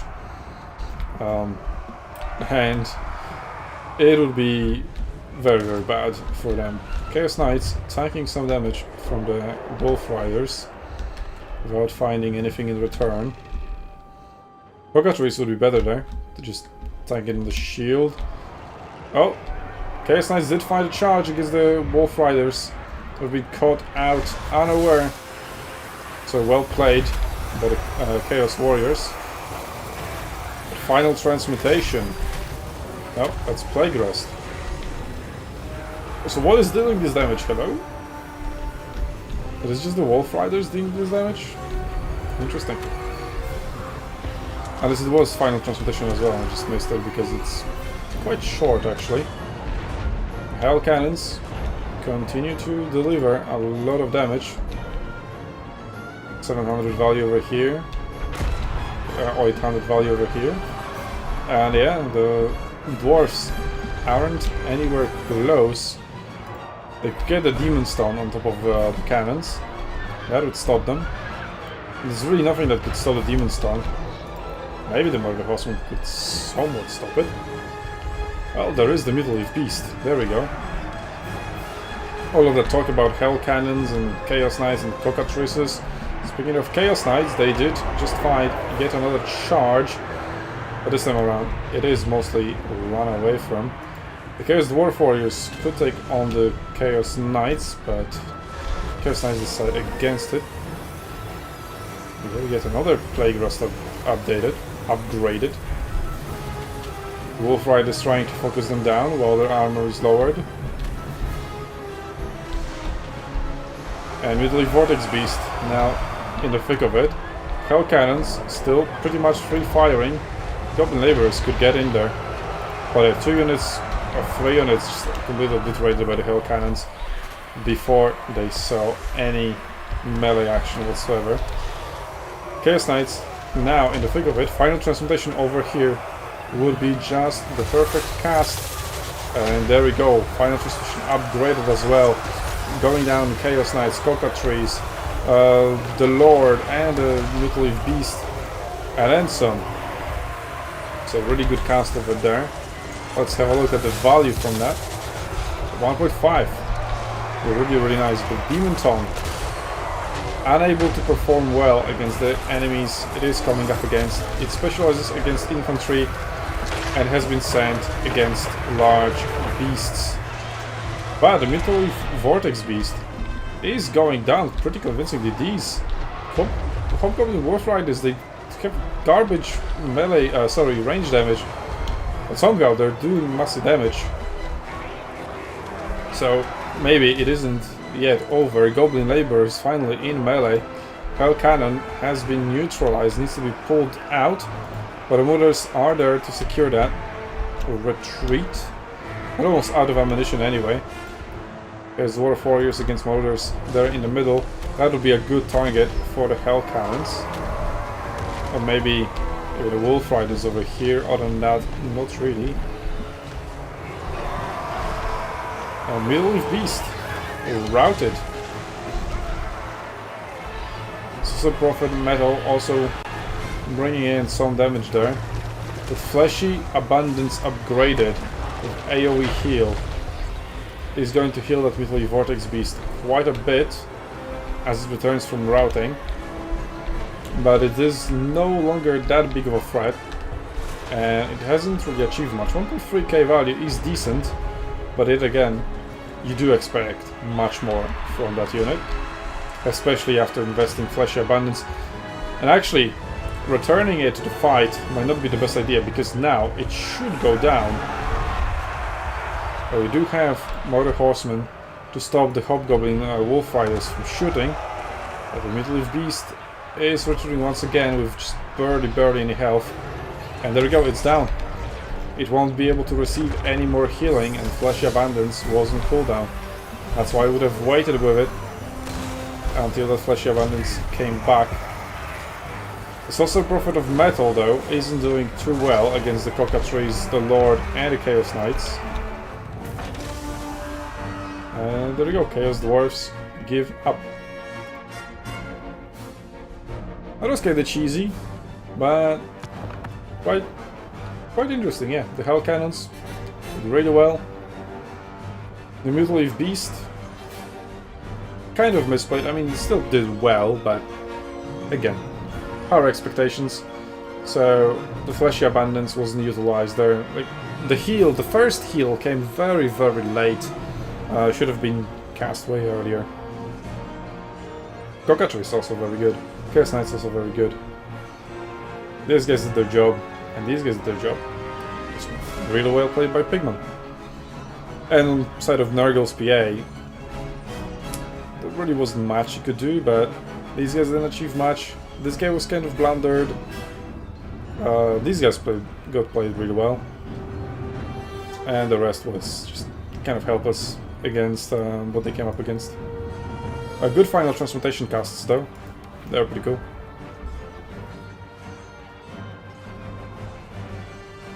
So, returning to the draft. That is a victory for the Chaos Dwarfs. No. What else for the Chaos Dwarfs? And for the Chaos Warriors. Which is us with Beastmen versus Ogre Kingdoms. As the last deciding battle. How is the semi-final? Two? Problematic. Very problematic. Still dispute. Yeah, they're still in dispute. It was a very close match, and one of them quits. So one of them shows that Norska has won, but they asked me to watch both sides. So I'm watching the same battle for the third time. Okay. Yeah, it's well, that's what we are here for, you know? The drama. I wish.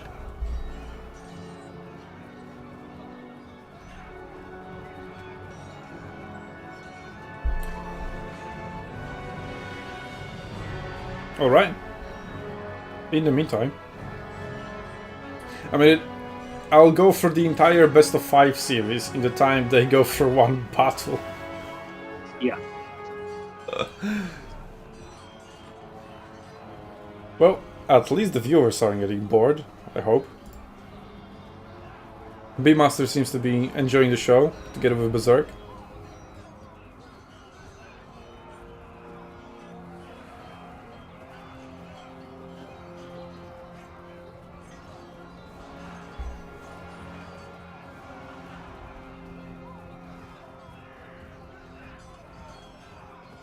What's the deal with the finals and third place matches? Are players playing then waiting on someone? Yeah, because one semi-final has concluded, the other didn't. So once the second semi-final concludes, these matches will take place. And second semi-finals is going through some problems. That's why we're watching replays.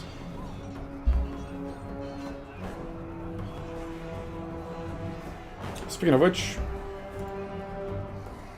let's go.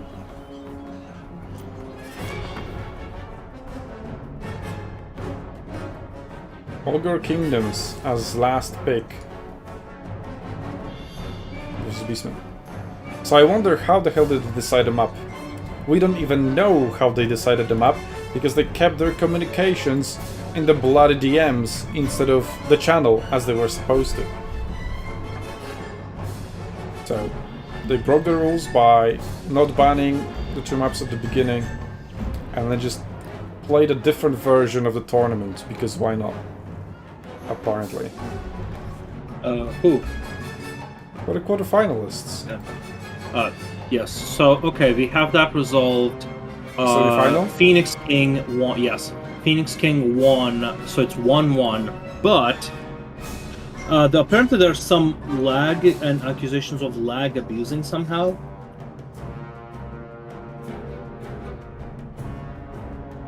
There is some foul language I see in there. My cleaver's clean. My hook is sharp. They have no. So anyway, Ogre Kingdoms versus Beastmen. I'll definitely say. Well, the Beastmen do have those Minotaurs with great weapons, who are armor-piercing, anti-large. They're pretty good, and then they can just spam Ungorkers with spears, which is a pretty good choice, and some Sentigors for maybe targeting Noblars or Lead Belchers. I have Sentigors with throwing axes for some early harassment. Sure. And we have Great Grey Shaman of Wild with Traitorkin. Pretty standard. It is strong versus character, and also strong versus a single combatant, which is kind of the same thing. So it's like double strong against a lord, for example. Great descriptions here. Anyway, early engagements already.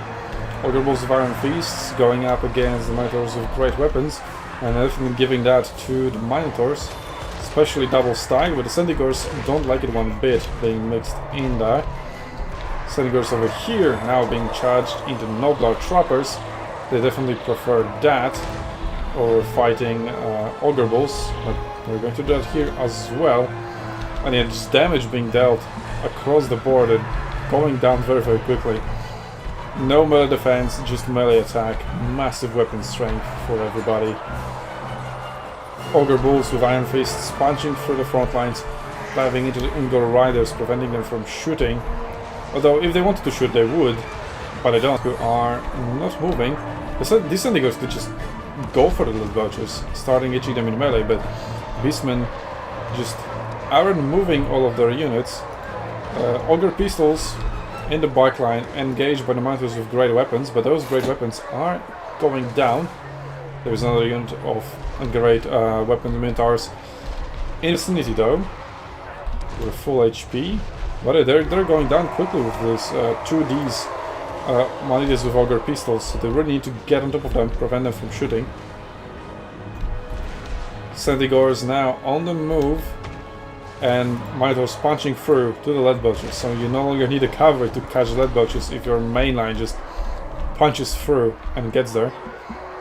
Some other Sentigors will interrupt the Man-Eaters though, and Sentigors with throwing axes will focus them down as well, as they are being healed by Trollguts. Grey Shaman in the middle of it, between all the Ogre Bulls and Man-Eaters with great weapons. Pretty brave of him, considering he's not a melee combatant at all, but he's doing fine. And Minotaurs, the Beastmen, slowly but surely keep clearing out the main damage dealers of the Ogre Kingdom's roster, and the only thing that's left are some Noblars and some Ogre Bulls here and there. But the Minotaurs still seem pretty healthy, at least 2 out of 4 units. Sentigors still roaming around, their morale also seems far more healthier. Now the Powder Gats get routed, they're still getting healed. There we go, and that's over. The Troll Gats are very, very long. And Brain Gobbler trying to rout the Minotaurs, and that's not even happening, so it's kind of a waste, but I guess a last ditch attempt. The massive routes from the Ogre Kingdoms there in the center. It's going to be Traitorkin upgraded, coming down. Very effective, apparently. Or maybe not, because the character, it's 16 characters and combatants. So, Ogre Kingdoms still looking decent. There are some rallying units for the Beastmen, but it's not going to amount to much. There are 3 units of Minotaurs that aren't routed, but they're all blinking health bars. So it's no longer looking good for the Beastmen. It's getting it's looking better and better for Ogre Kingdoms. Getting very, very close. And whoever wins this battle wins the quarterfinal.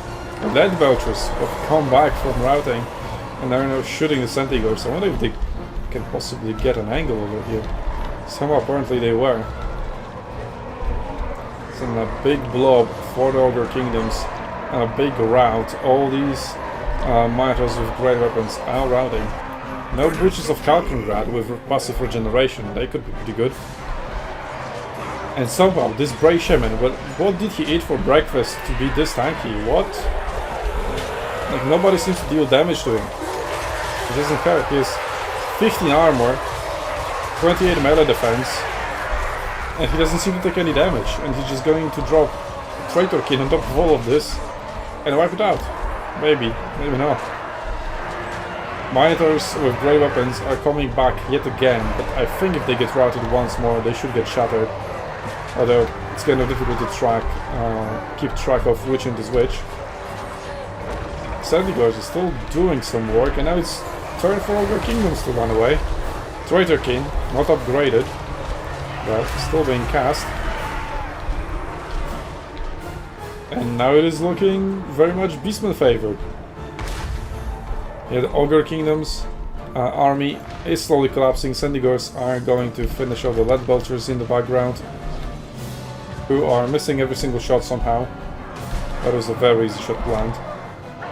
And now it's only the Slaughtermaster of Great Maw trying to hold on to the hopes of victory. Killing himself Trolls, I believe, for a second there. Did I say that correctly? The Minotaurs, very little HP, but somewhat decent numbers for this type of HP. And yeah, these guys got shattered, so there we go. Third round came in. But quite Beastman favored at the moment. The Lord has routed. I think everything routed. Yeah, that's GG. But I guess the battle doesn't end because of the capture point, but Ogre Kingdoms did admit defeat. Very, very close final battle, which saw Pigman go through to the semi-final, and Nurgle's PA got so ashamed of his performance that he dropped out of the tournament. Okay, Arcleon, I can see some wall of text and some yes, let things me being summarize posted. it for you. So, Go on. there was a dispute in our semi-final match, and both players are quite frustrated with one another. As you can see, there were some colorful language exchanged, but we calmed those down. Phoenix King agreed to take the loss, and Phoenix King is currently waiting for his opponent in the third place match. Basically, it was a very close game where they're complaining about lag. Phoenix King is accusing Pigman of using cheat to be able to see his army, because his first composition was perfectly countering his, he said, and Pigman is accusing him of lag abusing. I don't know how that is supposed to happen, but that is what it is. So we resolved it. We agreed Pigman will be moving to the next round, and Phoenix King is on the third place, and they are grand final is being hosted. Now here's the problem. Here is the problem. Pigman wants to drop off of the grand final.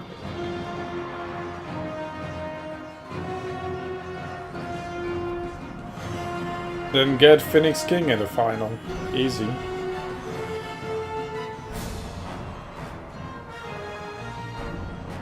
Right? Well, let me see if I can do something. I mean, it seems like this guy just really wants to resign.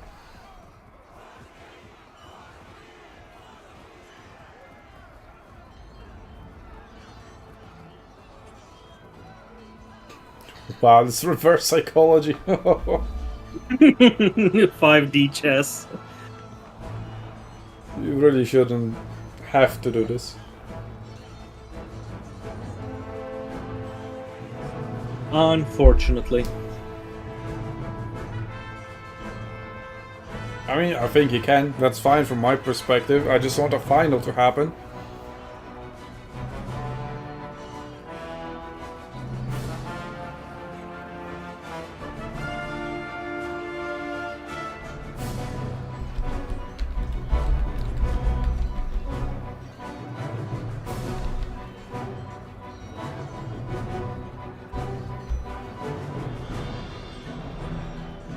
Yeah, but we don't get a third place much.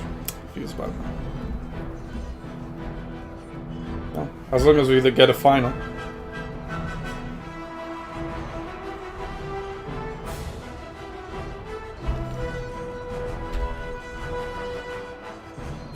Free. Let's go.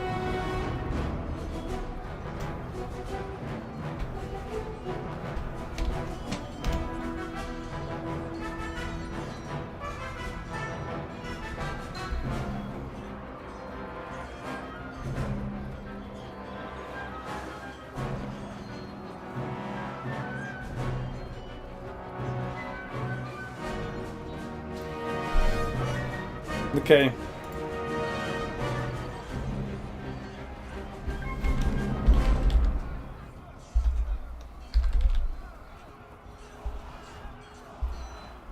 Okay, can we just get Phoenix King into the final? Pigman wants to drop. Let him drop. Just a sec. Come on, Arclinon. Like, we're not here to babysit people. I get that, but we still have to maintain the competitive integrity. Pigman did win. So let's give him a moment.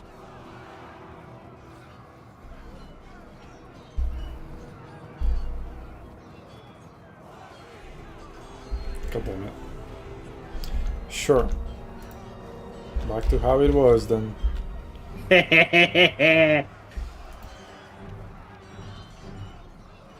Speech 100.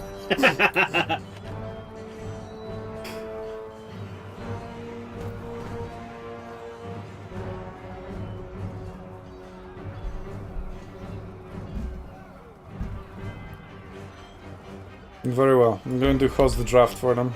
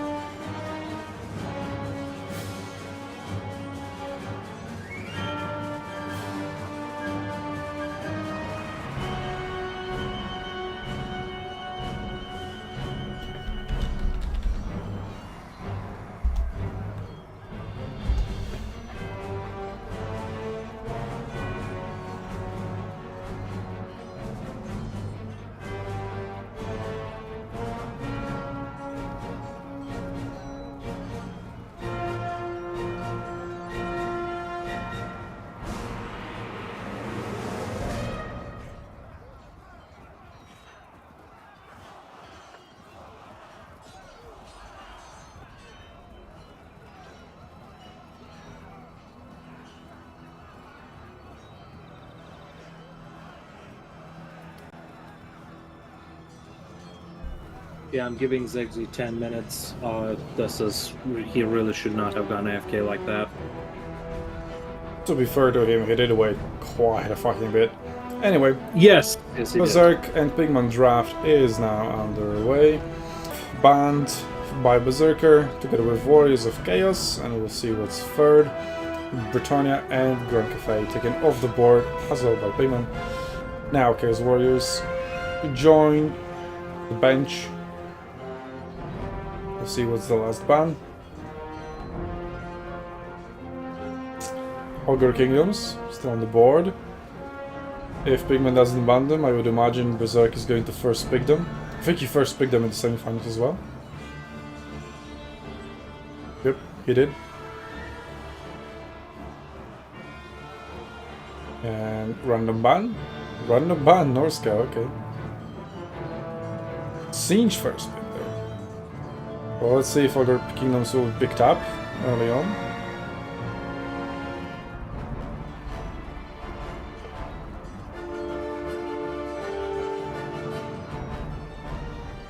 The regular dwarves are on the board as well.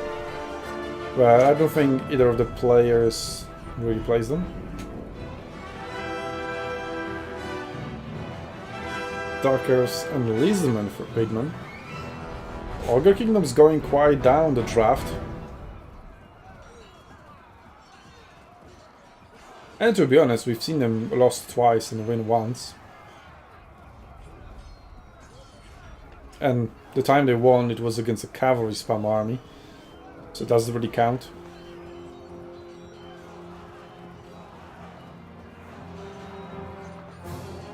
You know, it would be cool to witness a cavalry army just win.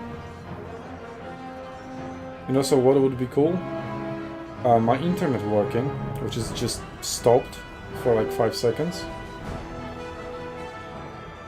But it's back up again, yeah. Okay, warrior, vampire counts. And Nurgle. So Nurgle, one of Berserk's favorite picks. I don't think Pigman would pick it away from him, so you could always save Nurgle for later. I wonder if we'll see Khorne. Random pick. Demons of Chaos. Nice.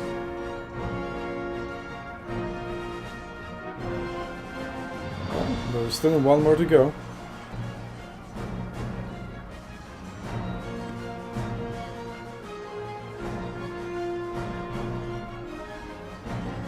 Are you sure Pigman is taking this seriously?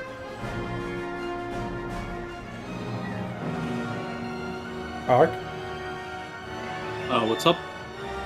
Are we sure Pigman is taking this seriously? He just didn't draft 2 of his picks and they just got randomly picked. Well, Berserk is answering with the same. True man of culture. Yep. A very honorable display from him, but yep. I don't think it was like Pigman's fault or anything. It just, I don't know what's going on in his head. Hey, you know what? That's great show of sportsmanship. No, sure. It's not. See, that's the thing, right? It's not when everything is going swimmingly. Is when you see real. And Ogre Kingdom's last pick. And Wow. Ogre Kingdom's last pick, yeah. It didn't make us wait to the very last second, though. Yeah. And Slanesh. Yeah, sure. Okay. Slanesh used to be OP, then got nerfed, and got immediately like the worst faction. Yep. Yeah, great job, CA. From the strongest to the weakest in one patch. And then, like, it was almost a year ago, that nerf. And they still haven't back up to, like, the middle. I guess they're just fine with Slanesh being garbage. Well, I really like the Slanesh playstyle because it's speed, charges, terror. I really like that playstyle. I would really like to see it being powerful when used correctly. But well.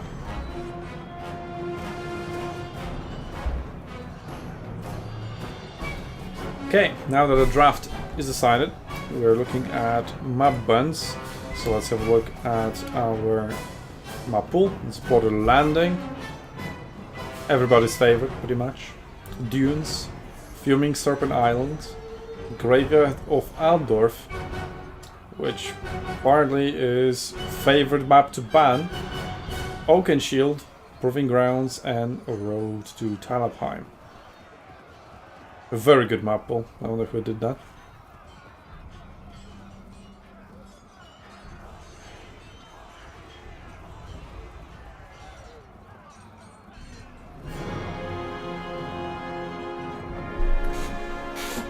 Yeah, well, Pigman is thinking very, very hard about what map to ban.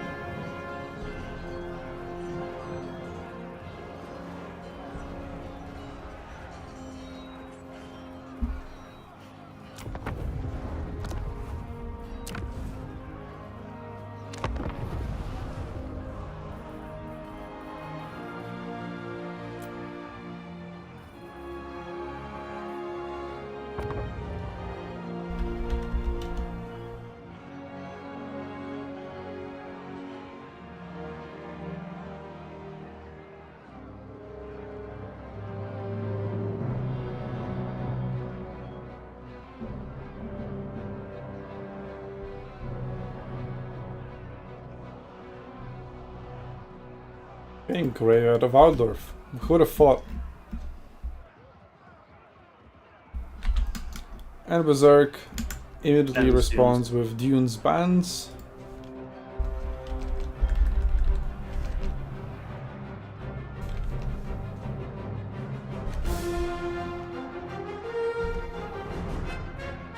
Berserk picks first.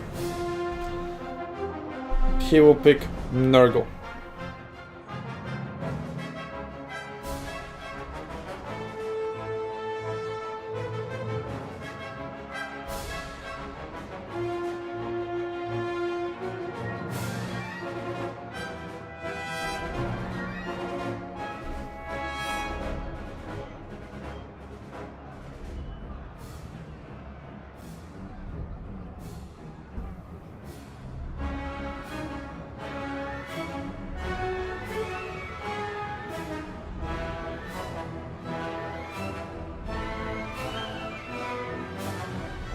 He picked Vampire Pirates.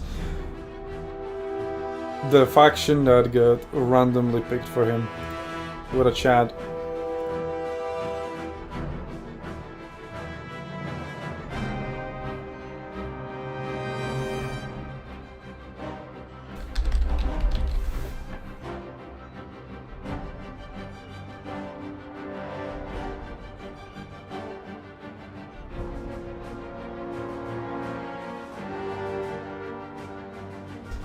Demons of Chaos answered. Okay. So now Berserk just needs to pick him up.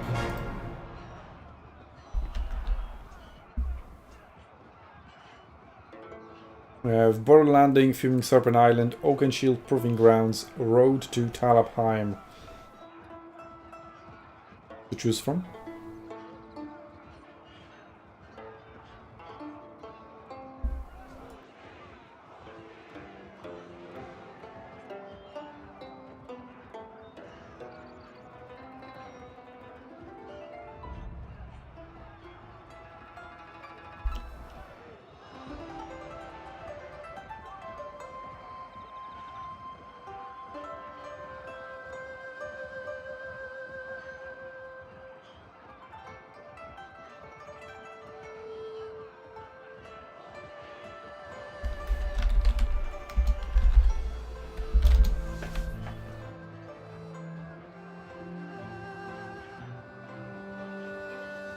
So I guess as Vampire Pirates versus Demons of Chaos, you would prefer an open map.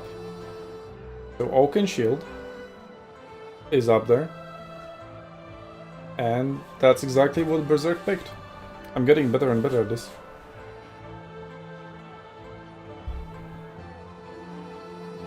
Yep, that makes sense.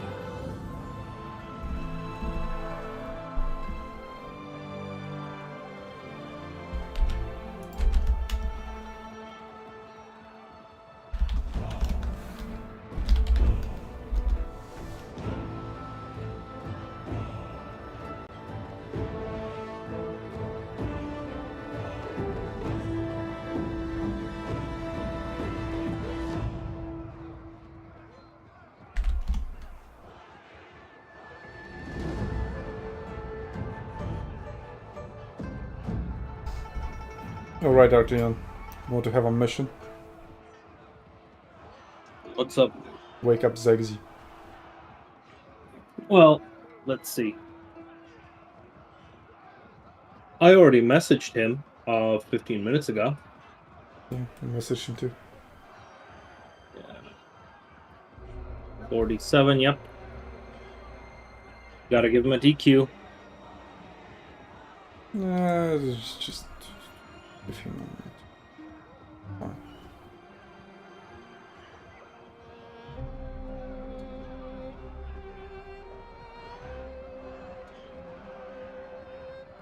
I'm gonna give him 2 more minutes. At 3:50, if he's not here, he's out. Why are you so harsh against him? He just wants to spam some Well, cavalry. we're already behind the schedule. Yeah, but I'm Wait on this considering what happened in semifinal number 2. Completely different case. Yeah, And exactly. both, that was a shit show, and yet you were super like considerate and nice, and now you're like Yes, cruel. because yes, it's not about cruelty. It's also about respecting the other person. So us Yeah, giving sure, going him AFK more is not time, nice. That's my Speaking point. of Like, there's respecting the something- other person, we've seen the language in there. Yes, we have, but they have been it's something. Honestly, I don't know. I'm just more used to the shit talking of long war, so this is just kind of normal to me at this point. But regardless, you are absolutely right, and they really should be more respectful of each other. So I'm very looking think about to that later. tournament feedback after this one. Yes. We'll have to deal with that later. But yeah, that's how Speaking it of is. which, we'll still have some time while the players prepare their armies. Also, seems like Ping Money is ready. Yeah, and also, as I was telling Just the Deadman and Michael Pontifex, they can still get a higher position if somebody above them drops, which seems like it's going to be the case. Yeah. So speaking of that, well, not that, but in the tournament feedback, there was quite some positive feedback. The map pools were apparently fine. The new map ban system was also quite warmly welcomed. And they were like, sure, but it could be better. And when I asked how, I didn't get an answer how it could be better. Could be better. Oh, it just could be better, okay? I mean, I was like, I argue that if you wanted it to be more fair, more symmetrical, we would need to go blind pick, and that just kind of gets rid of all the benefits of this, because blind pick is just so random. Yes.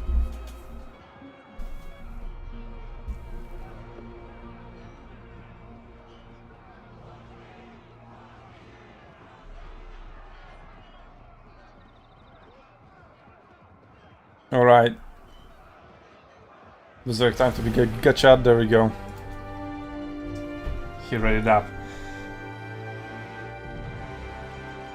So we have some Rotting Prometheans, Deck Gunners. I think at least that's what they're called.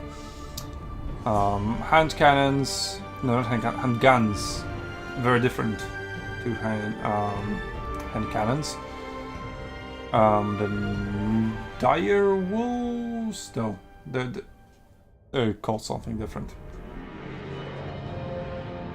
Scourge something? Something like that. I don't know. Dogs. Then animated hogs, and then more zombies. Because why not? We'll see the other one. If I didn't wonder how these dogs are called, might as well cover that army.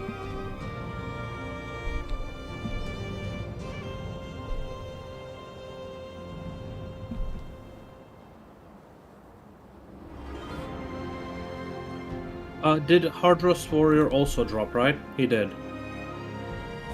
Yeah. Okay. I'm just marking them down on the final standings.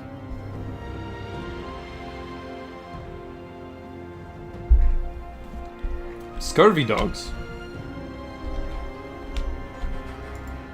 Yeah, there we go. It's Scourge, Scurvy. Yeah. Fleshhounds of Khorne. And we've got Screams of Tsinch, and obviously the Shrieking Sky Race. More Fleshhounds of Khorne, so 3. Blue Horrors of Tsinch, the Chromatic Abominations, the Sour Gats, and the Pink Horrors, so 3 and 3 blue and pink, and then Soul Gride of Tsinch, Exalted Lord of Change of Tsinch, with blue and pink fires, as well as the Portal Glyph.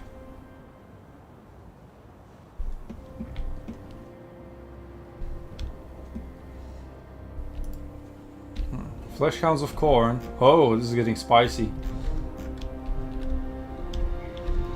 So I wonder, like, what is it just going to attack the backline immediately, or is it just banking on the fact that, or betting on the fact that Berserk is just not going to notice. I think we are on too high level of play for this to go through.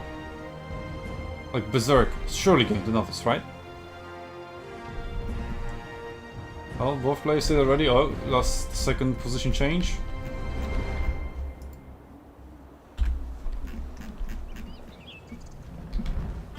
Let's see how that goes.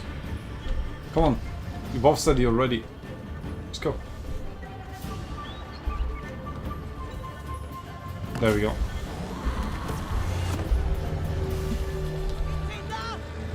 And Berserk noticed.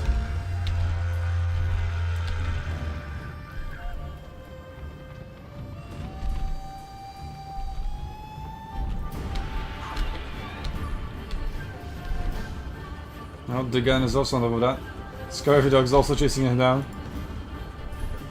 The Flesh House of Corn. Great escape, or not really? Oh, are they going to charge in? They could charge in the handguns, but I don't imagine it's going to be a good exchange. I mean, yeah, sure, handguns will suffer some damage, but you're throwing away a whole unit of Flesh House of Corn. Just down to half HP before it even charged, and there we go, the morale is gone, almost. And they're disintegrating already, yeah. There's a bit of a blunder at the beginning. Getting a little bit too close, and the other two weren't there to support it. If they were, I would imagine all of them would just die instead of just one. Oh, so early advantage for Berserk. Got it going for him. There's a lot of siege. Pink fire across the gunners could be pretty good. And that's exactly what happened, yep. Pretty good cast. Not a single soldier wiped out, but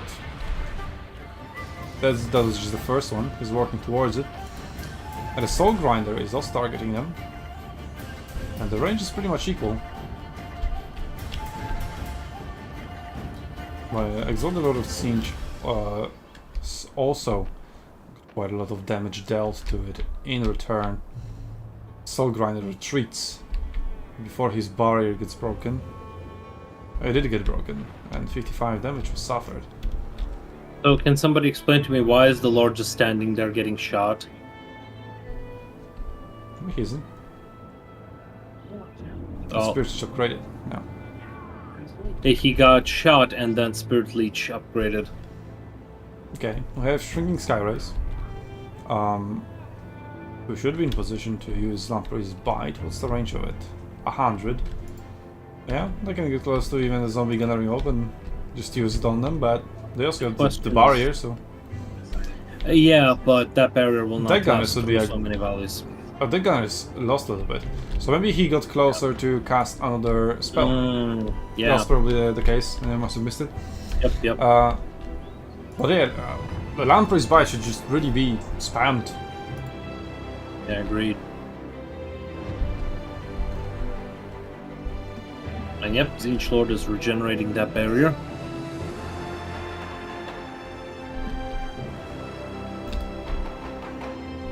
Okay, Berserk. Slowly moving forward. Full grind of Siege, now begin target. Voting from defense. Oh, this Lamprey's Revenge and this Lamprey's Bite. What the hell is Lamprey? Thank you, that's exactly what I was gonna say then. Who the hell is Lamprey? Go on, any lore enthusiasts in the chat? And why is he in both in Pirates and Chaos lore?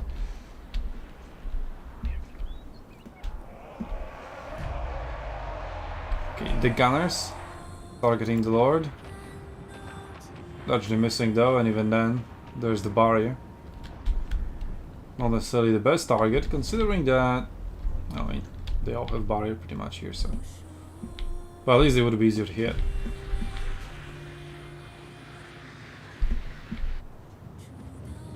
Well, Pigman is going to give up ground, allowing Berserk to go forward.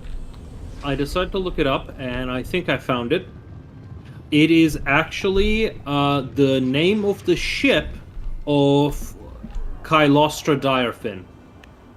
Makes sense for the pirates How does it make sense Yes. for the Shrieking Sky race? Okay, whatever.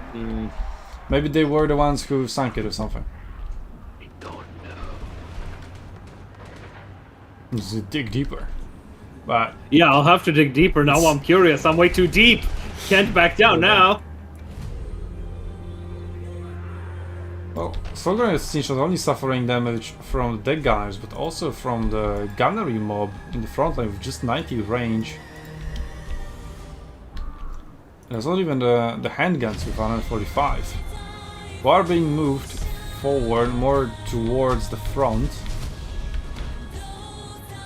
That is a very ranged heavy build for Vampire Pirates. But so is the Demons of Chaos with the pink and blue horse. Yes, a very positional battle on a completely flat map, almost. Yes. And very, very, very slow zombies. Yes, and very, very slow.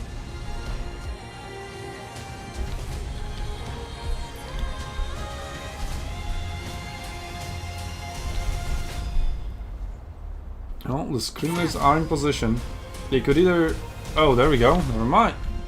We had... Oh, no. Oh, just a bait to Just waste bait. their ammunition, but it isn't wasted. It did hit, Oh, and boy. it hurt quite a bit. Yes, and it hit hard.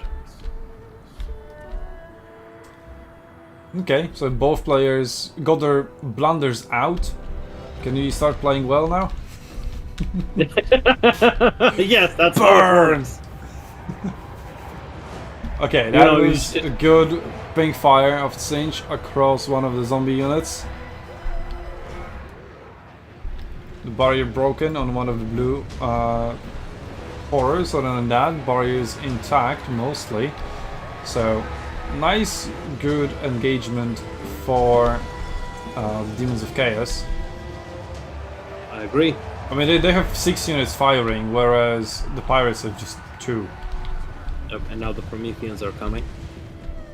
Some kind of disconnected engagement from Berserk. The Prophet Prometheans gunnery mob. Well, they also are a ranged unit, but they're not utilizing the range, and instead they're exposing their backs.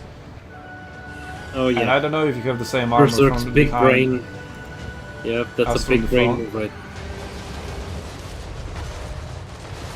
There we go. The handguns are now firing, dealing Damn. some decent-ish damage. That Oh, pink beautiful. fire of Zinch just took out half the unit of those pistols. That's what it does.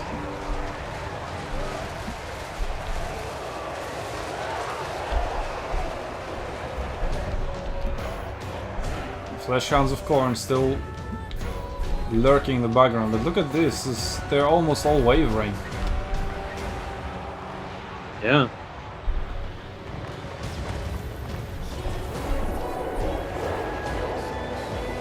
And we saw a really good battle from Vampire Pirates earlier on in the tournament, but this definitely isn't one of them. Speaking of which, Berserk is still ahead in damage. But doesn't count when he hits the barrier? I don't think so. Oh, those Screamers of Siege are getting wrecked.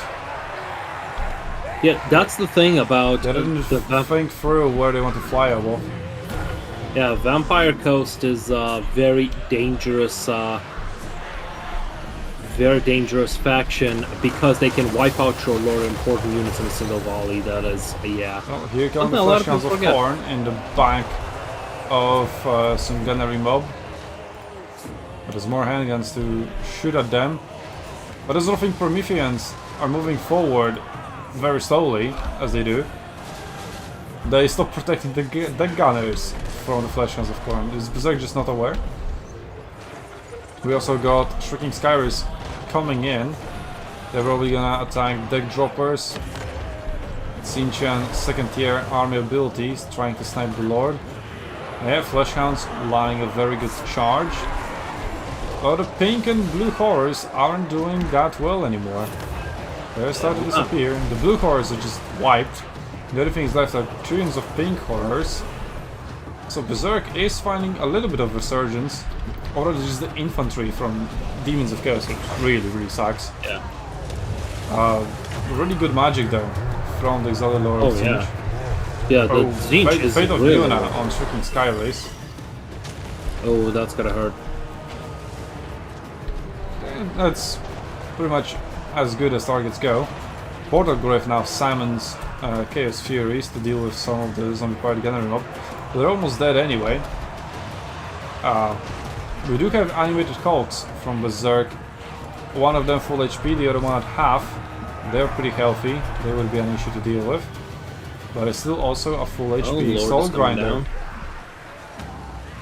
Yep. Yeah, doesn't even got their barrier broken through. That was a little bit of a miss. Could have been better placed, but not that bad.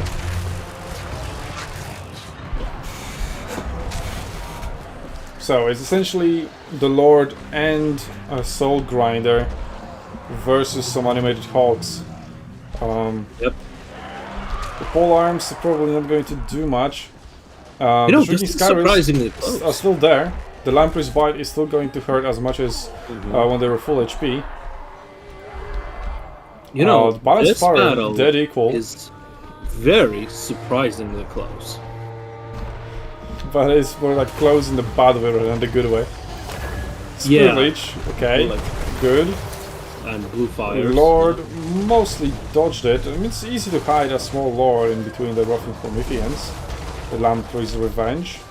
Then they're also still full HP, and they have plenty of ammunition and good armor piercing. So they're pretty effective against the Lord, for example. That's for sure. That's for sure. Pink Horse trying to get rid of the handguns, so we're just seeing a range exchange between the two units. I feel like Pink Horrors definitely win those, so Yep. maybe something to be done I'll about probably them. come in to drop. They're a out of Lamprey's ammunition, though. Bite. Oh yeah. Oh, that was. I think that was Lamprey's Bite. Yep, that was the best possible target. There we go, Spirit Leech. It's also very important how much Winds of Magic is left. With how much Zinj was spamming it, they're probably down. Yeah, they might be on their last legs for that one.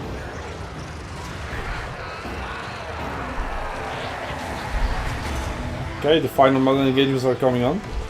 Pink Horse used Yep. as a melee infantry. Shrieking Scare is also coming down, not waiting for the Lamprey's Bite. Yep, and they are routing Siege- those. oh, out. good hit there on the Lord. If the Lord goes down for Vampire Pirates, and that might be it. So trying to save and pull through the friendly unit of animated Hulks yeah. and the Rotting Prometheans. Oh, Spirit and there's Leech Soul and Shrieking Grinder coming Skywraith. in. Yep, Soul I'm getting a Grinder deja vu, coming what in the fuck? with the steel chair.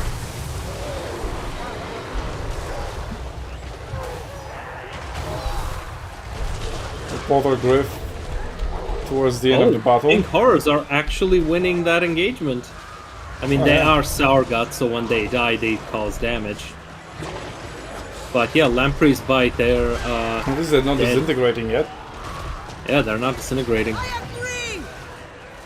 Well, the Lamprey's Revenge largely relies on its missile strength, although the weapon strength and melee stats are also pretty decent. Animated Hulks also are more piercing, so they're going to do well. Well, not like Exalted Yes. Lord of Change has high armor, Yeah. but Soul Grinder does. But right now, Soul Grinder and the Lord could pull out, regenerate their health, and come back.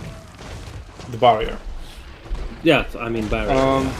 I don't think so. The Lamprey's Revenge would just chase them down and keep shooting them in the back. I don't think that would be that worth is it. also true. That is also true. Looks like it is going to be a very slightly net victory for Berserk. Yeah, he keeps coming. barely. The Spirit Leech seems like Pigman is just out of Winds of Magic. But he still has the Zinch army abilities. Oh, he is Demons of That's Chaos. I don't know how that works for them. And if he had them, he would definitely use them by this point.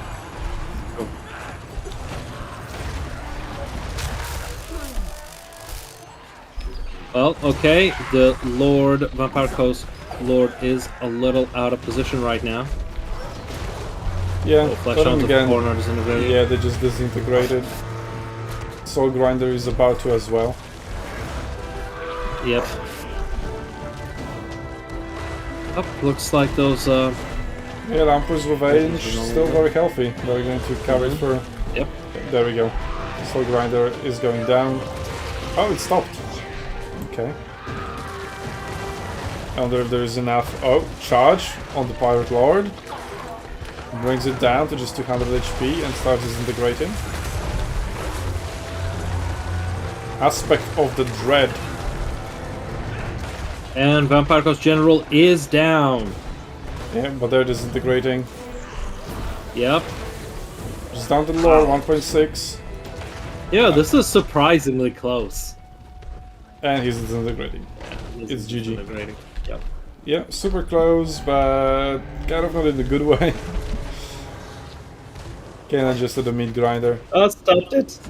Yeah, see, he has the army abilities. Yeah, but this corn. one is of corn. Yeah, Must be some mix of.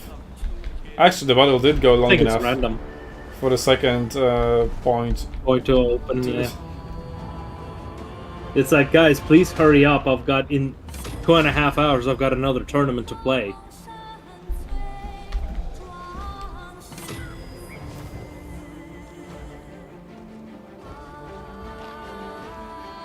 That is cool.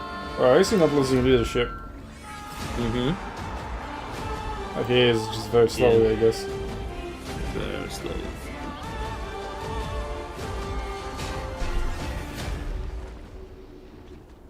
Well, he got the barrier back, but his bar is like worth 85 points. And what are we waiting for? Well, Pigman dropped GG, so I'm guessing he is gonna call it. But Yes. yeah, they're just waiting. Lamprey's Revenge is now shooting, and the barrier's gone. 700 health. One final suicidal charge. I like how Berserk got time to open paint and draw the fucking arrow on the screenshot as well. In the Yes. middle of a battle. Yes, he did! Wait, the battle doesn't end even if the entire army is wiped out? No, it ended. That's funny. That was good.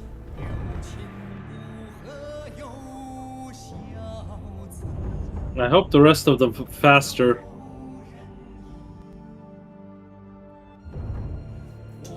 Well, we got the random factions out.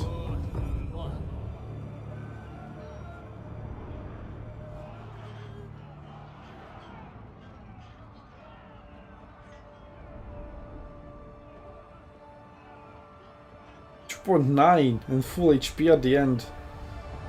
Absolute carries. I think that's still right. That's about it.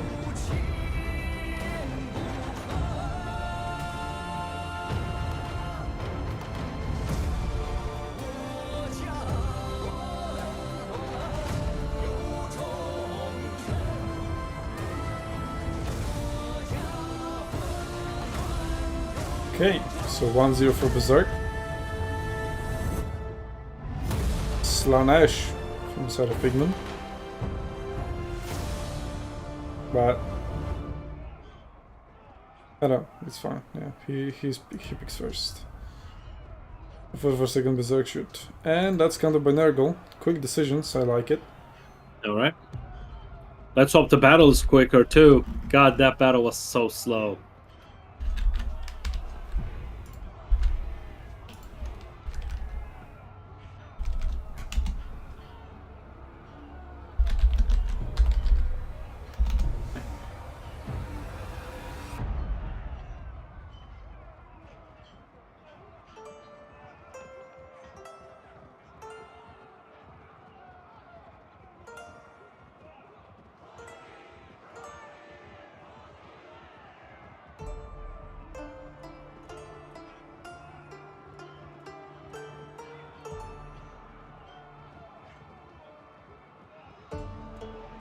Pigman still needs to decide on the map. Okay, so we've got Slanesh versus Nurgle, the Chaos Grudge match.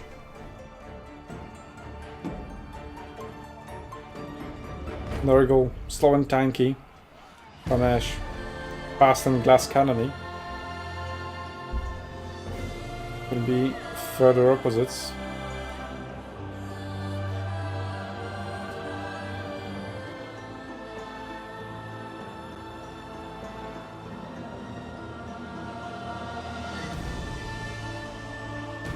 Battle ends if army is wiped out, just a few seconds delay. Okay.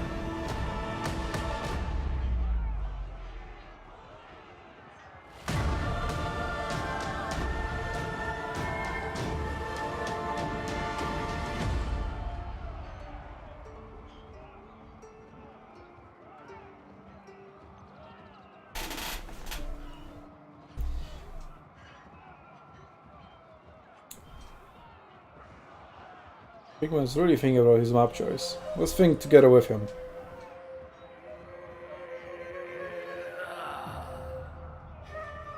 So, on one hand, we could want a map with forests to go through and then try to surprise Nurgle. But he just read it up in the lobby. Has he realized since he picked the map? I think he didn't. He just now realized. After readying up.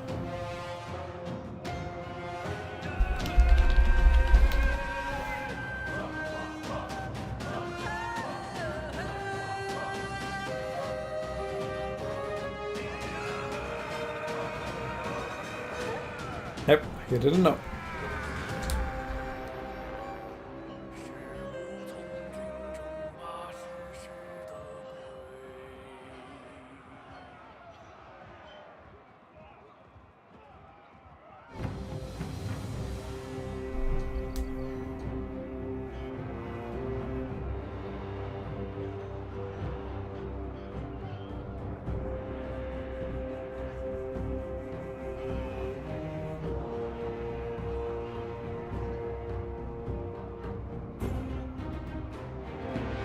So, border landing will be a choice. Proving grounds.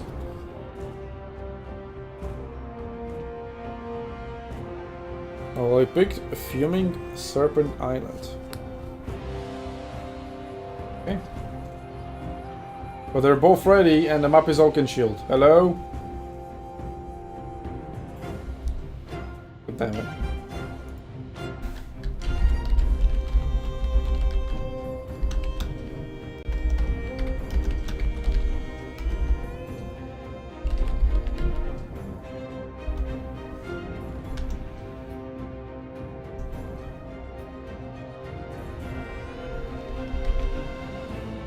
Grab a screenshot.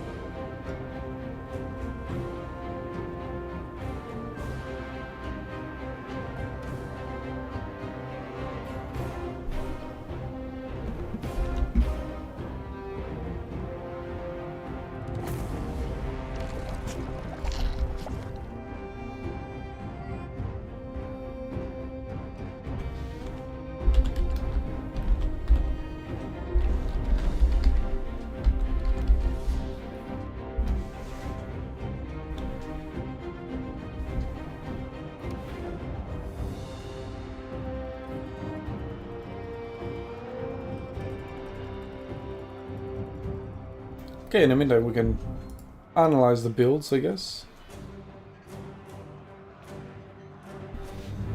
So we've got Kugath Plague Father versus Ankari.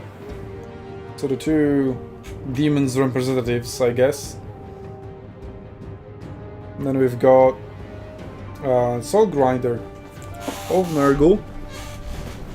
Oh, let me switch to the full version, full screen version of it. The Windows doesn't let me. Oh, there we go. So the Festering Stooges, the Chaos War Shrine,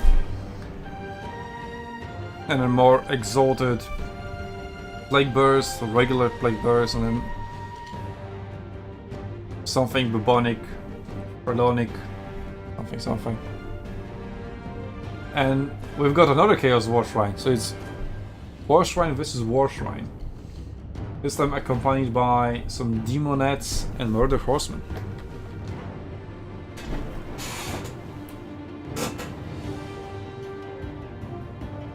Kugaf Plague Father, super expensive. I guess Nkari must also be super expensive. There's Exalted Demonettes, right? Yeah, Exalted Demonettes. With 15 armor. It's a very expensive unit with very low armor.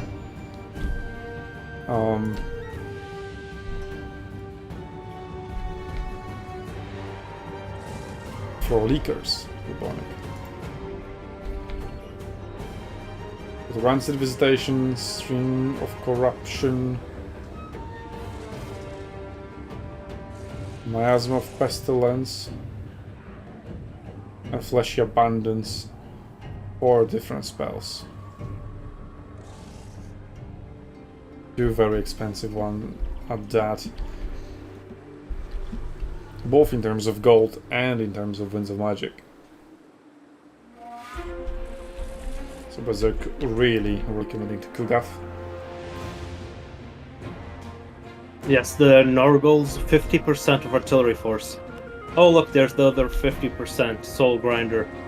Man, I think it's dangerous for them to bring 100% of their artillery force in their entire roster. They do have good targets in Demonettes. Well, they are fast, sure. so maybe they would be able to dodge. We'll see. I am less concerned about dodge. I am more concerned about, well, the front lines being shattered before they can get some good shots in.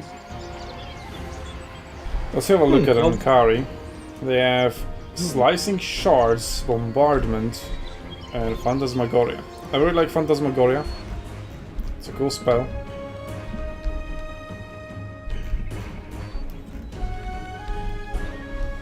But it really needs to be used absolutely correctly. So tell us about it. What is Phantasmagoria and what does it mean to use it correctly? Well, you need to use it on units that are wavering to break their morale, cause them to rout, but it also causes them to be unable to move. So they are very easy targets to just quickly obliterate the HP of. Can you hover over it again? The Phantasmagoria. And it is a... Oh, yes. I see what you mean. It is quite expensive though. That's why it isn't very popular. Yeah. I think I'm gonna call it I Have No Mouth and I Must Scream. What I cancel it. Nice We glitch. shall emerge victorious from. Which is not nearly as scary as the scary version of that story. I have no ass and I must shite.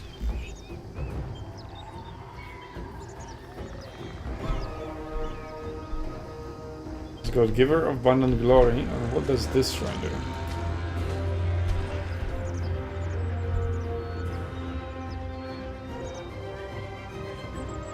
Torturous Glory. Yep, So it's it is basically the damage reverse. per second versus heal per second. Yep. We'll see what's stronger. Cook of Artillery, opening up on Ankari, and missing. Wait, what? Oh, was that Yes, Phantasmagoria? yeah, speaking of using it correctly, right? That was the wrong way of using it. Well, the Willing Prey as well. Well, this is just a regular ability that is going to come back. Well, at least he's that dodging is all the just a long projectiles. time Yeah. And that was half of the ammunition. Well, that was quick. Yeah, great battles. That was Not even like initial charge. Yeah. not even. So the entire tactic relied on catching out the Soul Grinder with Phantasmagoria. Would have been nice. Would have been nice. GG, yeah, sure, GG. Yeah. Yeah. But yeah, Pigman well is played. already demoralized. Oh, yeah. The Phoenix King would have been better in here. Oh.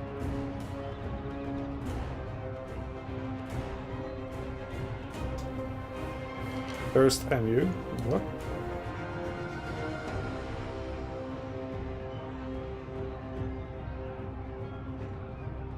Well, just look, this is the final. The grand final. Like, if it happens anywhere else, sure. But not in the grand final, goddammit.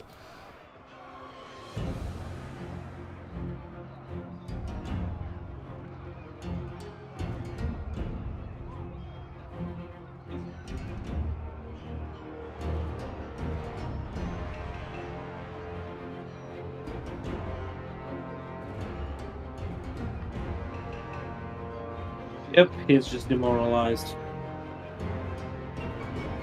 What do you mean net won't work? You cast it on the ground and before it... well, after the delay of casting passed, it was out of the range. You just missed it.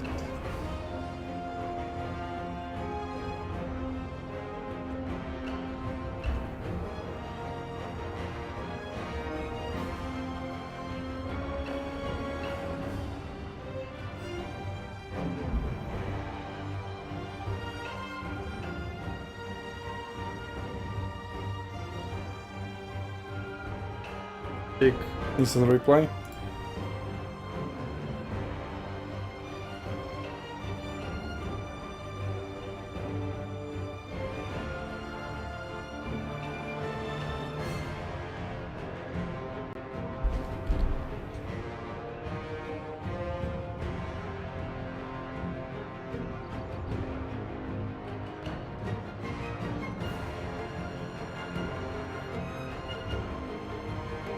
Yeah, it's being cast on the ground. The Songwriter is out, and now it is being cast. Yeah, he just missed. Well, that's... Okay, he's like dead center on where he casts it, though. Yeah. That was. But A he's just too fast, yeah. Yes, It's too fast. this Is was- faster than the cast time. Yep. That was funny. Well, the next battle is going to be Vampire Counts versus Tomb Kings. Yep, perfect. And Berserk needs to decide on the map.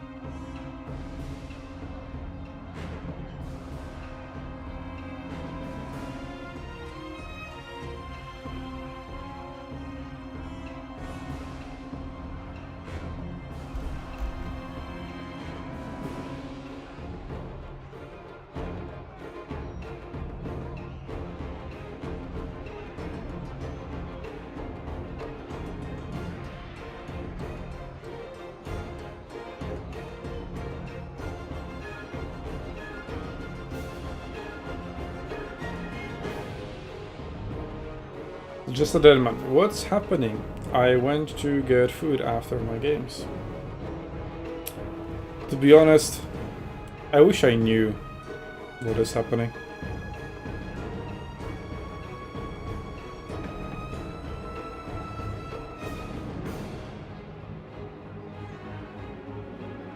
Maybe somebody else in the chat can explain it.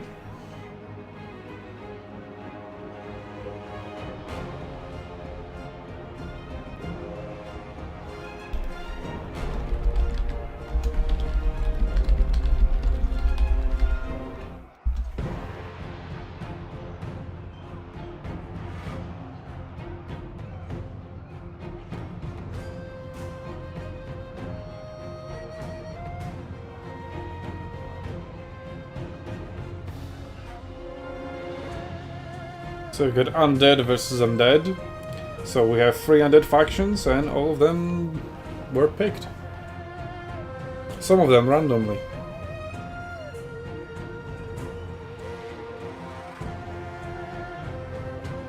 Let me update this. Great victory for Nurgle. Slanesh very lore accurate.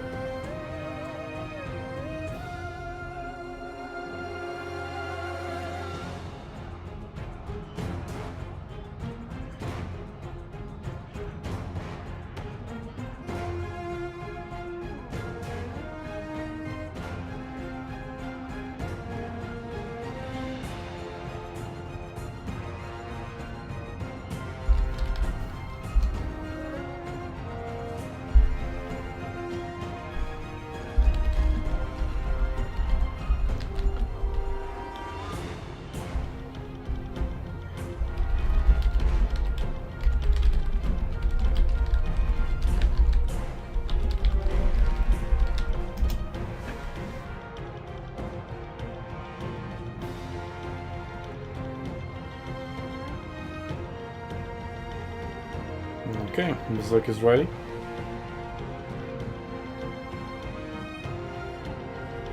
So he asked, can I take recurring spells and abilities? Whatever that means. But yes, he can, because the only limits enforced. Oh, sorry, the only limits are those enforced by the mod. Alright, 2 Casket of Souls, 2 Necrosphinxes, 1 Hair Titan, Archon the Black, not with Casket of Souls though, and then 5 Skulls and Spearmen. Spicy build, not really spicy. We have 2 White Kings, they are anti-infantry, that's not going to be useful here. They have that powerful spell that is good against infantry.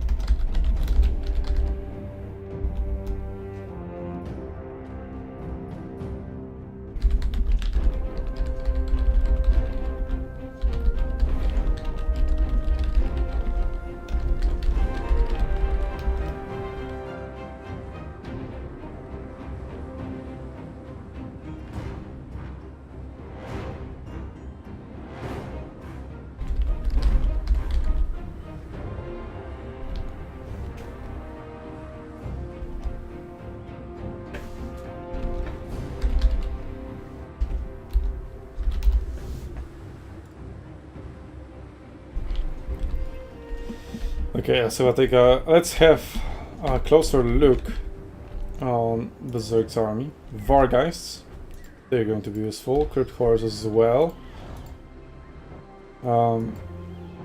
Swordsmen, they're just overall good unit because they have passive regeneration. Great weapons, yeah, that's a miss. Skeleton Spearmen will be useful. Well, you don't really expect this when facing Tomb Kings, at least I would assume.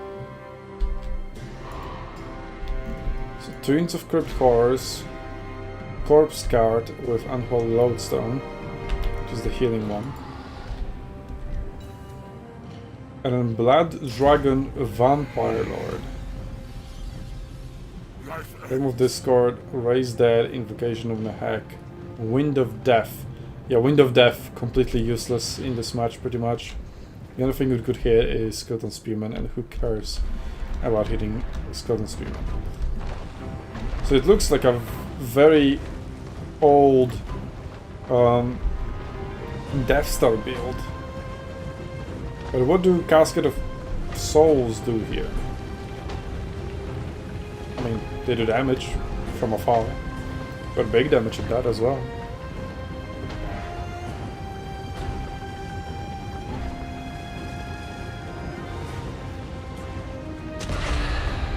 There we go. And it missed. Well, slightly hit. It was supposed to do super good damage, hello.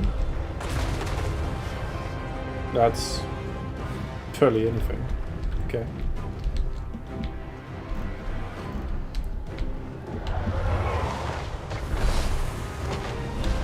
Pestilent Breath on over the Casket of Souls, but it's like a... It's not like a classic artillery piece that you can just break. It just has the HP that the unit has. But then again, what are we going to brief on? Skeleton Spearman? Sure. Getting a charge after charge. Pretty nice. Micro Sphinx is trying to react to that. They are anti-large. Uh-oh. They didn't get up in the air in time, and he did suffer a charge. Nice down there by big one. And the Caskets of Souls still firing. Let's go Titan. Shem's Burning Gaze, I guess.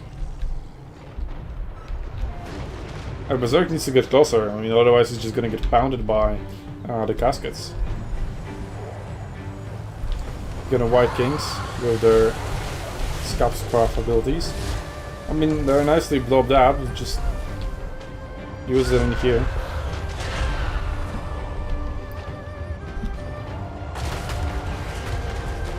Stursmen are being targeted. They will regenerate, but does this regeneration... Oh, he doesn't resurrect dead combatants. But oh, it seems they can heal up to full. So who knows? That's pretty decent. Because the Scarf Scar definitely has been used over here, considering the damage, and then just zombies being summoned on top of the Casket of Souls. And Vikings trying to score some good hits. Oh, they're on foot, not on horses. Interesting.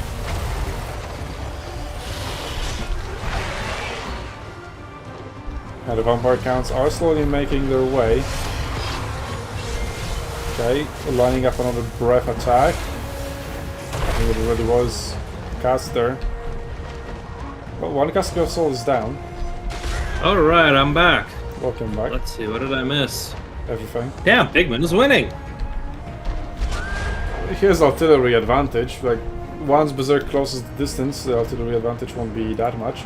But the Graveguard with great weapons is getting wrecked by the artillery. Yeah. It's still very much up in the air who is going to win. But this Casket of Souls keep firing. Not anymore now that the zombies will bug it down, and it should die just from the zombies. But the other one is still operational. And you know the Speed Leech on the Dragon Lord.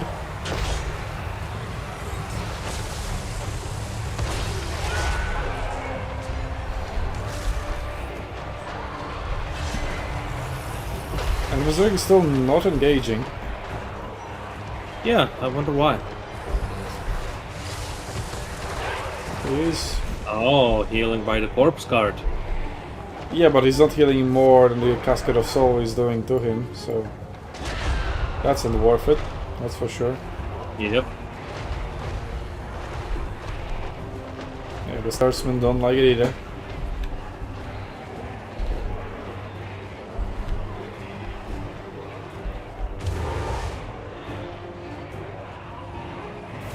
Very decent cast. Wow.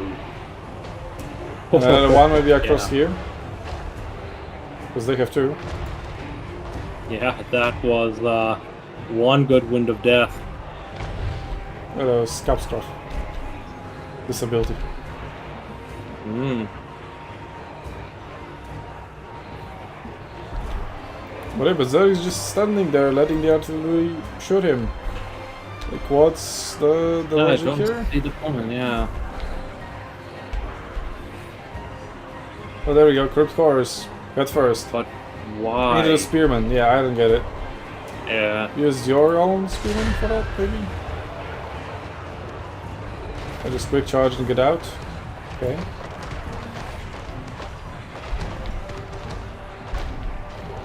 Weird tactics.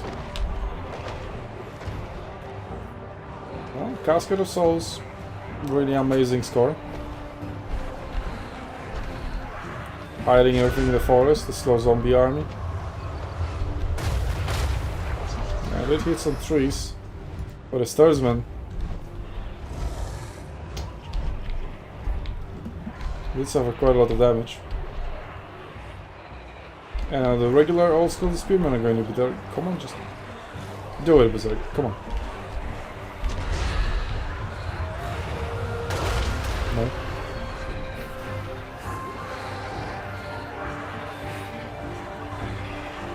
Okay. So can somebody in chat explain what is going on? Why isn't Berserk attacking? What am I missing here? Is he gathering winds of magic? Is he healing with the corpse card? Well, taking more damage than he's healing.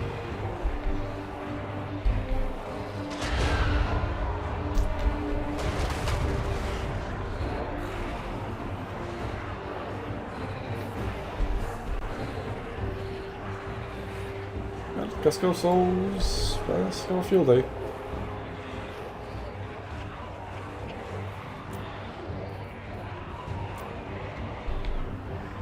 Oh, there we go. Oh, he's had enough. Nope.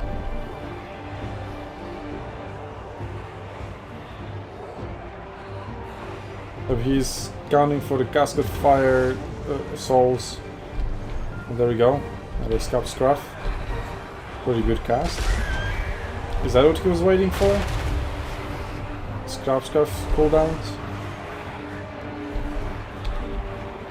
And another one. Okay, now he's out of those. 0. And 0. He's still not engaging. What is going on? There we go. Fagman is engaging. As he ran out of ammunition anyway. Not he has one last shot.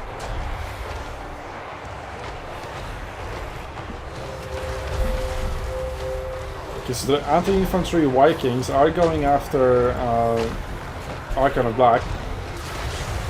That's a pretty good target, and he's their magic caster. So getting rid of him early on before he can use all of his winds of magic is a good idea, but covering this Dragon Lord over here, not necessarily the best of ideas. We're still not really engaging. Varga is landing into the Spearman. That's not the target you want to be fighting as Vargeists. You want to be fighting these big monsters. Okay. What is this for?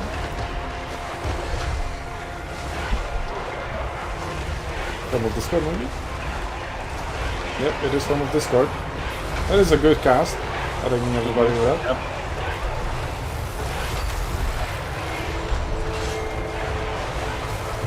And Necro Sphinx, one of them. It's pretty low. Sternsman also almost at the max capacity of healing. Graveyard is slowly healing as well. But a nice AoE invocation of the Heck would be nice.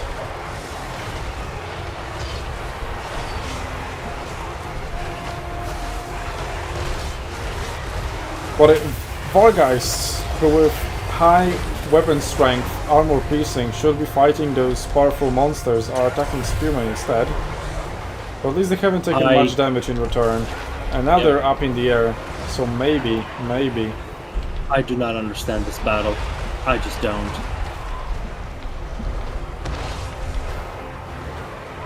Yeah. Undead have their own secrets. Apparently. Oh, it's very similar to the first one. where both sides also disintegrate. Wait, Fate of Biuna? On what? Uh, I think on the Sternsman. Is it? okay, fine. It looked like for a second as if it was cast on Necrosphinx, and I was like, what the fuck? Or no, Yeah, that made it wasn't. Makes sense. Okay, yeah, the Graveguard is a good target for that. Fair enough. Yep, fair enough. Balance of power is still kinda equal, Yeah. despite huge damage advantage. And both sides are healing technically. It's funny to see him Spirit Leech, but his HP is increasing.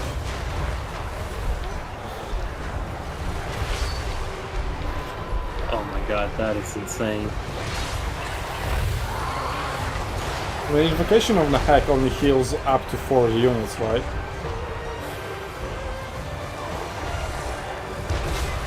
What is the base? There? Yeah. The base spell heals 1, right? And we can see the upgrade vision, but the upgrade vision heals maximum 4.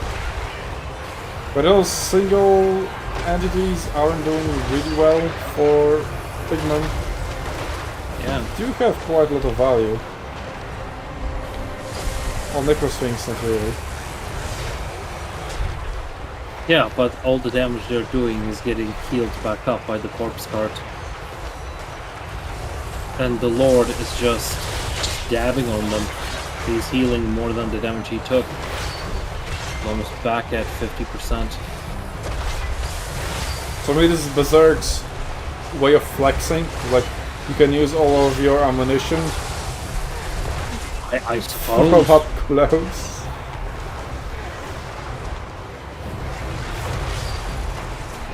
Did I see 3 good factions? Was random? Yep.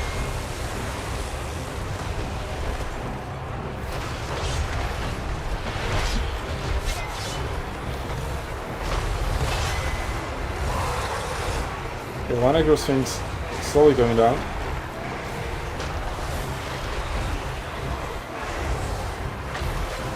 Could have been a Spirit Leech, yeah. Not very good in these situations. Or you can still keep slamming the Lord. But he's, yeah, just using Invocation of the Hack to bring himself back up. And there we go. So that is a 3-0 for Berserk.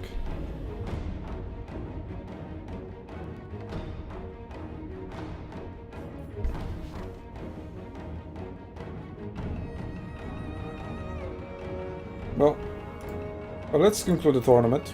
So, people in chat, don't go away yet. There is going to be a giveaway for you for sticking around with us as a form of thank you. So let me open the giveaway.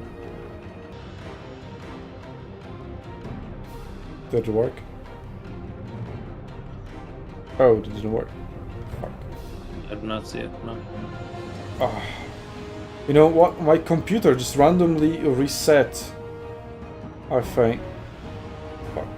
Oh. That is a blunder on my part. I'm sorry for that.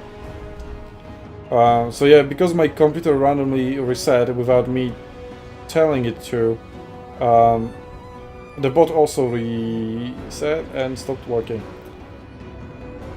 Oops. Well.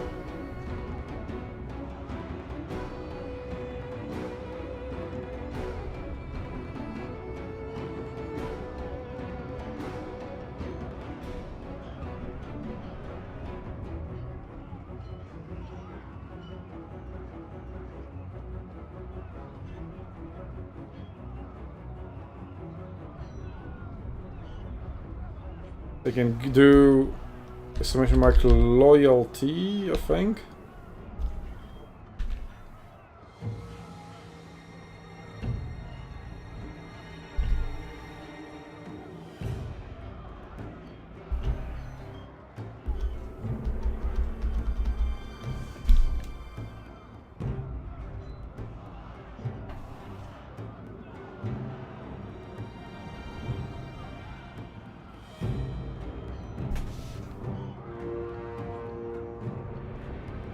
So we can buy maximum 50 tickets, right?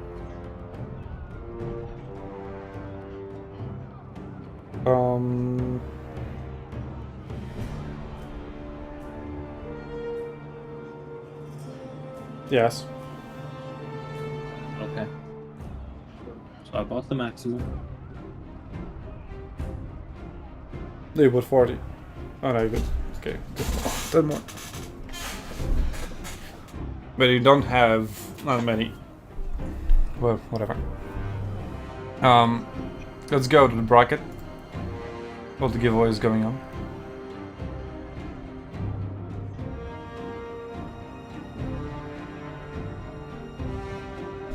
That's 3-0.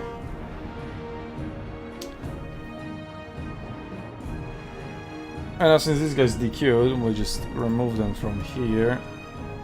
Yep. And move these guys up. Okay, great.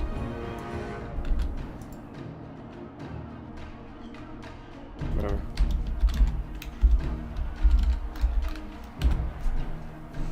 That works. Okay, so now I actually need my laptop where I have a table. You can look at a table on our Discord. It's just I need to update it with this tournament's data.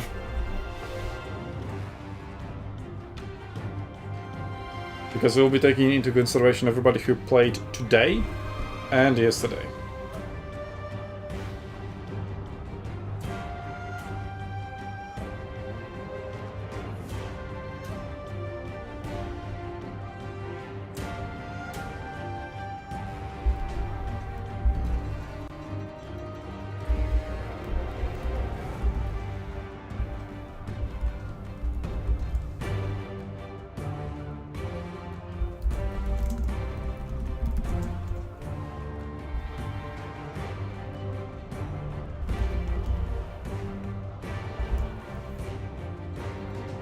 Okay, so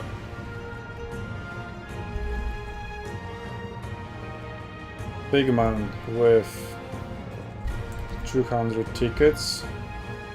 I have the Phoenix King with 160. And we have just a dead man with 140. And we have Michael Pontifex with 130.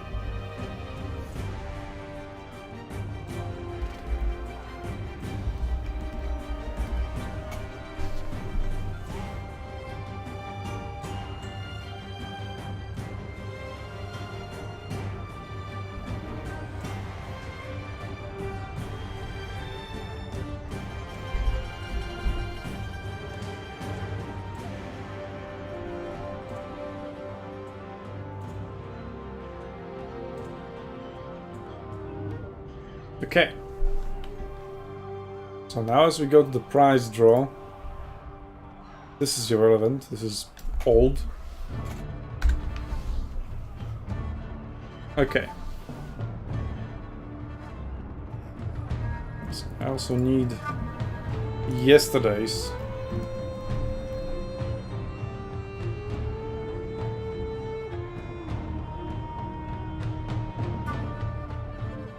Okay. So, we are taking into consideration Berserk.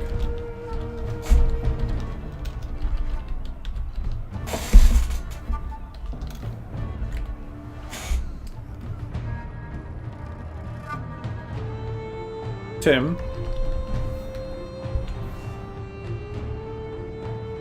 Sarika.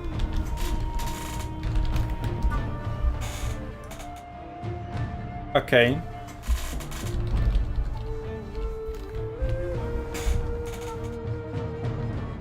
Glidden. Just a dead man.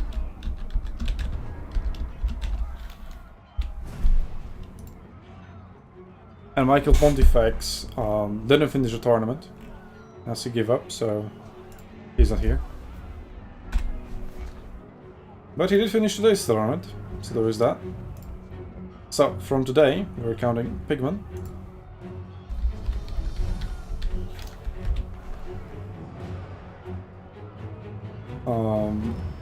Phoenix King.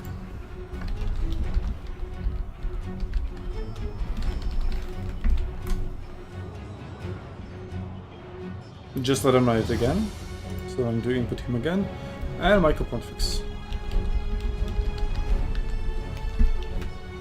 Okay, so now I'm consulting my table with all the SUNTZU League tickets from the entire season. And I can see that I also put it in the wrong table. Here we go. The call. Just to win. No, just to win. Let's go. I obliterated that calculation, whatever. Berserk has 500 tickets accumulated across the entire season. My, not a big one. Team has 225. Serica has 410. So actually, let me put it here. Okay, has 245. Why is the percentage? I don't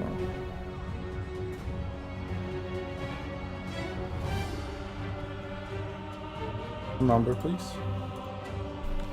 245. Lydon is also 410. I do move this in as included.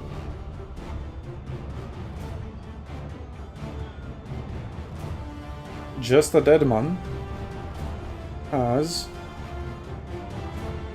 285.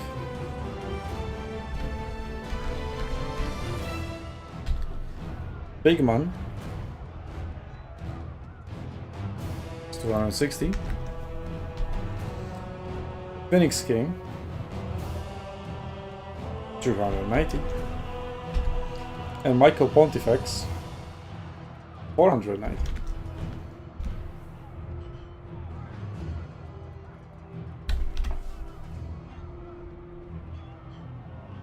Okay, so now if I get a number between 1 and 500, Berserk wins, 501 to 725, Tim wins, and between 726 and 1135, Serica wins.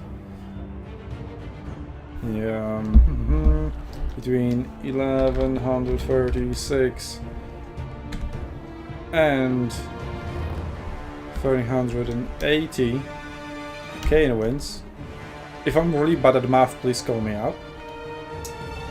If between 381 and 1790, Lydon wins. 1791 and 2075.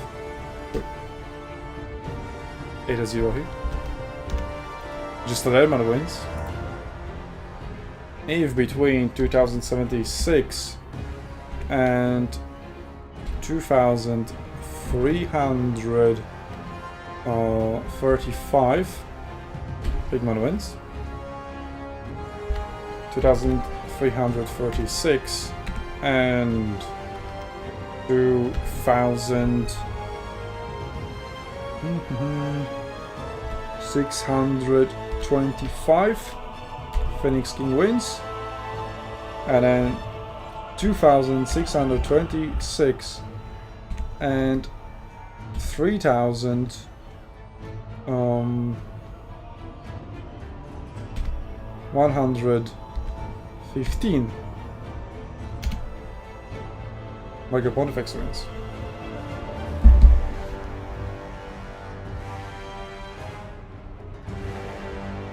So I do a quick formula.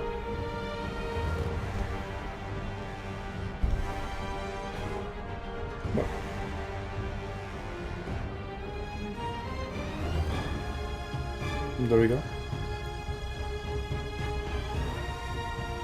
Oh wait.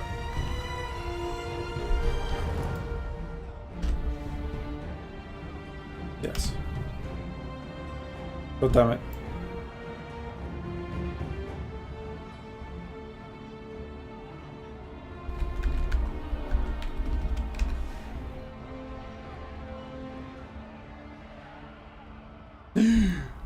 I am good at math. Look, Archeon, I can add up. Should have done it from the beginning. But I did math and stream, and I didn't fuck up. Not gonna lie, I was actually kind of disconnected. I was just doing math. Ah. Okay, so now we go to our random number generator.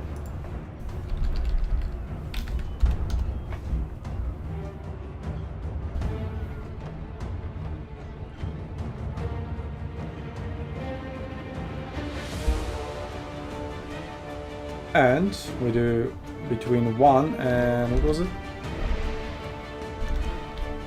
3,150. Yep.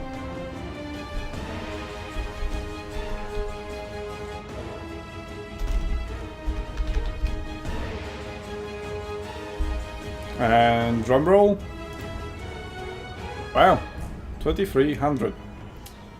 And that is Pigman.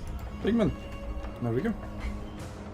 So now, according to our rules, Pigman loses all of his points that he accumulated so far, so that next time these guys have a higher chance to win. But oh, we'll see about that because, well, CA has terminated, suspended, that's a better word, suspended their program. We don't know if, like, how, when it's going to come out, come back, and whether we will be in it or not. Hopefully we will. So, if you actually want to help us being there, consider subscribing, telling your friends that we're doing cool stuff. You know, all the other ways to help us fight the algorithm, so that when, say, reopens that, we can be like, hey, we are not as underground as you thought we were, something. I don't know. So there we go. Pigman gets the DLC, and now let's conclude the stream giveaway. I wonder who will win. Oh look, it's Arcton. Me too. I hope it's me. Well, congratulations, Arcton. Yay! I will gift myself the DLC! So what are you going to pick? I have not decided. I mean, considering I'm buying it anyway, I could just buy it for myself. Don't you have all the DLCs? Actually, no, I do not. I don't have any of the Skaven ones because I just have no interest in it. I think I'm lacking some of the High Elf ones. I usually just buy them based on, like, what factions that I'm interested in. So, no, I actually don't have all the DLCs. Well, okay. That concludes the streams. That concludes Season 1.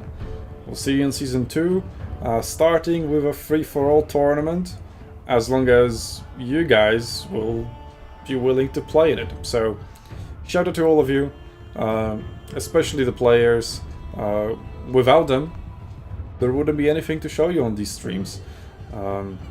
So, big props to them. Big props to everybody who keeps helping building this community, providing feedback about the tournaments. I don't think we've had a single set of tournaments where the rules were the same between one and the other. So between every single tournament, there is at least one small improvement of some sorts. So keep providing feedback. We are very receptive to it. Just, you know, give good arguments, and we'll see you in our Discord. In the meantime, and that's it for today and for this season.